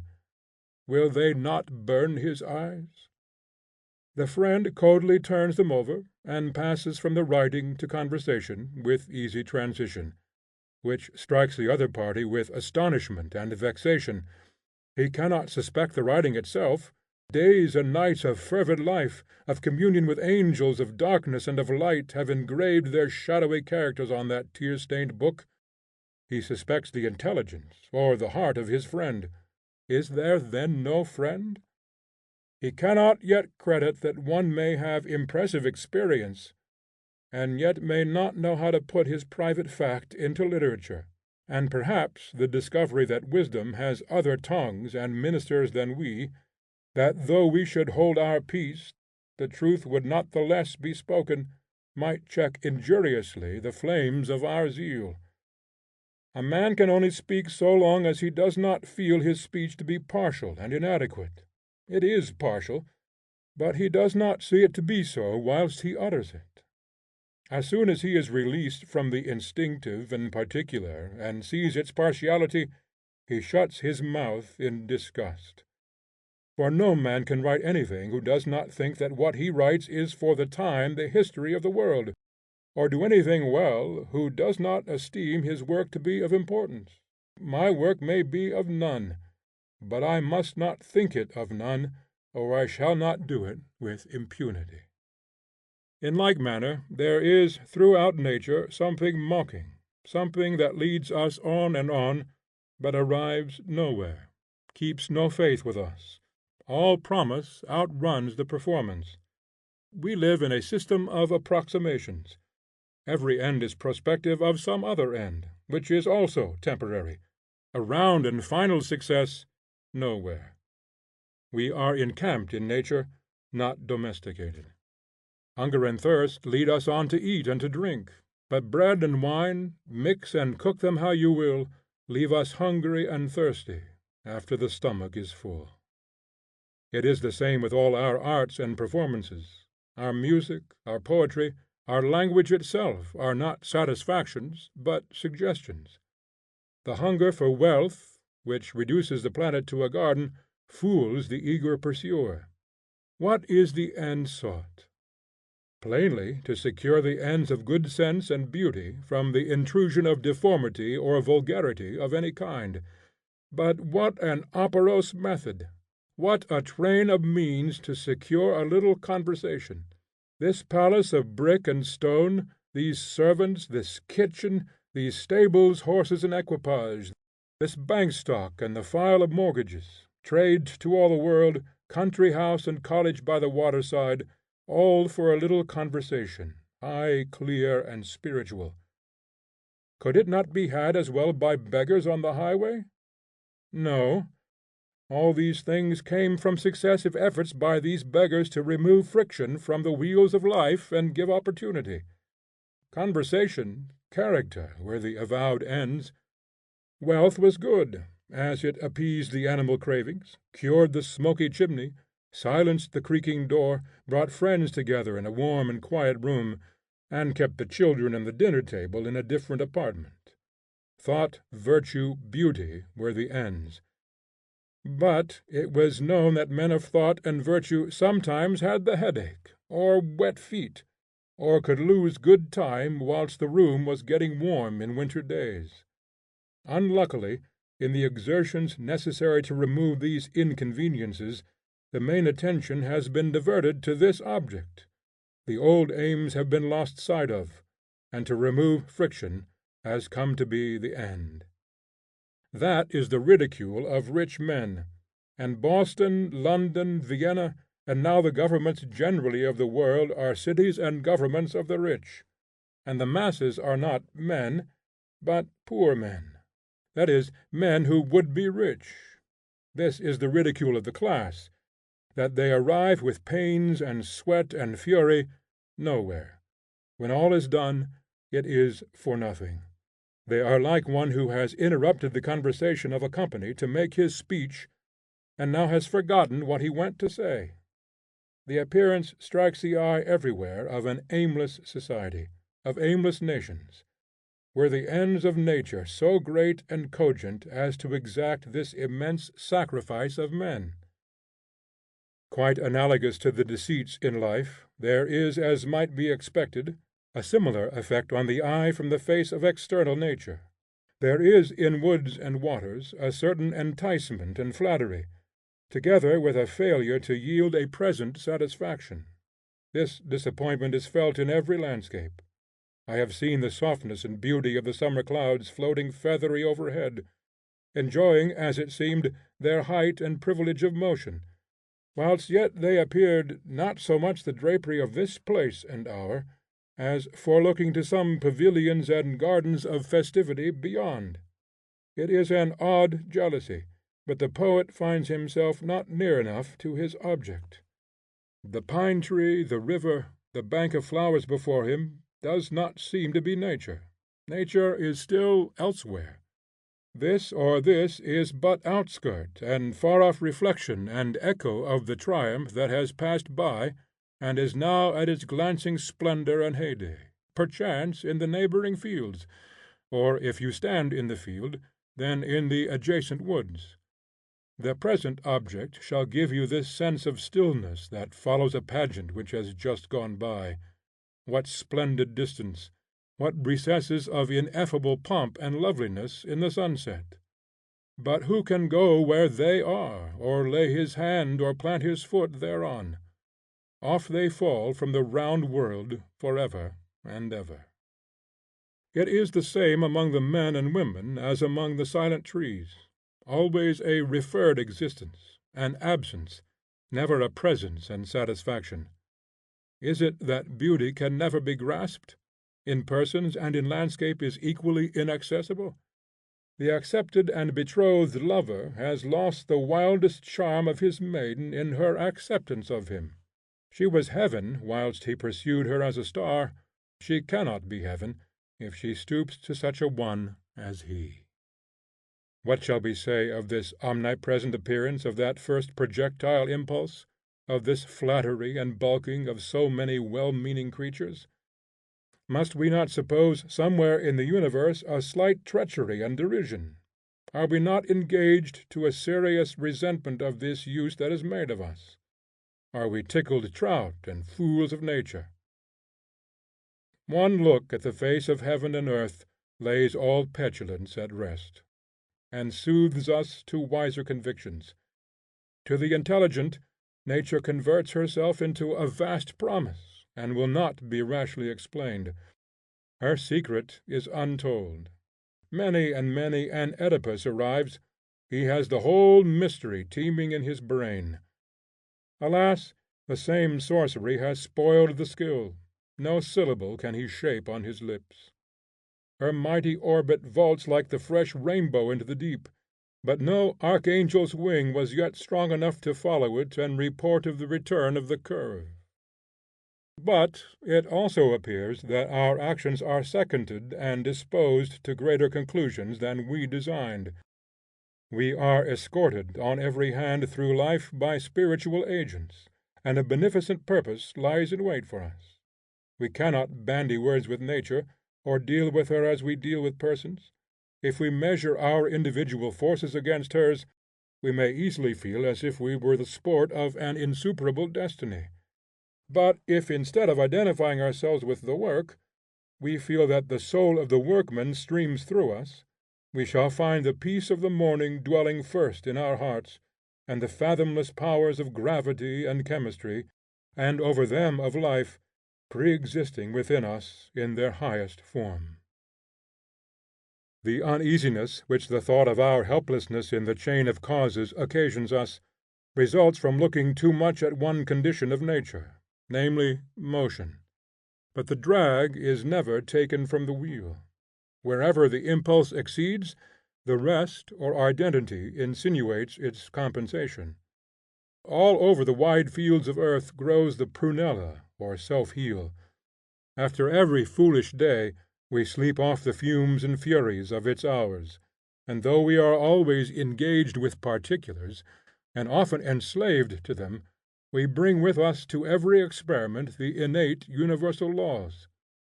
These, while they exist in the mind as ideas, stand around us in nature forever embodied. a present sanity to expose and cure the insanity of men. Our servitude to particulars betrays into 100 foolish expectations. We anticipate a new era from the invention of a locomotive or a balloon. The new engine brings with it the old checks.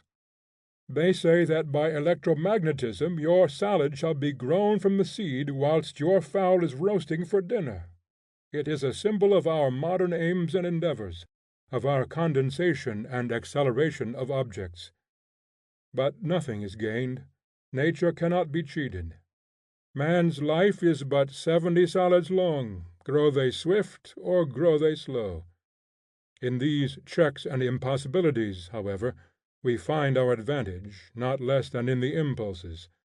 Let the victory fall where it will, we are on that side. And the knowledge that we traverse the whole scale of being, from the centre to the poles of nature, and have some stake in every possibility, lends that sublime lustre to death, which philosophy and religion have too outwardly and literally striven to express in the popular doctrine of the immortality of the soul. The reality is more excellent than the report. Here is no ruin, no discontinuity, no spent ball. The divine circulations never rest nor linger. Nature is the incarnation of a thought, and turns to a thought again, as ice becomes water and gas. The world is mind precipitated, and the volatile essence is forever escaping again into the state of free thought. Hence the virtue and pungency of the influence on the mind of natural objects, whether inorganic or organized. Man imprisoned, man crystallized, man vegetative, speaks to man impersonated.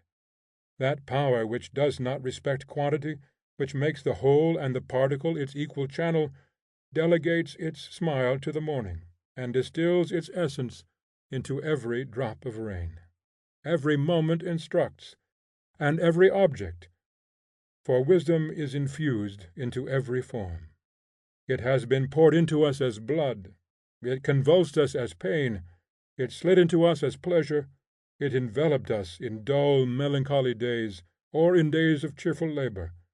We did not guess its essence until after a long time. End of essay number 6.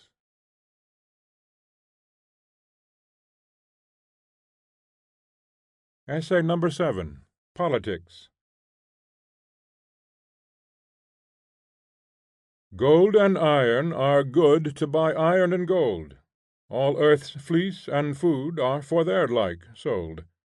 Boded Merlin wise, proved Napoleon great, nor kind nor coinage buys aught above its rate. Fear, craft, and avarice cannot rear a state. Out of dust to build what is more than dust, walls Amphion piled, Phoebus stablish must. When the Muses 9 with the Virtues meet, find to their design an Atlantic seat, by green orchard boughs fended from the heat, where the statesman ploughs furrow for the wheat. When the church is social worth, when the state house is the hearth, then the perfect state is come, the republican at home. In dealing with the state, we ought to remember that its institutions are not aboriginal, though they existed before we were born; that they are not superior to the citizen; that every one of them was once the act of a single man; every law and usage was a man's expedient to meet a particular case; that they all are imitable, all alterable. We may make as good, we may make better. Society is an illusion to the young citizen. It lies before him in rigid repose, with certain names, men, and institutions rooted like oak trees to the centre, round which all arrange themselves the best they can. But the old statesman knows that society is fluid. There are no such roots and centres, but any particle may suddenly become the centre of the movement, and compel the system to gyrate round it. As every man of strong will, like Pisistratus or Cromwell, does for a time, and every man of truth, like Plato or Paul, does forever. But politics rest on necessary foundations, and cannot be treated with levity. Republics abound in young civilians, who believe that the laws make the city, that grave modifications of the policy and modes of living and employments of the population, that commerce, education, and religion, may be voted in or out, and that any measure, though it were absurd, may be imposed on a people, if only you can get sufficient votes to make it a law. But the wise know that foolish legislation is a rope of sand, which perishes in the twisting; that the state must follow and not lead the character and progress of the citizen; the strongest usurper is quickly got rid of, and they only who build on ideas build for eternity; and that the form of government which prevails is the expression of what cultivation exists in the population which permits it. The law is only a memorandum. We are superstitious, and esteem the statute somewhat; so much life as it has in the character of living men is its force. The statute stands there to say, Yesterday we agreed so and so, but how feel ye this article to day? Our statute is a currency which we stamp with our own portrait. It soon becomes unrecognizable, and in process of time will return to the mint.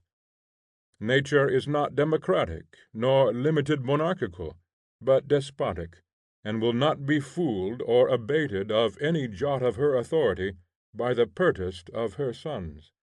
And as fast as the public mind is opened to more intelligence, the code is seen to be brute and stammering. It speaks not articulately, and must be made to. Meantime the education of the general mind never stops. The reveries of the true and simple are prophetic. What the tender poetic youth dreams, and prays, and paints to day, but shuns the ridicule of saying aloud, shall presently be the resolutions of public bodies; then shall be carried as grievance and bill of rights through conflict and war, and then shall be triumphant law and establishment for 100 years, until it gives place in turn to new prayers and pictures. The history of the state sketches in coarse outline the progress of thought, and follows at a distance the delicacy of culture and of aspiration. The theory of politics which has possessed the mind of men, and which they have expressed the best they could in their laws and in their revolutions, considers persons and property as the two objects for whose protection government exists. Of persons all have equal rights, in virtue of being identical in nature. This interest of course with its whole power demands a democracy. Whilst the rights of all as persons are equal, in virtue of their access to reason, their rights in property are very unequal. One man owns his clothes, another owns a county. This accident, depending primarily on the skill and virtue of the parties, of which there is every degree, and secondarily on patrimony, falls unequally, and its rights of course are unequal. Personal rights, universally the same, demand a government framed on the ratio of the census. Property demands a government framed on the ratio of owners and of owning. Laban, who has flocks and herds, wishes them looked after by an officer on the frontiers, lest the Midianites shall drive them off, and pays a tax to that end. Jacob has no flocks or herds, and no fear of the Midianites, and pays no tax to the officer. It seemed fit that Laban and Jacob should have equal rights to elect the officer who is to defend their persons, but that Laban and not Jacob should elect the officer who is to guard the sheep and cattle. And if question arise whether additional officers or watchtowers should be provided, must not Laban and Isaac, and those who must sell part of their herds to buy protection for the rest, judge better of this, and with more right, than Jacob, who, because he is a youth and a traveller, eats their bread and not his own? In the earliest society the proprietors made their own wealth, and so long as it comes to the owners in the direct way, no other opinion would arise in any equitable community than that property should make the law for property, and persons the law for persons. But property passes through donation or inheritance to those who did not create it. Gift, in one case, makes it as really the new owners as labor made it the first owners. In the other case, of patrimony, the law makes an ownership which will be valid in each man's view according to the estimate which he sets on the public tranquillity. It was not, however, found easy to embody the readily admitted principle that property should make law for property, and persons for persons, since persons and property mixed themselves in every transaction. At last it seemed settled that the rightful distinction was that the proprietors should have more elective franchise than non-proprietors, on the Spartan principle of calling that which is just equal, not that which is equal just. That principle no longer looks so self-evident as it appeared in former times, partly because doubts have arisen whether too much weight had not been allowed in the laws to property, and such a structure given to our usages as allowed the rich to encroach on the poor, and to keep them poor; but mainly because there is an instinctive sense, however obscure and yet inarticulate, that the whole constitution of property, on its present tenures, is injurious, and its influence on persons deteriorating and degrading; that truly the only interest for the consideration of the state is persons, that property will always follow persons, that the highest end of government is the culture of men, and if men can be educated, the institutions will share their improvement, and the moral sentiment will write the law of the land. If it be not easy to settle the equity of this question, the peril is less when we take note of our natural defences. We are kept by better guards than the vigilance of such magistrates as we commonly elect. Society always consists in greatest part of young and foolish persons. The old, who have seen through the hypocrisy of courts and statesmen, die and leave no wisdom to their sons. They believe their own newspaper, as their fathers did at their age. With such an ignorant and deceivable majority, states would soon run to ruin, but that there are limitations beyond which the folly and ambition of governors cannot go.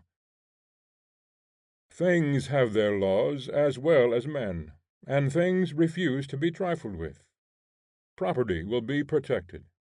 Corn will not grow unless it is planted and manured, but the farmer will not plant or hoe it unless the chances are 100 to 1 that he will cut and harvest it. Under any forms, persons and property must and will have their just sway. They exert their power as steadily as matter its attraction. Cover up a pound of earth never so cunningly, divide and subdivide it, melt it to liquid, convert it to gas, it will always weigh a pound.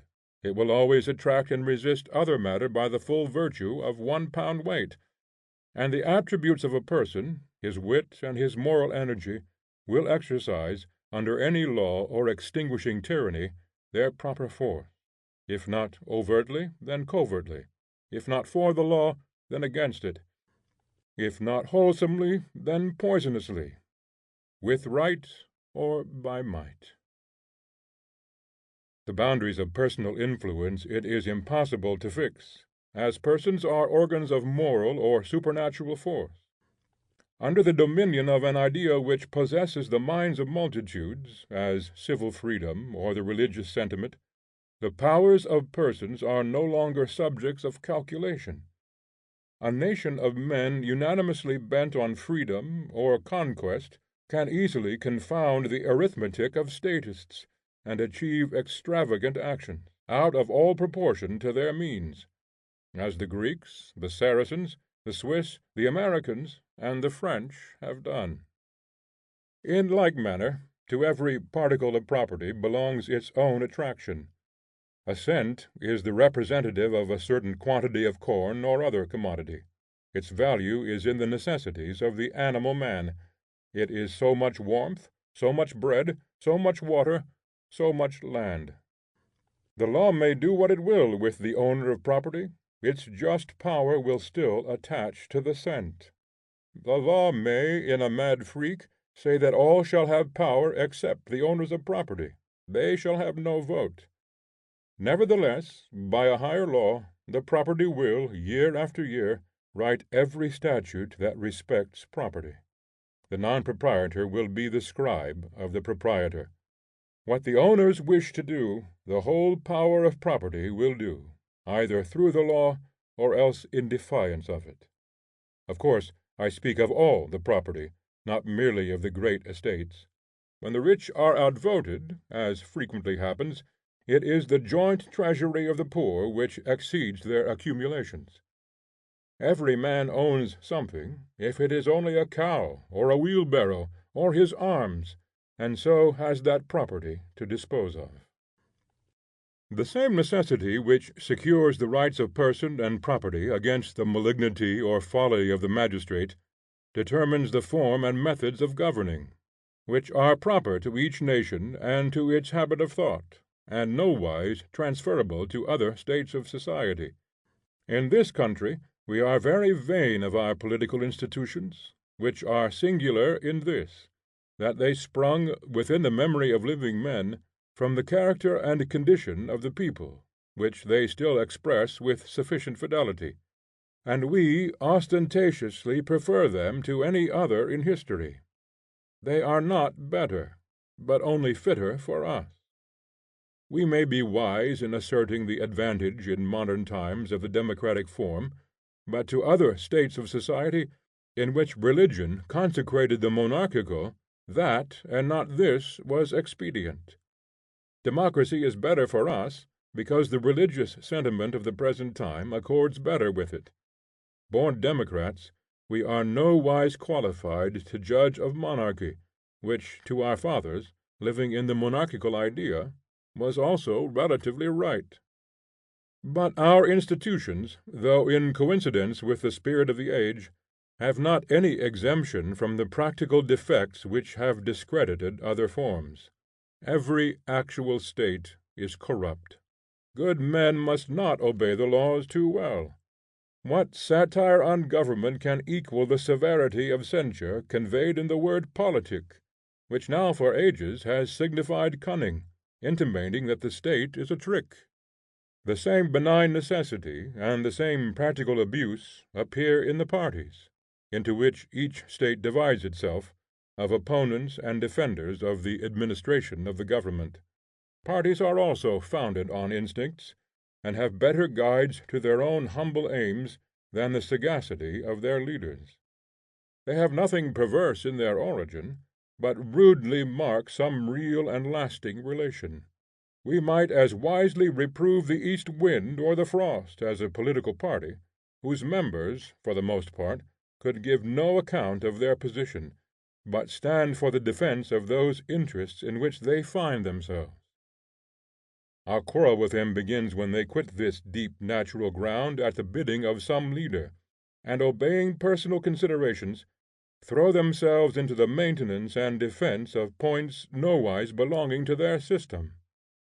A party is perpetually corrupted by personality. Whilst we absolve the association from dishonesty, we cannot extend the same charity to their leaders. They reap the rewards of the docility and zeal of the masses which they direct. Ordinarily our parties are parties of circumstance, and not of principle, as the planting interest in conflict with the commercial, the party of capitalists and that of operatives, parties which are identical in their moral character, and which can easily change ground with each other in the support of many of their measures. Parties of principle, as religious sects, or the party of free trade, of universal suffrage, of abolition of slavery, of abolition of capital punishment, degenerate into personalities, or would inspire enthusiasm.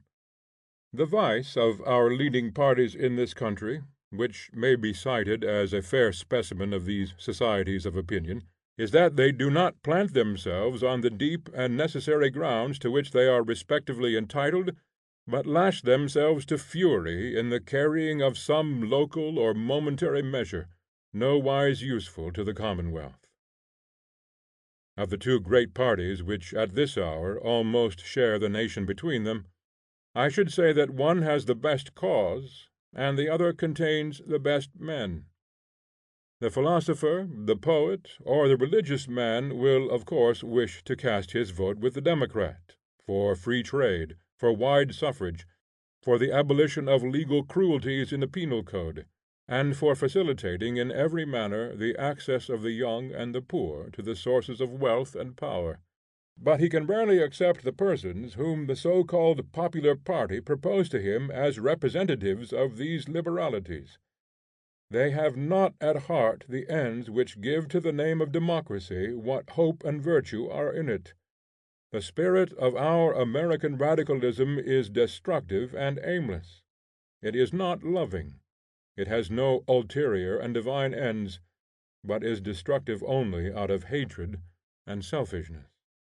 On the other side, the conservative party, composed of the most moderate, able, and cultivated part of the population, is timid and merely defensive of property. It vindicates no right, it aspires to no real good, it brands no crime, it proposes no generous policy. It does not build, nor write, nor cherish the arts, nor foster religion, nor establish schools, nor encourage science, nor emancipate the slave, nor befriend the poor or the Indian or the immigrant. From neither party, when in power, has the world any benefit to expect in science, art, or humanity, at all commensurate with the resources of the nation.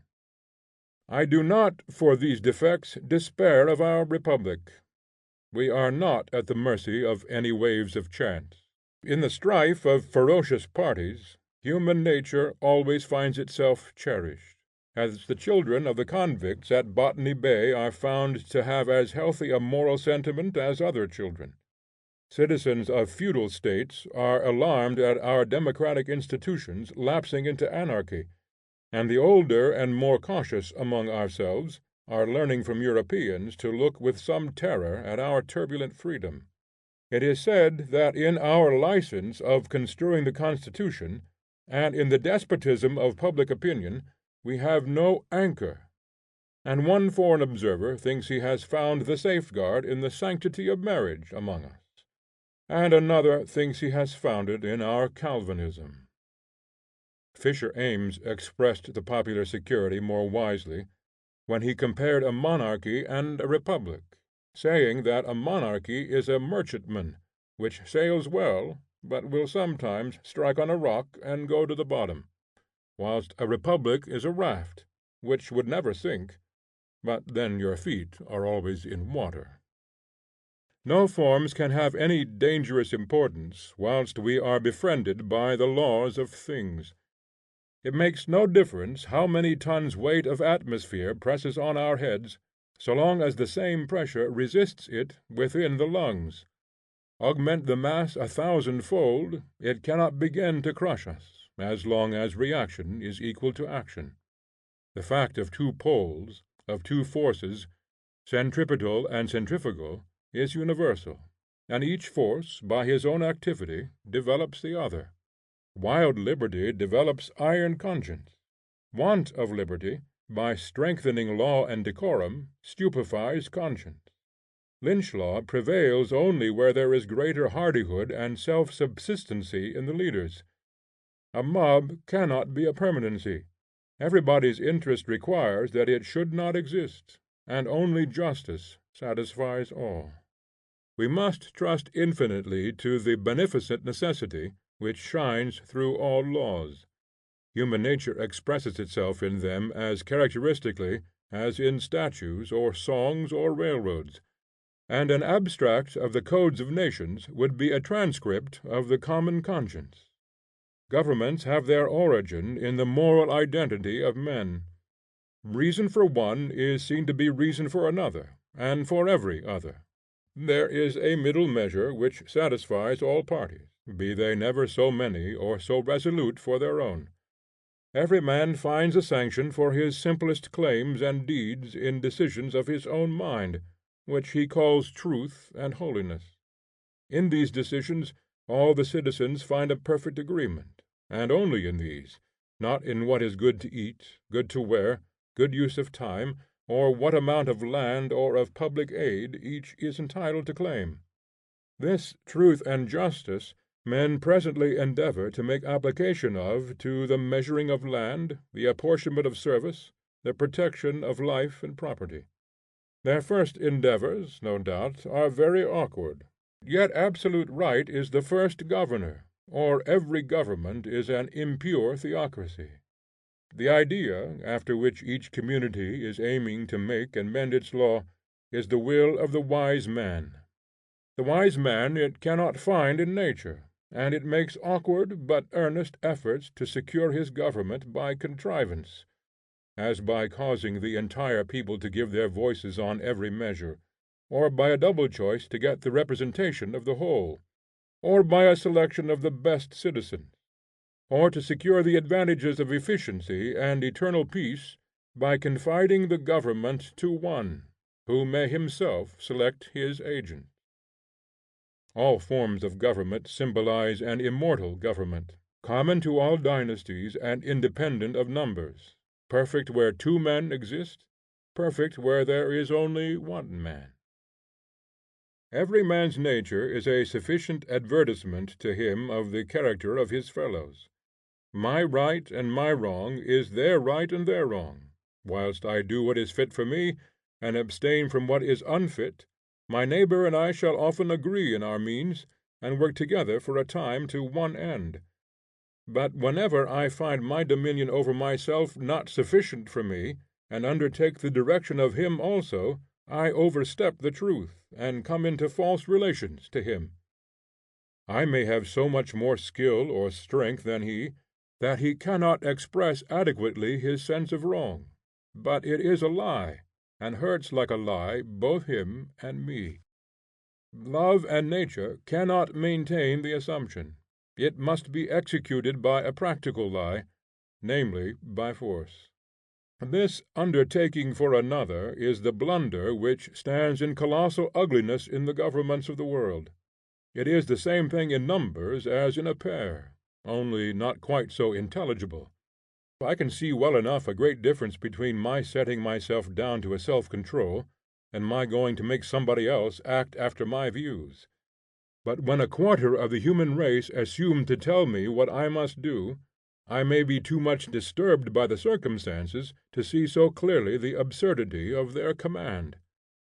Therefore all public ends look vague and quixotic beside private ones. For any laws but those which men make for themselves are laughable. If I put myself in the place of my child, and we stand in one thought and see that things are thus and thus, that perception is law for him and me. We are both there, both act. But if, without carrying him into the thought, I look over into his plot, and guessing how it is with him, ordain this or that, he will never obey me. This is the history of government. One man does something which is to bind another. A man who cannot be acquainted with me taxes me. Looking from afar at me, ordains that a part of my labor shall go to this or that whimsical end, not as I, but as he happens to fancy. Behold the consequence. Of all debts men are least willing to pay the taxes. What a satire is this on government!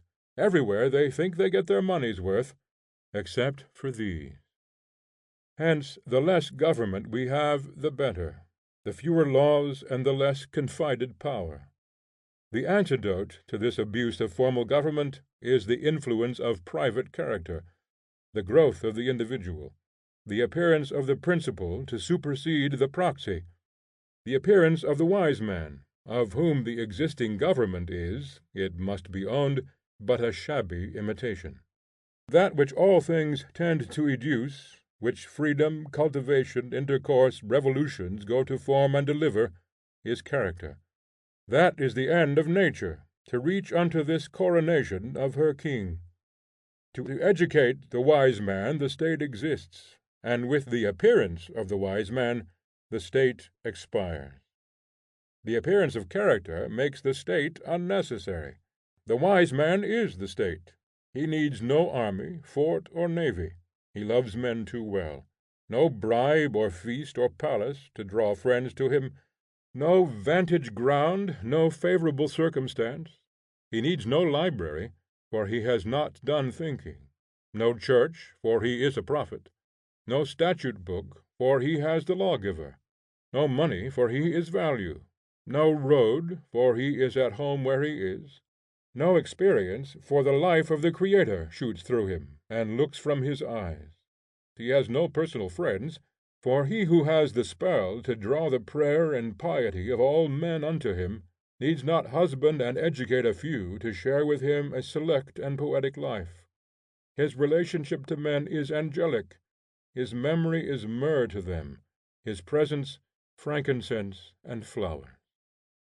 We think our civilization near its meridian, but we are yet only at the cock crowing and the morning star. In our barbarous society the influence of character is in its infancy. As a political power, as the rightful lord who is to tumble all rulers from their chairs, its presence is hardly yet suspected. Malthus and Ricardo quite omit it. The annual register is silent. In the conversation's lexicon it is not set down. The president's message, the queen's speech, have not mentioned it.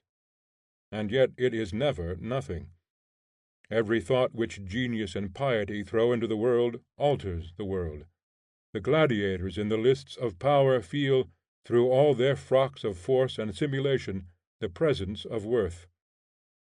I think the very strife of trade and ambition are confession of this divinity, and successes in those fields are the poor amends, the fig leaf with which the shamed soul attempts to hide its nakedness. I find the like unwilling homage in all quarters. It is because we know how much is due from us that we are impatient to show some petty talent as a substitute for worth.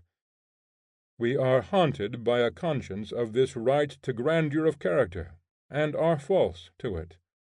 But each of us has some talent, can do something useful or graceful or formidable or amusing or lucrative. That we do, as an apology to others and to ourselves for not reaching the mark of a good and equal life. But it does not satisfy us, while we thrust it on the notice of our companions. It may throw dust in their eyes, but does not smooth our own brow, or give us the tranquillity of the strong when we walk abroad. We do penance as we go. Our talent is a sort of expiation, and we are constrained to reflect on our splendid moment with a certain humiliation, as somewhat too fine, and not as one act of many acts, a fair expression of our permanent energy. Most persons of ability meet in society with a kind of tacit appeal. Each seems to say, I am not all here. Senators and presidents have climbed so high with pain enough, not because they think the place specially agreeable, but as an apology for real worth, and to vindicate their manhood in our eyes. This conspicuous chair is their compensation to themselves for being of a poor, cold, hard nature.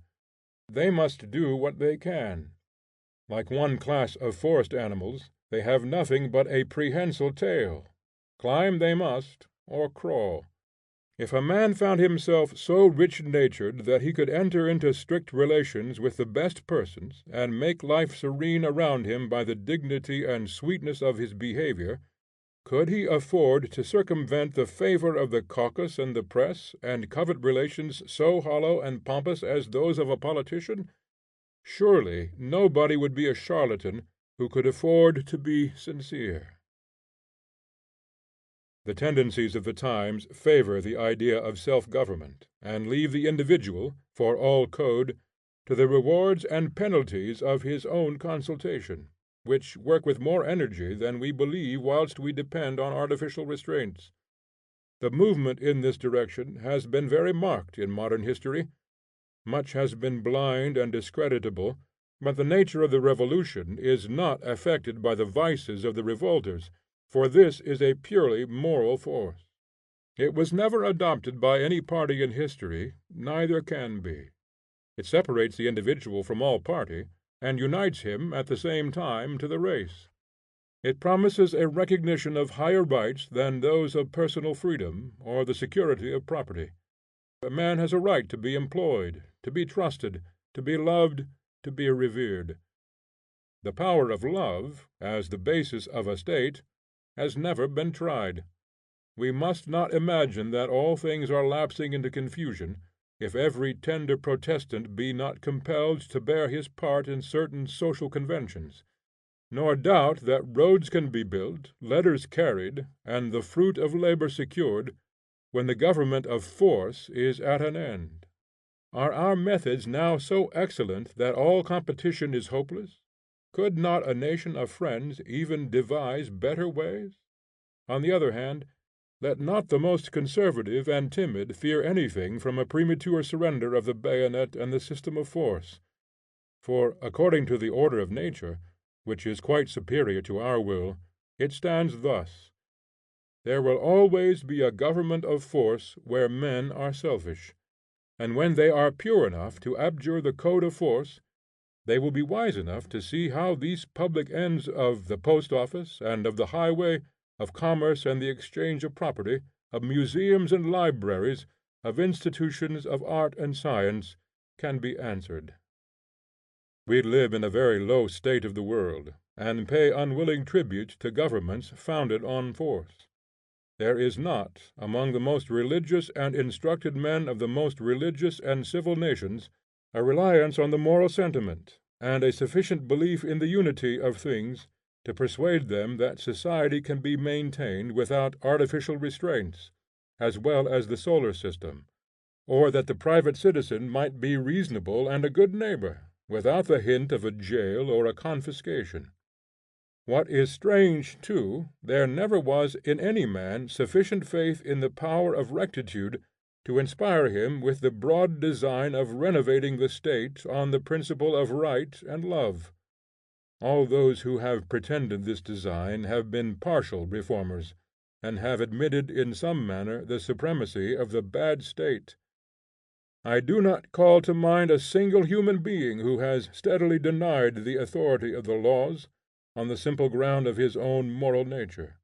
Such designs, full of genius and full of fate as they are not entertained except avowedly as air pictures. If the individual who exhibits them dare to think them practicable, he disgusts scholars and churchmen, and men of talent and women of superior sentiments cannot hide their contempt. Not the less does nature continue to fill the heart of youth with suggestions of this enthusiasm, and there are now men, if indeed I can speak in the plural number. More exactly I will say, I have just been conversing with one man, to whom no weight of adverse experience will make it for a moment appear impossible that thousands of human beings might exercise towards each other the grandest and simplest sentiments as well as a knot of friends or a pair of lovers. End of Essay number 7.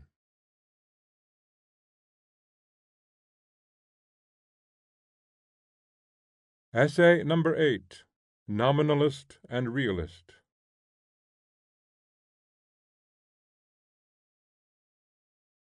In countless upward striving waves the moon-drawn tide-wave strives. In thousand far transplanted grafts the parent fruit survives. So in the new-born millions the perfect Adam lives.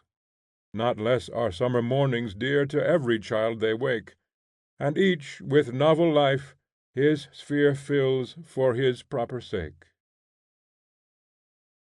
I cannot often enough say that a man is only a relative and representative nature. Each is a hint of the truth, but far enough from being that truth which yet he quite newly and inevitably suggests to us. If I seek it in him, I shall not find it. Could any man conduct into me the pure stream of that which he pretends to be? Long afterwards I find that quality elsewhere which he promised me. The genius of the Platonists is intoxicating to the student, yet how few particulars of it can I detach from all their books! The man momentarily stands for the thought, but will not bear examination; and a society of men will cursorily represent well enough a certain quality and culture, for example chivalry or beauty of manners, but separate them, and there is no gentleman and no lady in the group. The least hint sets us on the pursuit of a character which no man realizes.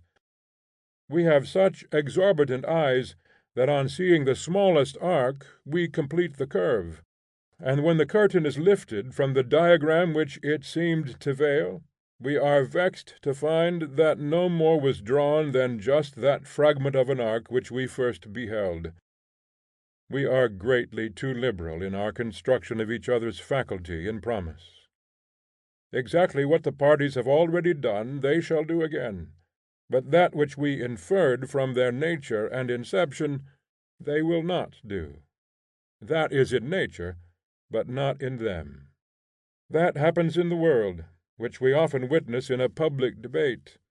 Each of the speakers expresses himself imperfectly.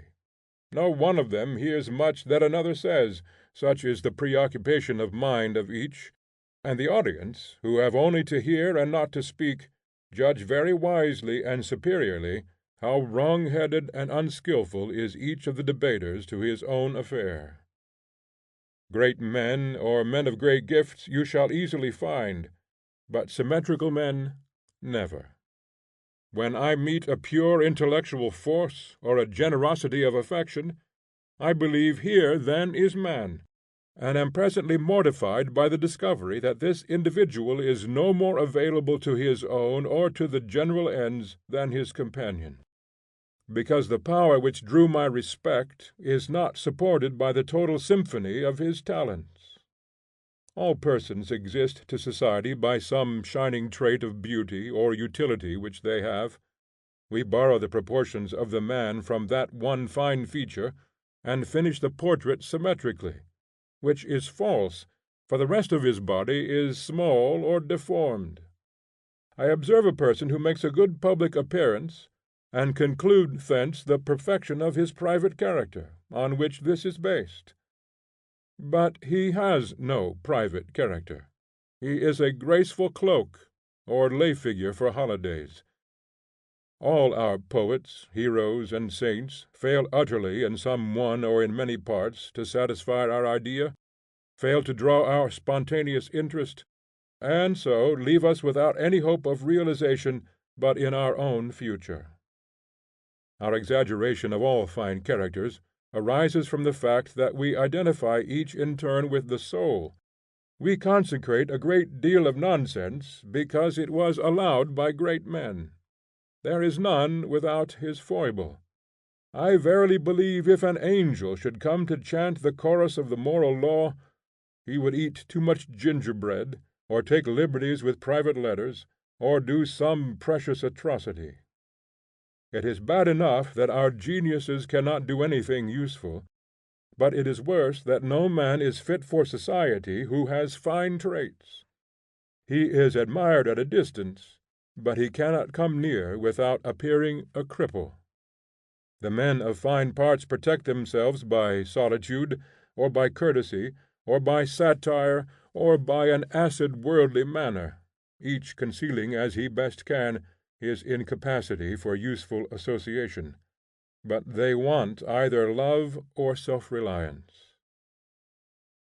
Our native love of reality joins with this experience to teach us a little reserve, and to dissuade a too sudden surrender to the brilliant qualities of persons. Young people admire talents or particular excellences. As we grow older, we value total powers and effects, as the impression, the quality, the spirit of men and things. The genius is all. The man, it is his system. We do not try a solitary word or act, but his habit. The acts which you praise, I praise not, since they are departures from his faith, and are mere compliances. The magnetism which arranges tribes and races in one polarity is alone to be respected. The men are steel filings. Yet we unjustly select a particle, and say, "Oh, steel filing number one, what heart drawings I feel to thee, and what prodigious virtues are these of thine! How constitutional to thee, and incommunicable!" Whilst we speak, the lodestone is withdrawn. Down falls our filing in a heap with the rest, and we continue our mummery to the wretched shaving. Let us go for universals, for the magnetism, not for the needles. Human life and its persons are poor empirical pretensions. A personal influence is an ignis fatuus. If they say it is great, it is great. If they say it is small, it is small. You see it, and you see it not, by turns. It borrows all its size from the momentary estimation of the speakers. The will o' the wisp vanishes if you go too near, vanishes if you go too far, and only blazes at one angle. Who can tell if Washington be a great man or no? Who can tell if Franklin be? Yes, or any but the 12, or 6, or 3 great gods of fame, and they too loom and fade before the eternal. We are amphibious creatures, weaponed for 2 elements, having 2 sets of faculties, the particular and the catholic. We adjust our instrument for general observation, and sweep the heavens as easily as we pick out a single figure in the terrestrial landscape. We are practically skilful in detecting elements for which we have no place in our theory and no name. Thus we are very sensible of an atmospheric influence in men and in bodies of men, not accounted for in an arithmetical addition of all their measurable properties. There is a genius of a nation which is not to be found in the numerical citizens, but which characterizes the society. England, strong, punctual, practical, well spoken England, I shall not find if I should go to the island to seek it. In the Parliament, in the playhouse, at dinner tables, I might see a great number of rich, ignorant, book read, conventional, proud men, many old women, and not anywhere the Englishmen who made the good speeches, combined the accurate engines, and did the bold and nervous deeds. It is even worse in America, where, from the intellectual quickness of the race, the genius of the country is more splendid in its promise and more slight in its performance. Webster cannot do the work of Webster. We conceive distinctly enough the French, the Spanish, the German genius, and it is not the less real that perhaps we should not meet in either of those nations a single individual who corresponded with the type. We infer the spirit of the nation in great measure from the language, which is a sort of monument to which each forcible individual in a course of many hundred years has contributed a stone. And universally, a good example of this social force is the veracity of language, which cannot be debauched. In any controversy concerning morals, an appeal may be made with safety to the sentiments which the language of the people expresses. Proverbs, words, and grammar inflections convey the public sense with more purity and precision than the wisest individual. In the famous dispute with the Nominalists, the Realists had a good deal of reason. General ideas are essences. They are our gods. They round and ennoble the most partial and sordid way of living. Our proclivity to details cannot quite degrade our life and divest it of poetry. The day laborer is reckoned as standing at the foot of the social scale, yet he is saturated with the laws of the world. His measures are the hours. Morning and night, solstice and equinox, geometry, astronomy, and all the lovely accidents of nature play through his mind. Money, which represents the prose of life, and which is hardly spoken of in parlors without an apology, is in its effects and laws as beautiful as roses. Property keeps the accounts of the world, and is always moral.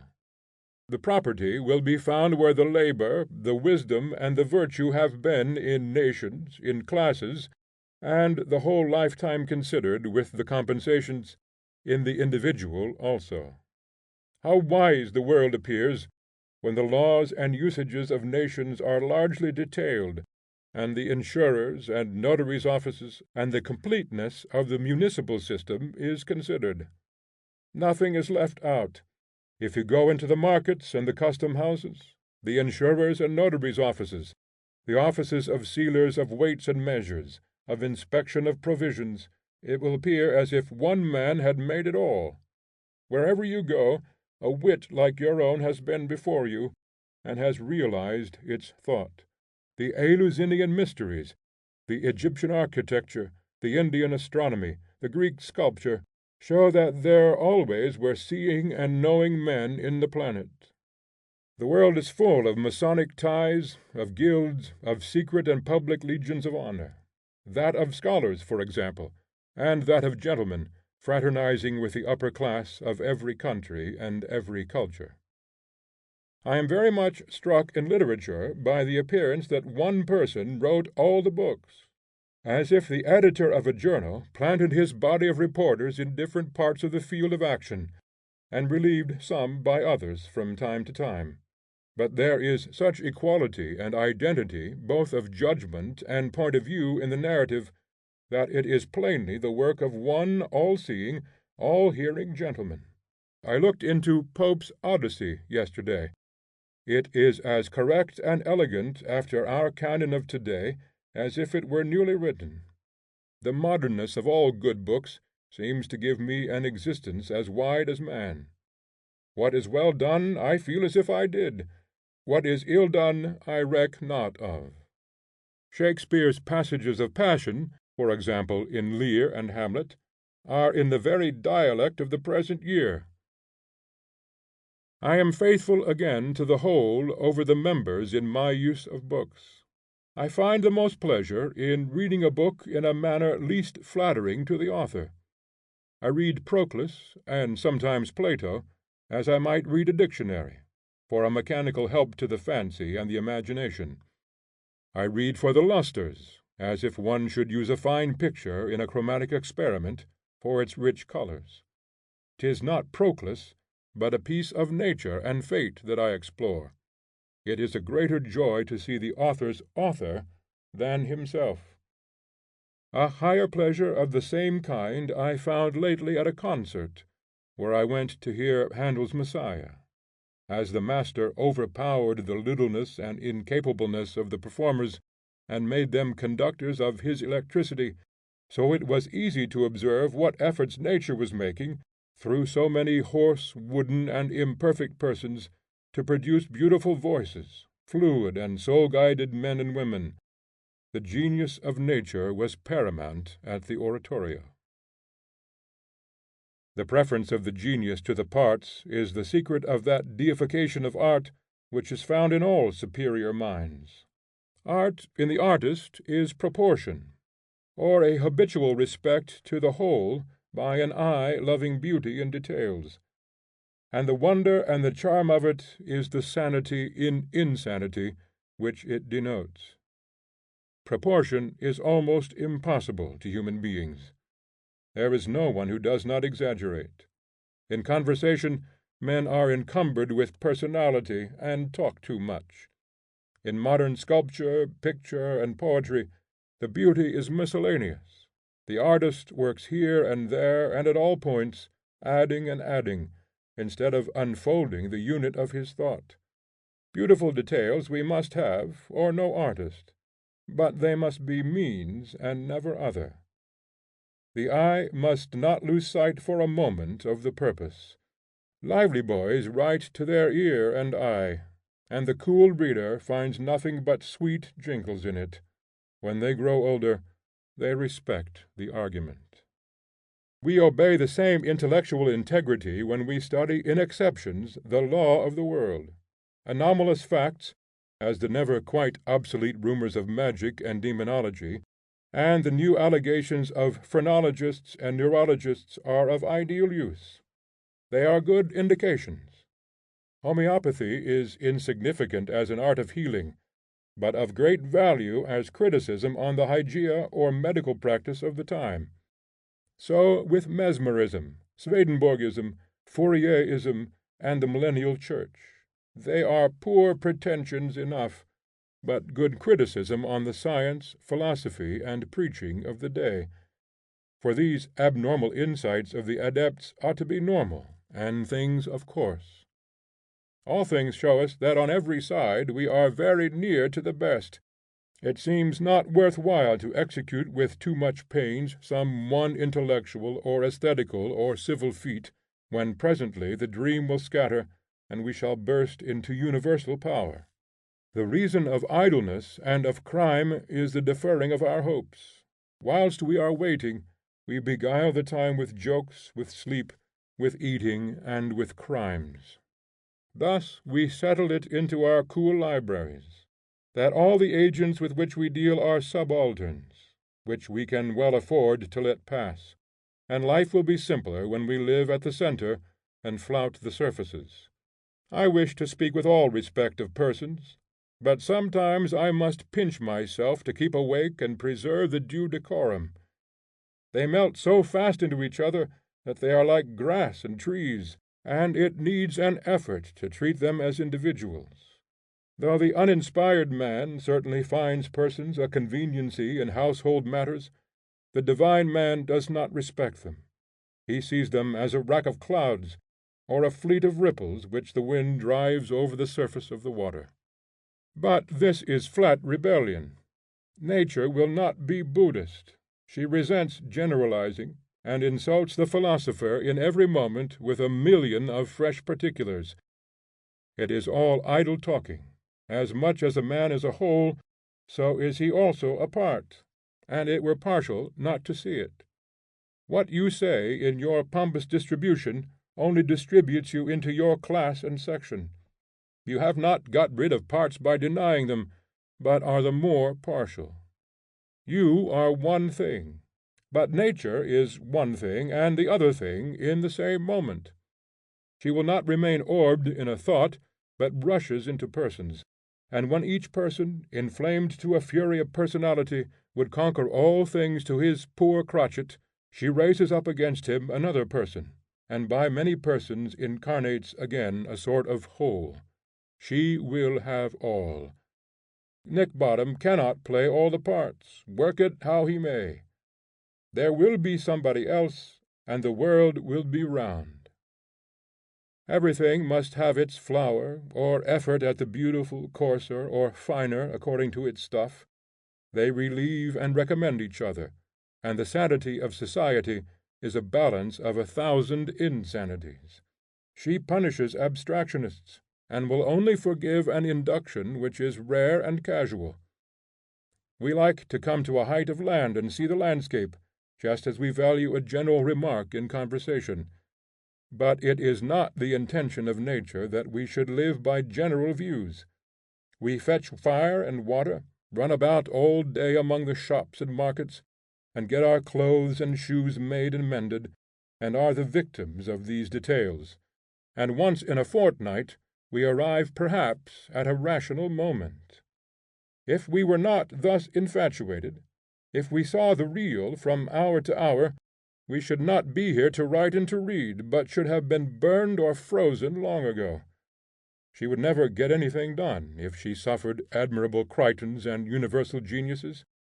She loves better a wheelwright who dreams all night of wheels, and a groom who is part of his horse, for she is full of work, and these are her hands.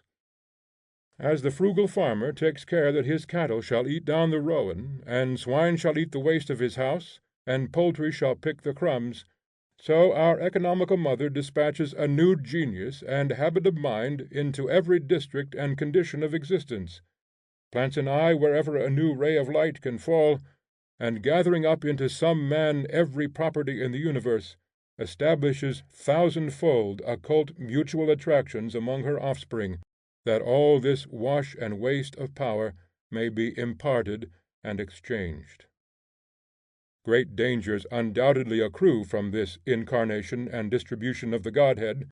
Hence nature has her maligners, as if she were Circe, and Alfonso of Castile fancied he could have given useful advice. But she does not go unprovided. She has hellebore at the bottom of the cup. Solitude would ripen a plentiful crop of despots. The recluse thinks of men as having his manner, or as not having his manner, and as having degrees of it, more or less. But when he comes into a public assembly he sees that men have very different manners from his own, and in their way admirable. In his childhood and youth he has had many checks and censures, and thinks modestly enough of his own endowment. When afterwards he comes to unfold it in propitious circumstance, it seems the only talent. He is delighted with his success, and accounts himself already the fellow of the great. But he goes into a mob, into a banking house, into a mechanic's shop, into a mill, into a laboratory, into a ship, into a camp, and in each new place he is no better than an idiot. Other talents take place and rule the hour. The rotation which whirls every leaf and pebble to the meridian reaches to every gift of man, and we all take turns at the top.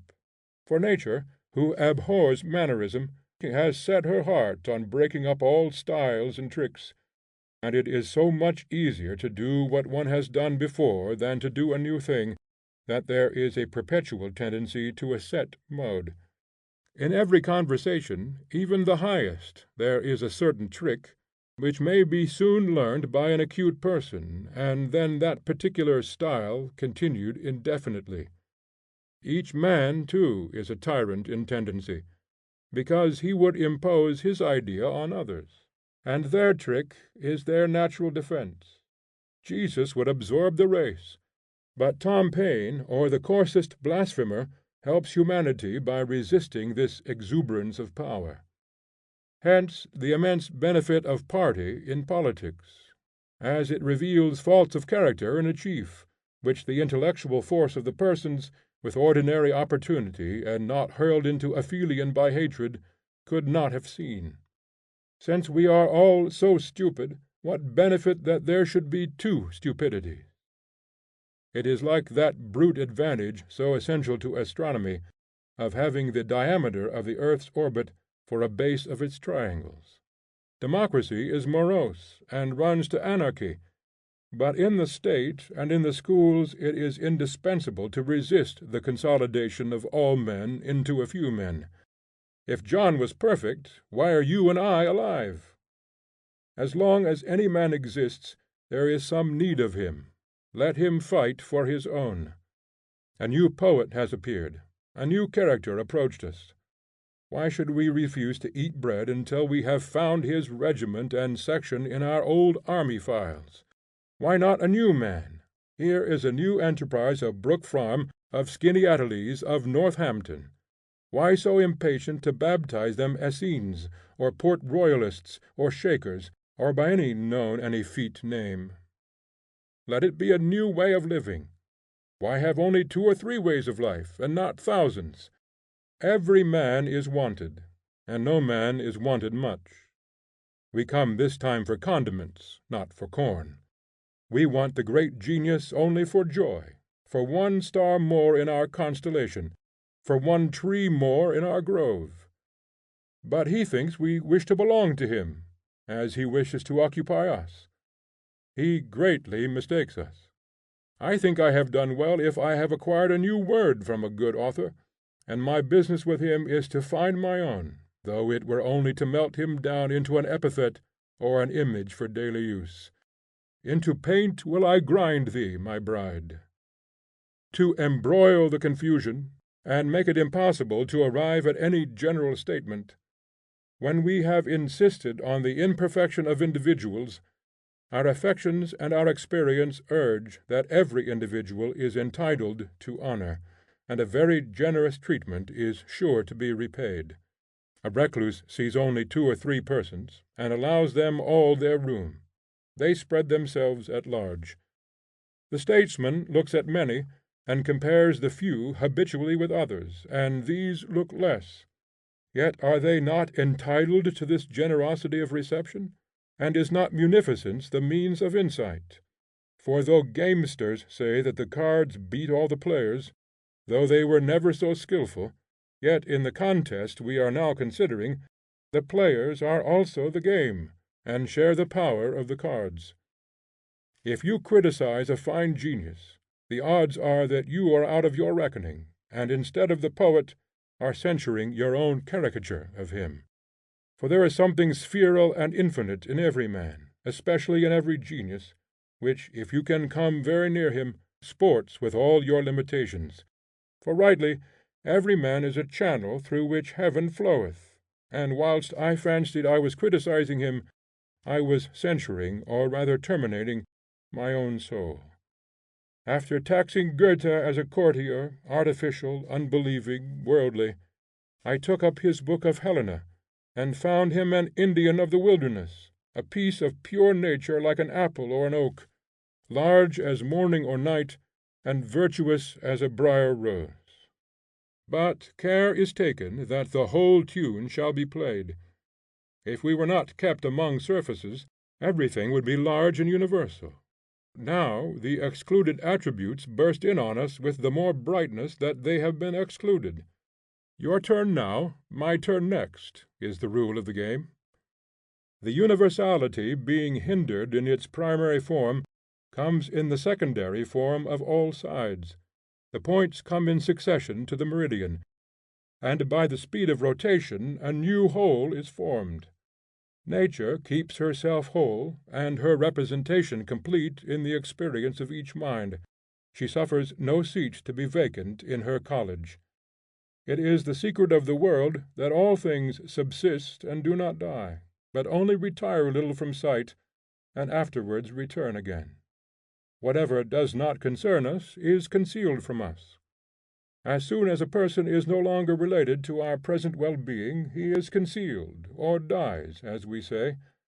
Really, all things and persons are related to us, but according to our nature they act on us not at once, but in succession, and we are made aware of their presence, one at a time. All persons, all things which we have known, are here present, and many more than we see. The world is full. As the ancient said, the world is a plenum or solid, and if we saw all things that really surround us we should be imprisoned and unable to move. For though nothing is impassable to the soul, but all things are pervious to it and like highways, yet this is only whilst the soul does not see them. As soon as the soul sees any object, it stops before that object. Therefore the divine providence, which keeps the universe open in every direction to the soul, conceals all the furniture and all the persons that do not concern a particular soul from the senses of that individual. Through solidest eternal things the man finds his road as if they did not subsist, and does not once suspect their being. As soon as he needs a new object, suddenly he beholds it, and no longer attempts to pass through it, but takes another way. When he has exhausted for the time the nourishment to be drawn from any one person or thing, that object is withdrawn from his observation, and though still in his immediate neighborhood, he does not suspect its presence. Nothing is dead. Men feign themselves dead, and endure mock funerals and mournful obituaries, and there they stand looking out of the window, sound and well, in some new and strange disguise. Jesus is not dead. He is very well alive, nor John, nor Paul, nor Mahomet, nor Aristotle. At times we believe we have seen them all, and could easily tell the names under which they go. If we cannot make voluntary and conscious steps in the admirable science of universals, let us see the parts wisely, and infer the genius of nature from the best particulars with a becoming charity. What is best in each kind is an index of what should be the average of that thing. Love shows me the opulence of nature by disclosing to me in my friend a hidden wealth, and I infer an equal depth of good in every other direction. It is commonly said by farmers that a good pear or apple costs no more time or pains to rear than a poor one. So I would have no work of art, no speech or action or thought or friend, but the best. The end and the means, the gamester and the game. Life is made up of the intermixture and reaction of these two amicable powers, whose marriage appears beforehand monstrous, as each denies and tends to abolish the other. We must reconcile the contradictions as we can, but their discord and their concord introduce wild absurdities into our thinking and speech. No sentence will hold the whole truth, and the only way in which we can be just is by giving ourselves the lie. Speech is better than silence, silence is better than speech. All things are in contact, every atom has a sphere of repulsion. Things are and are not at the same time, and the like. All the universe over, there is but one thing, this old two-face creator-creature mind-matter, right-wrong, of which any proposition may be affirmed or denied. Very fitly, therefore, I assert that every man is a partialist, that nature secures him as an instrument by self-conceit, preventing the tendencies to religion and science, and now further assert that each man's genius being nearly and affectionately explored, he is justified in his individuality, as his nature is found to be immense. And now I add that every man is a universalist also, and as our earth, whilst it spins on its own axis, spins all the time around the sun through the celestial spaces, so the least of its rational children, the most dedicated to his private affair, works out, though as it were under a disguise, the universal problem. We fancy men are individuals. So are pumpkins. But every pumpkin in the field goes through every point of pumpkin history. The rabid democrat, as soon as he is senator and rich man, has ripened beyond possibility of sincere radicalism, and unless he can resist the sun, he must be conservative the remainder of his days. Lord Eldon said in his old age, that, if he were to begin life again, he would be damned but he would begin as agitator.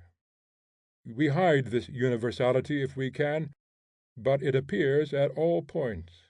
We are as ungrateful as children. There is nothing we cherish and strive to draw to us, but in some hour we turn and rend it. We keep a running fire of sarcasm at ignorance and the life of the senses. Then goes by perchance a fair girl, a piece of life, gay and happy, and making the commonest offices beautiful by the energy and heart with which she does them, and seeing this, we admire and love her and them, and say, lo, a genuine creature of the fair earth, not dissipated or too early ripened by books, philosophy, religion, society, or care, insinuating a treachery and contempt for all we had so long loved and wrought in ourselves and others. If we could have any security against moods, if the profoundest prophet could be holden to his words, and the hearer who is ready to sell all and join the crusade could have any certificate that tomorrow his prophet shall not unsay his testimony. But the truth sits veiled there on the bench, and never interposes an adamantine syllable, and the most sincere and revolutionary doctrine, put as if the ark of God were carried forward some furlongs, and planted there for the succor of the world, shall in a few weeks be coldly set aside by the same speaker as morbid. I thought I was right, but I was not. And the same immeasurable credulity demanded for new audacities. If we were not of all opinions, if we did not in any moment shift the platform on which we stand, and look and speak from another, if there could be any regulation, any 1 hour rule, that a man should never leave his point of view without sound or trumpet, I am always insincere, as always knowing there are other moods.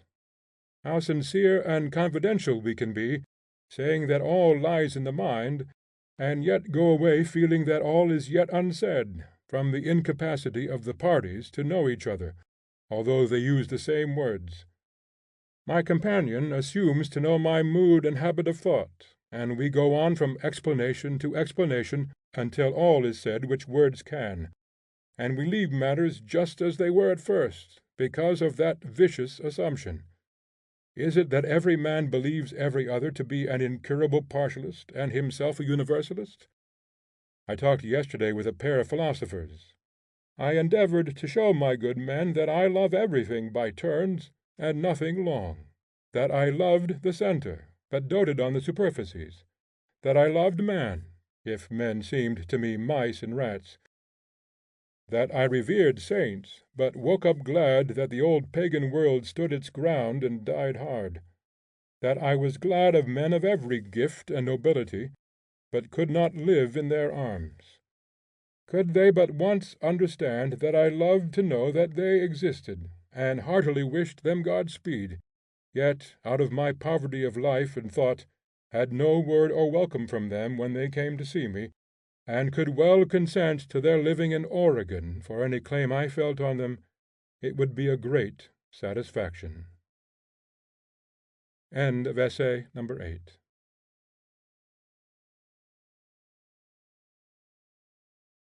Essay number 9. New England Reformers.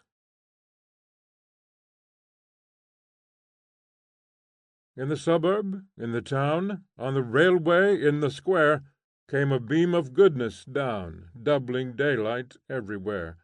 Peace now each for malice takes, beauty for his sinful weeks. For the angel Hope makes him an angel whom she leads. A lecture read before the Society in Amory Hall on Sunday, March 3, 1844. Whoever has had the opportunity of acquaintance with society in New England during the last 25 years, with those middle and with those leading sections that may constitute any just representation of the character and aim of the community, will have been struck with the great activity of thought and experimenting. His attention must be commanded by the signs that the church, or religious party, is falling from the church nominal, and is appearing in temperance and non-resistance societies, in movements of abolitionists and of socialists, and in very significant assemblies called Sabbath and Bible conventions, composed of altruists, of seekers, of all the soul of the soldiery of dissent, and meeting to call in question the authority of the Sabbath, of the priesthood, and of the church. In these movements nothing was more remarkable than the discontent they begot in the movers. The spirit of protest and of detachment drove the members of these conventions to bear testimony against the church, and immediately afterward to declare their discontent with these conventions, their independence of their colleagues, and their impatience of the methods whereby they were working. They defied each other like a congress of kings, each of whom had a realm to rule, and a way of his own that made concert unprofitable. What a fertility of projects for the salvation of the world! One apostle thought all men should go to farming, and another that no man should buy or sell, that the use of money was the cardinal evil; another that the mischief was in our diet, that we eat and drink damnation. These made unleavened bread, and were foes to the death to fermentation. It was in vain urged by the housewife that God made yeast as well as dough, and loves fermentation just as dearly as he loves vegetation, that fermentation develops the saccharine element in the grain, and makes it more palatable and more digestible. No, they wish the pure wheat, and will die, but it shall not ferment. Stop, dear Nature, these incessant advances of thine, let us scotch these ever-rolling wheels. Others attacked the system of agriculture, the use of animal manures in farming, and the tyranny of man over brute nature. These abuses polluted his food. The ox must be taken from the plough and the horse from the cart. The 100 acres of the farm must be spaded, and man must walk wherever boats and locomotives will not carry him. Even the insect world was to be defended. That had been too long neglected, and a society for the protection of ground worms, slugs, and mosquitoes was to be incorporated without delay. With these appeared the adepts of homeopathy, of hydropathy, of mesmerism, of phrenology, and their wonderful theories of the Christian miracles. Others assailed particular vocations, as that of the lawyer, that of the merchant, of the manufacturer, of the clergyman, of the scholar. Others attacked the institution of marriage as the fountain of social evils. Others devoted themselves to the worrying of churches and meetings for public worship; and the fertile forms of antinomianism among the elder Puritans seemed to have their match in the plenty of the new harvest of reform. With this din of opinion and debate, there was a keener scrutiny of institutions and domestic life than any we had known. There was sincere protesting against existing evils, and there were changes of employment dictated by conscience. No doubt there was plentiful vaporing, and cases of backsliding might occur, but in each of these movements emerged a good result, a tendency to the adoption of simpler methods, and an assertion of the sufficiency of the private man. Thus it was directly in the spirit and genius of the age what happened in one instance, when a church censured and threatened to excommunicate one of its members on account of the somewhat hostile part to the church which his conscience led him to take in the anti-slavery business. The threatened individual immediately excommunicated the church in a public and formal process. This has been several times repeated. It was excellent when it was done the first time, but of course loses all value when it is copied. Every project in the history of reform, no matter how violent and surprising, is good when it is the dictate of a man's genius and constitution, but very dull and suspicious when adopted from another.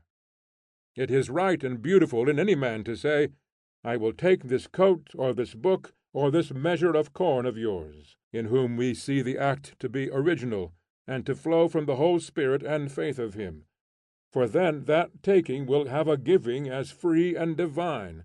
But we are very easily disposed to resist the same generosity of speech when we miss originality and truth to character in it. There was in all the practical activities of New England for the last quarter of a century a gradual withdrawal of tender consciences from the social organizations. This is observable throughout, the contest between mechanical and spiritual methods, but with a steady tendency of the thoughtful and virtuous to a deeper belief and reliance on spiritual facts. In politics, for example, it is easy to see the progress of dissent. The country is full of rebellion. The country is full of kings. Hands off! Let there be no control and no interference in the administration of the affairs of this kingdom of me. Hence the growth of the doctrine and of the party of free trade, and the willingness to try that experiment in the face of what appear incontestable facts. I confess, the motto of the Globe newspaper is so attractive to me that I can seldom find much appetite to read what is below it in the columns. "The world is governed too much." So the country is frequently affording solitary examples of resistance to the government, solitary nullifiers, who throw themselves on their reserved right, nay, who have reserved all their rights, who apply to the assessor and to the clerk of court that they do not know the state, and embarrass the courts of law by non-juring, and the commander in chief of the militia by non-resistance. The same disposition to scrutiny and dissent appeared in civil, festive, neighborly, and domestic society. A restless, prying, conscientious criticism broke out in unexpected quarters. Who gave me the money with which I bought my coat? Why should professional labor and that of the counting house be paid so disproportionately to the labor of the porter and wood sawyer? This whole business of trade gives me to pause and think, as it constitutes false relations between men, inasmuch as I am prone to count myself relieved of any responsibility to behave well and nobly to that person whom I pay with money, whereas if I had not that commodity, I should be put on my good behavior in all companies, and man would be a benefactor to man, as being himself his only certificate that he had a right to those aids and services which each asked of the other. Am I not too protected a person? Is there not a wide disparity between the lot of me and the lot of thee, my poor brother, my poor sister? Am I not defrauded of my best culture in the loss of those gymnastics which manual labor and the emergencies of poverty constitute? I find nothing healthful or exalting in the smooth conventions of society. I do not like the close air of saloons. I begin to suspect myself to be a prisoner, though treated with all this courtesy and luxury. I pay a destructive tax in my conformity. The same insatiable criticism may be traced in the efforts for the reform of education. The popular education has been taxed with a want of truth and nature. It was complained that an education to things was not given. We are students of words. We are shut up in schools and colleges and recitation rooms for 10 or 15 years, and come out at last with a bag of wind, a memory of words, and do not know a thing. We cannot use our hands, or our legs, or our eyes, or our arms. We do not know an edible root in the woods. We cannot tell our course by the stars, nor the hour of the day by the sun. It is well if we can swim and skate. We are afraid of a horse, of a cow, of a dog, of a snake, of a spider. The Roman rule was to teach a boy nothing that he could not learn standing. The old English rule was, all summer in the field, and all winter in the study. And it seems as if a man should learn to plant, or to fish, or to hunt, that he might secure his subsistence at all events, and not be painful to his friends and fellow men. The lessons of science should be experimental also. The sight of the planet through a telescope is worth all the course on astronomy. The shock of the electric spark in the elbow outvalues all the theories. The taste of the nitrous oxide, the firing of an artificial volcano, are better than volumes of chemistry. The ancient languages, with great beauty of structure, contain wonderful remains of genius, which draw, and always will draw, certain like-minded men, Greek men and Roman men in all countries, to their study. But by a wonderful drowsiness of usage they had exacted the study of all men.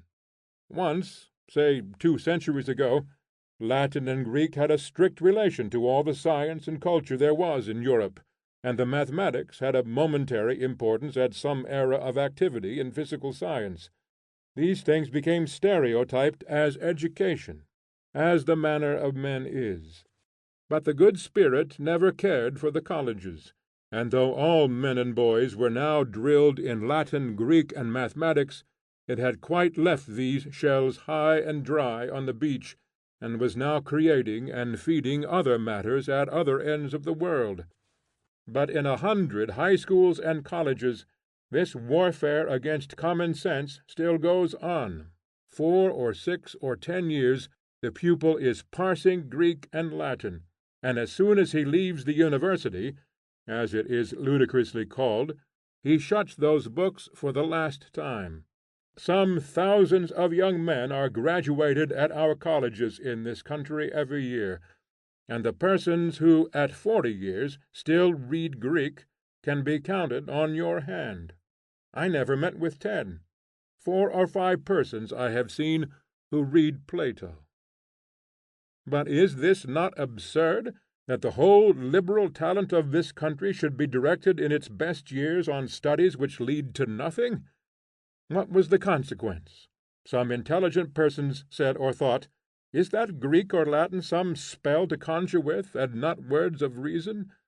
If the physician, the lawyer, the divine never use it to come at their ends, I need never learn it to come at mine. Conjuring is gone out of fashion, and I will omit this conjugating, and go straight to affairs. So they jumped the Greek and Latin, and read law, medicine, and sermons without it.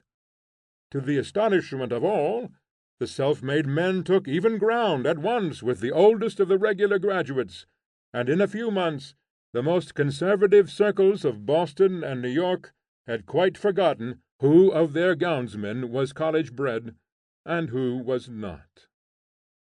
One tendency appears alike in the philosophical speculation and in the rudest democratical movements, through all the petulance and all the puerility, the wish, namely, to cast aside the superfluous and arrive at short methods, urged, as I suppose, by an intuition that the human spirit is equal to all emergencies alone, and that man is more often injured than helped by the means he uses.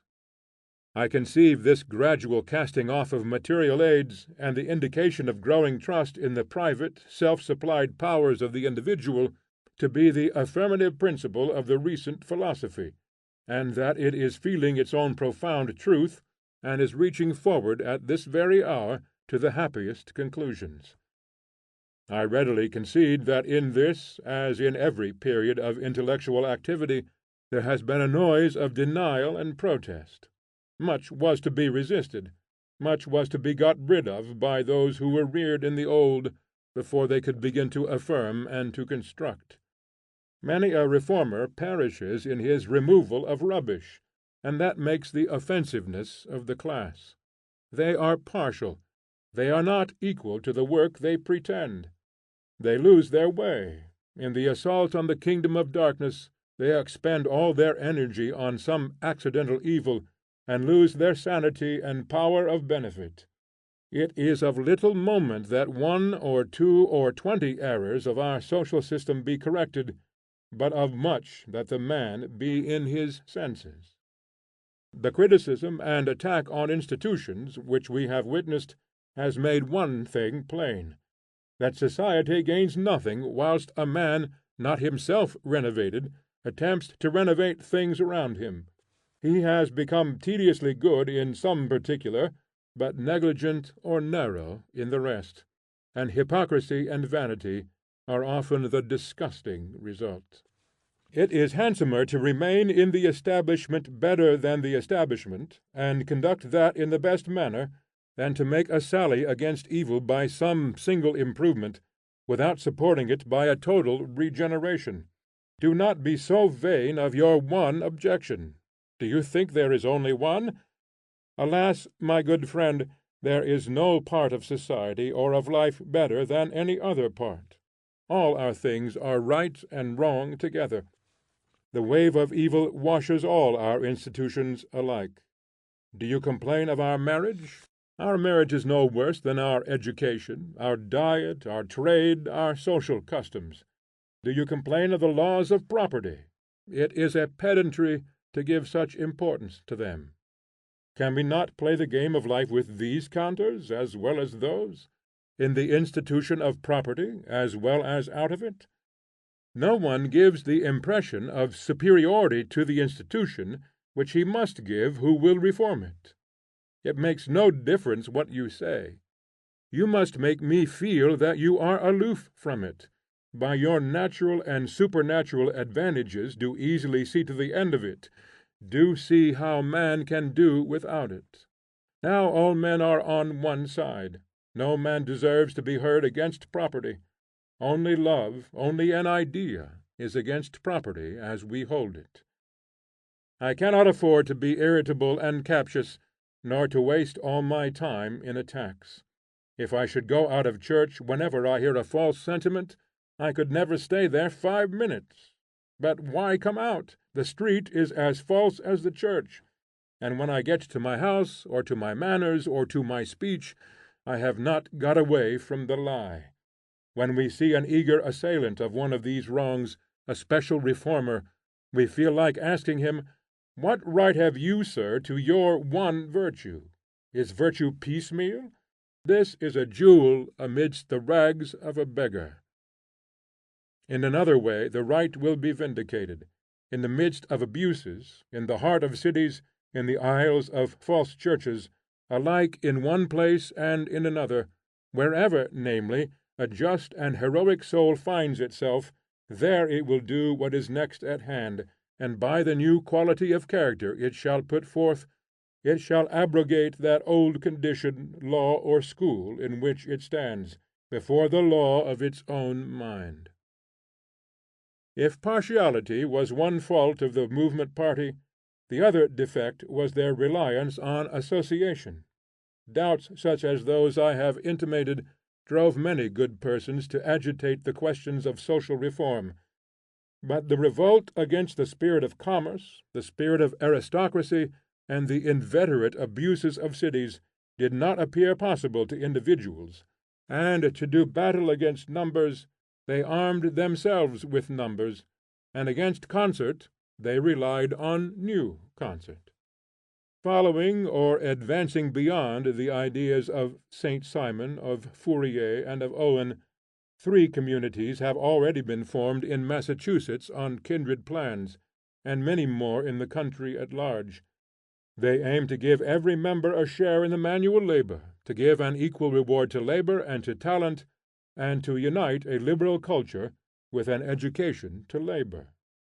The scheme offers, by the economies of associated labor and expense, to make every member rich, on the same amount of property that, in separate families, would leave every member poor. These new associations are composed of men and women of superior talents and sentiments. Yet it may easily be questioned whether such a community will draw, except in its beginnings, the able and the good; whether those who have energy will not prefer their chance of superiority and power in the world to the humble certainties of the association; whether such a retreat does not promise to become an asylum to those who have tried and failed, rather than a field to the strong; and whether the members will not necessarily be fractious of men, because each finds that he cannot enter it without some compromise. Friendship and association are very fine things, and a grand phalanx of the best of the human race, banded for some catholic object. Yes, excellent; but remember that no society can ever be as large as one man. He in his friendship, in his natural and momentary associations, doubles or multiplies himself; but in the hour in which he mortgages himself to 2 or 10 or 20, he dwarfs himself below the stature of one. But the men of less faith could not thus believe, and to such concert appears the sole specific of strength. I have failed, and you have failed, but perhaps together we shall not fail. Our housekeeping is not satisfactory to us, but perhaps a phalanx, a community, might be. Many of us have differed in opinion, and we could find no man who could make the truth plain, but possibly a college or an ecclesiastical council might. I have not been able either to persuade my brother or to prevail on myself to disuse the traffic or the potation of brandy, but perhaps a pledge of total abstinence might effectually restrain us. The candidate my party votes for is not to be trusted with $1, but he will be honest in the Senate, for we can bring public opinion to bear on him. Thus concert was the specific in all cases. But concert is neither better nor worse, neither more or less potent than individual force. All the men in the world cannot make a statue walk and speak, cannot make a drop of blood or a blade of grass, any more than any one man can. But let there be one man, let there be truth in 2 men, in 10 men, then is concert for the first time possible, because the force which moves the world is a new quality, and can never be furnished by adding whatever quantities of a different kind. What is the use of the concert of the false and the disunited? There can be no concert in 2 where there is no concert in 1. When the individual is not individual, but is dual, when his thoughts look one way and his actions another, when his faith is traversed by his habits, when his will, enlightened by reason, is warped by his sense, when with one hand he rows and with the other backs water, what concert can be? I do not wonder at the interest these projects inspire. The world is awaking to the idea of union, and these experiments show what it is thinking of. It is and will be magic. Men will live and communicate, and plow and reap and govern, as by added ethereal power, when once they are united; as in a celebrated experiment, by expiration and respiration exactly together, four persons lift a heavy man from the ground by a little finger only, and without sense of weight. But this union must be inward, and not one of the covenants; and it is to be reached by a reverse of the methods they use. The union is only perfect when all the uniters are isolated. It is the union of friends who live in different streets or towns. Each man, if he attempts to join himself to others, is on all sides cramped and diminished of his proportion, and the stricter the union, the smaller and the more pitiful he is. But leave him alone to recognize in every hour and place the secret soul. He will go up and down doing the works of a true member, and, to the astonishment of all, the work will be done with concert, though no man spoke. Government will be adamantine without any governor. The union must be ideal in actual individualism. In alluding just now to our system of education, I spoke of the deadness of its details; but it is open to graver criticism than the palsy of its members. It is a system of despair. The disease with which the human mind now labors is want of faith. Men do not believe in a power of education. We do not think we can speak to divine sentiments in man, and we do not try. We renounce all high aims. We believe that the defects of so many perverse and so many frivolous people who make up society are organic, and society is a hospital of incurables. A man of good sense, but of little faith, whose compassion seemed to lead him to church as often as he went there, said to me that he liked to have concerts and fairs and churches and other public amusements go on. I am afraid the remark is too honest, and comes from the same origin as the maxim of the tyrant, "If you would rule the world quietly, you must keep it amused." I notice too that the ground on which eminent public servants urge the claims of popular education is fear. This country is filling up with thousands and millions of voters, and you must educate them to keep them from our throats. We do not believe that any education, any system of philosophy, any influence of genius, will ever give depth of insight to a superficial mind. Having settled ourselves into this infidelity, our skill is expended to procure alleviations, diversion, opiates. We adorn the victim with manual skill, his tongue with languages, his body with inoffensive and comely manners.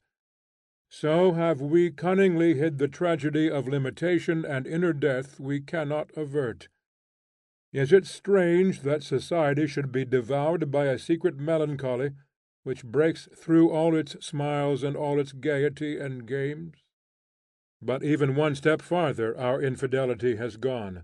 It appears that some doubt is felt by good and wise men whether really the happiness and probity of men is increased by the culture of the mind in those disciplines to which we give the name of education.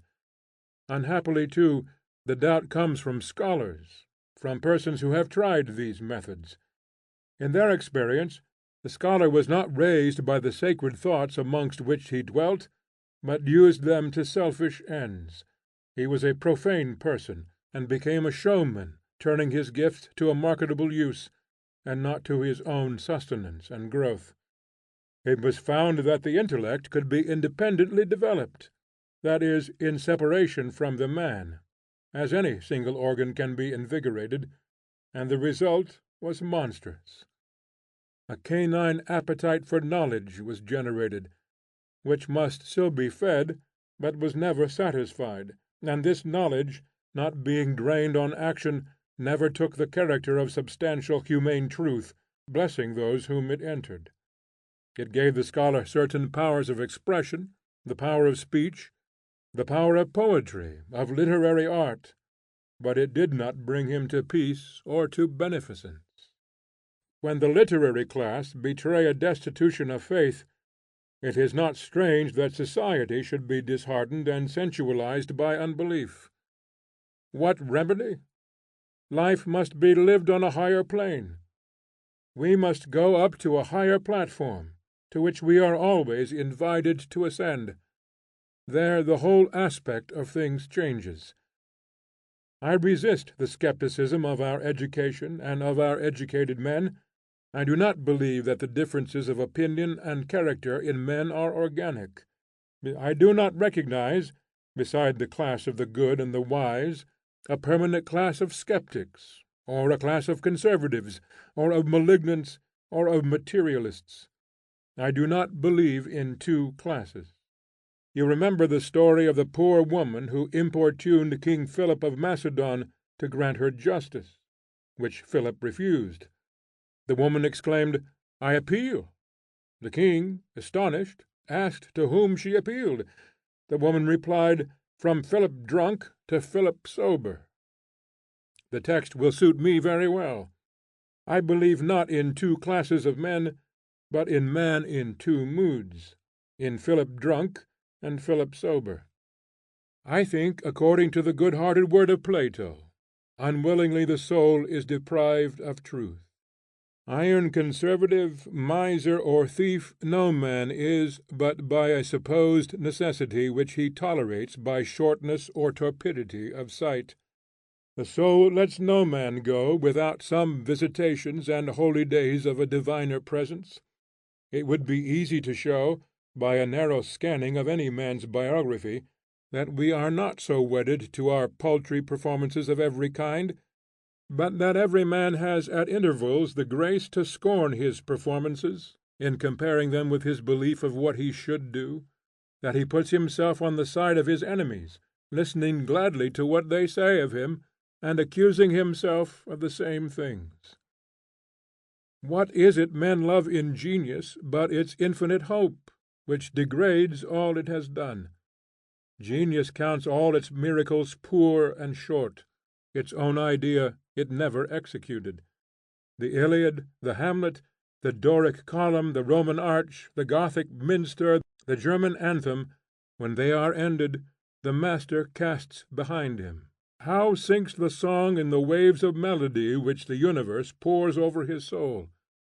Before that gracious infinite out of which he drew those few strokes, how mean they look, though the praises of the world attend them! From the triumphs of his art he turns with desire to his greater defeat. Let those admire who will. With silent joy he sees himself to be capable of a beauty that eclipses all which his hands have done, all which human hands have ever done. Well, we are all the children of genius, the children of virtue, and feel their inspirations in our happiest hours. Is not every man sometimes a radical in politics? Men are conservatives when they are least vigorous, or when they are most luxurious. They are conservatives after dinner, or before taking their rest. When they are sick or aged, in the morning, or when their intellect or their conscience has been roused, when they hear music or when they read poetry, they are radicals. In the circle of the rankest Tories that could be collected in England, old or new, let a powerful and stimulating intellect, a man of great heart and mind act on them, and very quickly these frozen conservators will yield to the friendly influence, these hopeless will begin to hope, these haters will begin to love, these immovable statues will begin to spin and revolve. I cannot help recalling the fine anecdote which Warton relates of Bishop Berkeley, when he was preparing to leave England with his plan of planting the gospel among the American savages. Lord Bathurst told me that the members of the Scriblerus Club being met at his house at dinner, they agreed to rally Berkeley, who was also his guest, on his scheme at Bermudas. Berkeley, having listened to the many lively things they had to say, begged to be heard in his turn, and displayed his plan with such an astonishing and animating force of eloquence and enthusiasm that they were struck dumb, and after some pause rose up all together with earnestness, exclaiming, "Let us all set out with him immediately." Men in all ways are better than they seem. They like flattery for the moment, but they know the truth for their own. It is a foolish cowardice which keeps us from trusting them and speaking to them rude truth. They resent your honesty for an instant, they will thank you for it always. What is it we heartily wish of each other? Is it to be pleased and flattered? No, but to be convicted and exposed, to be shamed out of our nonsense of all kinds, and made men of, instead of ghosts and phantoms. We are weary of gliding ghost-like through the world, which is itself so slight and unreal. We crave a sense of reality, though it come in strokes of pain. I explain so, by this manlike love of truth, those excesses and errors into which souls of great vigor, but not equal insight, often fall. They feel the poverty at the bottom of all the seeming affluence of the world. They know the speed with which they come straight through the thin masquerade, and conceive a disgust at the indigence of nature. Rousseau, Mirabeau, Charles Fox, Napoleon, Byron; and I could easily add names nearer home of raging riders, who drive their steeds so hard in the violence of living to forget its illusion. They would know the worst, and tread the floors of hell. The heroes of ancient and modern fame, Cimon, Themistocles, Alcibiades, Alexander, Caesar, have treated life and fortune as a game to be well and skilfully played, but the stake not to be so valued but that any time it could be held as a trifle light as air, and thrown up. Caesar, just before the battle of Pharsalia, discourses with the Egyptian priest concerning the fountains of the Nile, and offers to quit the army, the empire, and Cleopatra, if he will show him those mysterious sources. The same magnanimity shows itself in our social relations, in the preference, namely, which each man gives to the society of superiors over that of his equals. All that a man has will he give for right relations with his mates. All that he has will he give for an erect demeanor in every company and on each occasion. He aims at such things as his neighbors prize, and gives his days and nights, his talents and his heart, to strike a good stroke, to acquit himself in all men's sight as a man. The consideration of an eminent citizen, of a noted merchant, of a man of mark in his profession, a navy and military honor, a general's commission, a marshal's baton, a ducal coronet, the laurel of poets, and anyhow procured the acknowledgment of emmet merit, have this lustre for each candidate, that they enable him to walk erect and unashamed in the presence of some persons before whom he felt himself inferior. Having raised himself to this rank, having established his equality with class after class of those with whom he would live well, he still finds certain others before whom he cannot possess himself, because they have somewhat fairer, somewhat grander, somewhat purer, which extorts homage of him. Is his ambition pure, then will his laurels and his possessions seem worthless. Instead of avoiding these men who make his fine gold dim, he will cast all behind him, and seek their society only, woo and embrace this his humiliation and mortification, until he shall know why his eye sinks, his voice is husky, and his brilliant talents are paralyzed in this presence. He is sure that the soul which gives the lie to all things will tell none. His constitution will not mislead him.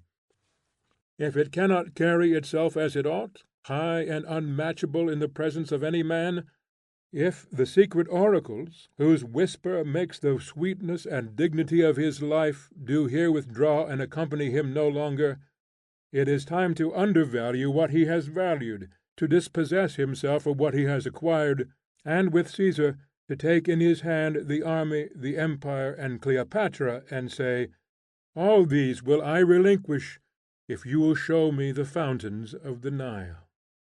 Dear to us are those who love us. The swift moments we spend with them are a compensation for a great deal of misery. They enlarge our life. But dearer are those who reject us as unworthy, for they add another life. They build a heaven before us whereof we had not dreamed, and thereby supply to us new powers out of the recesses of the spirit, and urge us to new and unattempted performances. As every man at heart wishes the best and not inferior society, wishes to be convicted of his error and to come to himself, so he wishes that the same healing should not stop in his thought, but should penetrate his will or active power. The selfish man suffers more from his selfishness than he from whom that selfishness withholds some important benefit. What he most wishes is to be lifted to some higher platform, that he may see beyond his present fear the transalpine good, so that his fear, his coldness, his custom may be broken up like fragments of ice, melted and carried away in the great stream of goodwill. Do you ask my aid? I also wish to be a benefactor. I wish more to be a benefactor and servant than you wish to be served by me, and surely the greatest good fortune that could befall me is precisely to be so moved by you that I should say, take me and all mine, and use me and mine freely to your ends. For I could not say it otherwise than because a great enlargement had come to my heart and mind, which made me superior to my fortunes. Here we are paralyzed with fear. We hold on to our little properties, house and land, office and money, for the bread which they have in our experience yielded us, although we confess that our being does not flow through them. We desire to be made great. We desire to be touched with that fire which shall command this ice to stream and make our existence a benefit. If, therefore, we start objections to your project, O friend of the slave, or friend to the poor, or of the race, understand well that it is because we wish to drive you to drive us into your measures. We wish to hear ourselves confuted. We are haunted with a belief that you have a secret which it would highliest advantage us to learn, and we would force you to impart it to us, though it should bring us to prison or to worse extremity. Nothing shall warp me from the belief that every man is a lover of truth. There is no pure lie, no pure malignity in nature. The entertainment of the proposition of depravity is the last profligacy and profanation. There is no skepticism, no atheism but that. Could it be received into common belief, suicide would unpeople the planet. It has had a name to live in some dogmatic theology, but each man's innocence and his real liking of his neighbor have kept it a dead letter. I remember standing at the polls one day when the anger of the political contest gave a certain grimness to the faces of the independent electors, and a good man at my side, looking on the people, remarked, "I am satisfied that the largest part of these men, on either side, mean to vote right." I suppose considerate observers, looking at the masses of men in their blameless and in their equivocal actions, will assent that in spite of selfishness and frivolity, the general purpose in the great number of persons is fidelity. The reason why any one refuses his assent to your opinion, or his aid to your benevolent design, is in you. He refuses to accept you as a bringer of truth, because, though you think you have it, he feels you have it not. You have not given him the authentic sign. If it were worth while to run into details this general doctrine of the latent but ever soliciting spirit, it would be easy to adduce illustration in particulars of a man's equality to the church, of his equality to the state, and of his equality to every other man. It is yet in all men's memory that a few years ago the liberal churches complained that the Calvinist church denied to them the name of Christian. I think the complaint was confession. A religious church would not complain. A religious man like Behmen, Fox, or Swedenborg is not irritated by wanting the sanction of the church, but the church feels the accusation of his presence and belief. It only needs that a just man should walk in our streets to make it appear how pitiful and inartificial a contrivance is our legislation. The man whose part is taken, and who does not wait for society in anything, has a power which society cannot choose but feel.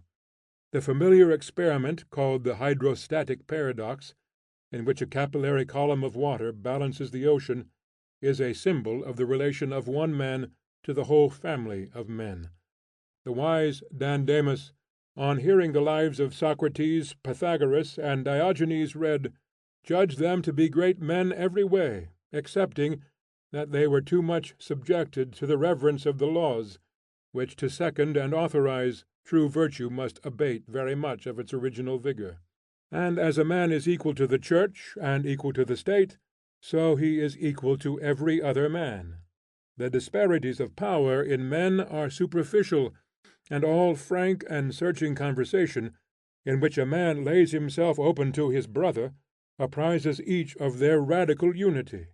When two persons sit and converse in a thoroughly good understanding, the remark is sure to be made, see how we have disputed about words. Let a clear, apprehensive mind, such as every man knows among his friends, converse with the most commanding poetic genius, I think it would appear that there was no inequality such as men fancy between them; that a perfect understanding, alike receiving, alike perceiving, abolished differences, and the poet would confess that his creative imagination gave him no deep advantage, but only the superficial one that he could express himself, and the other could not; that his advantage was a knack, which might impose on indolent men, but could not impose on lovers of truth, for they know the tax of talent, or what a price of greatness the power of expression too often pays.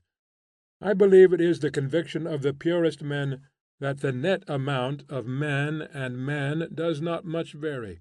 Each is incomparably superior to his companion in some faculty. His want of skill in other directions has added to his fitness for his own work.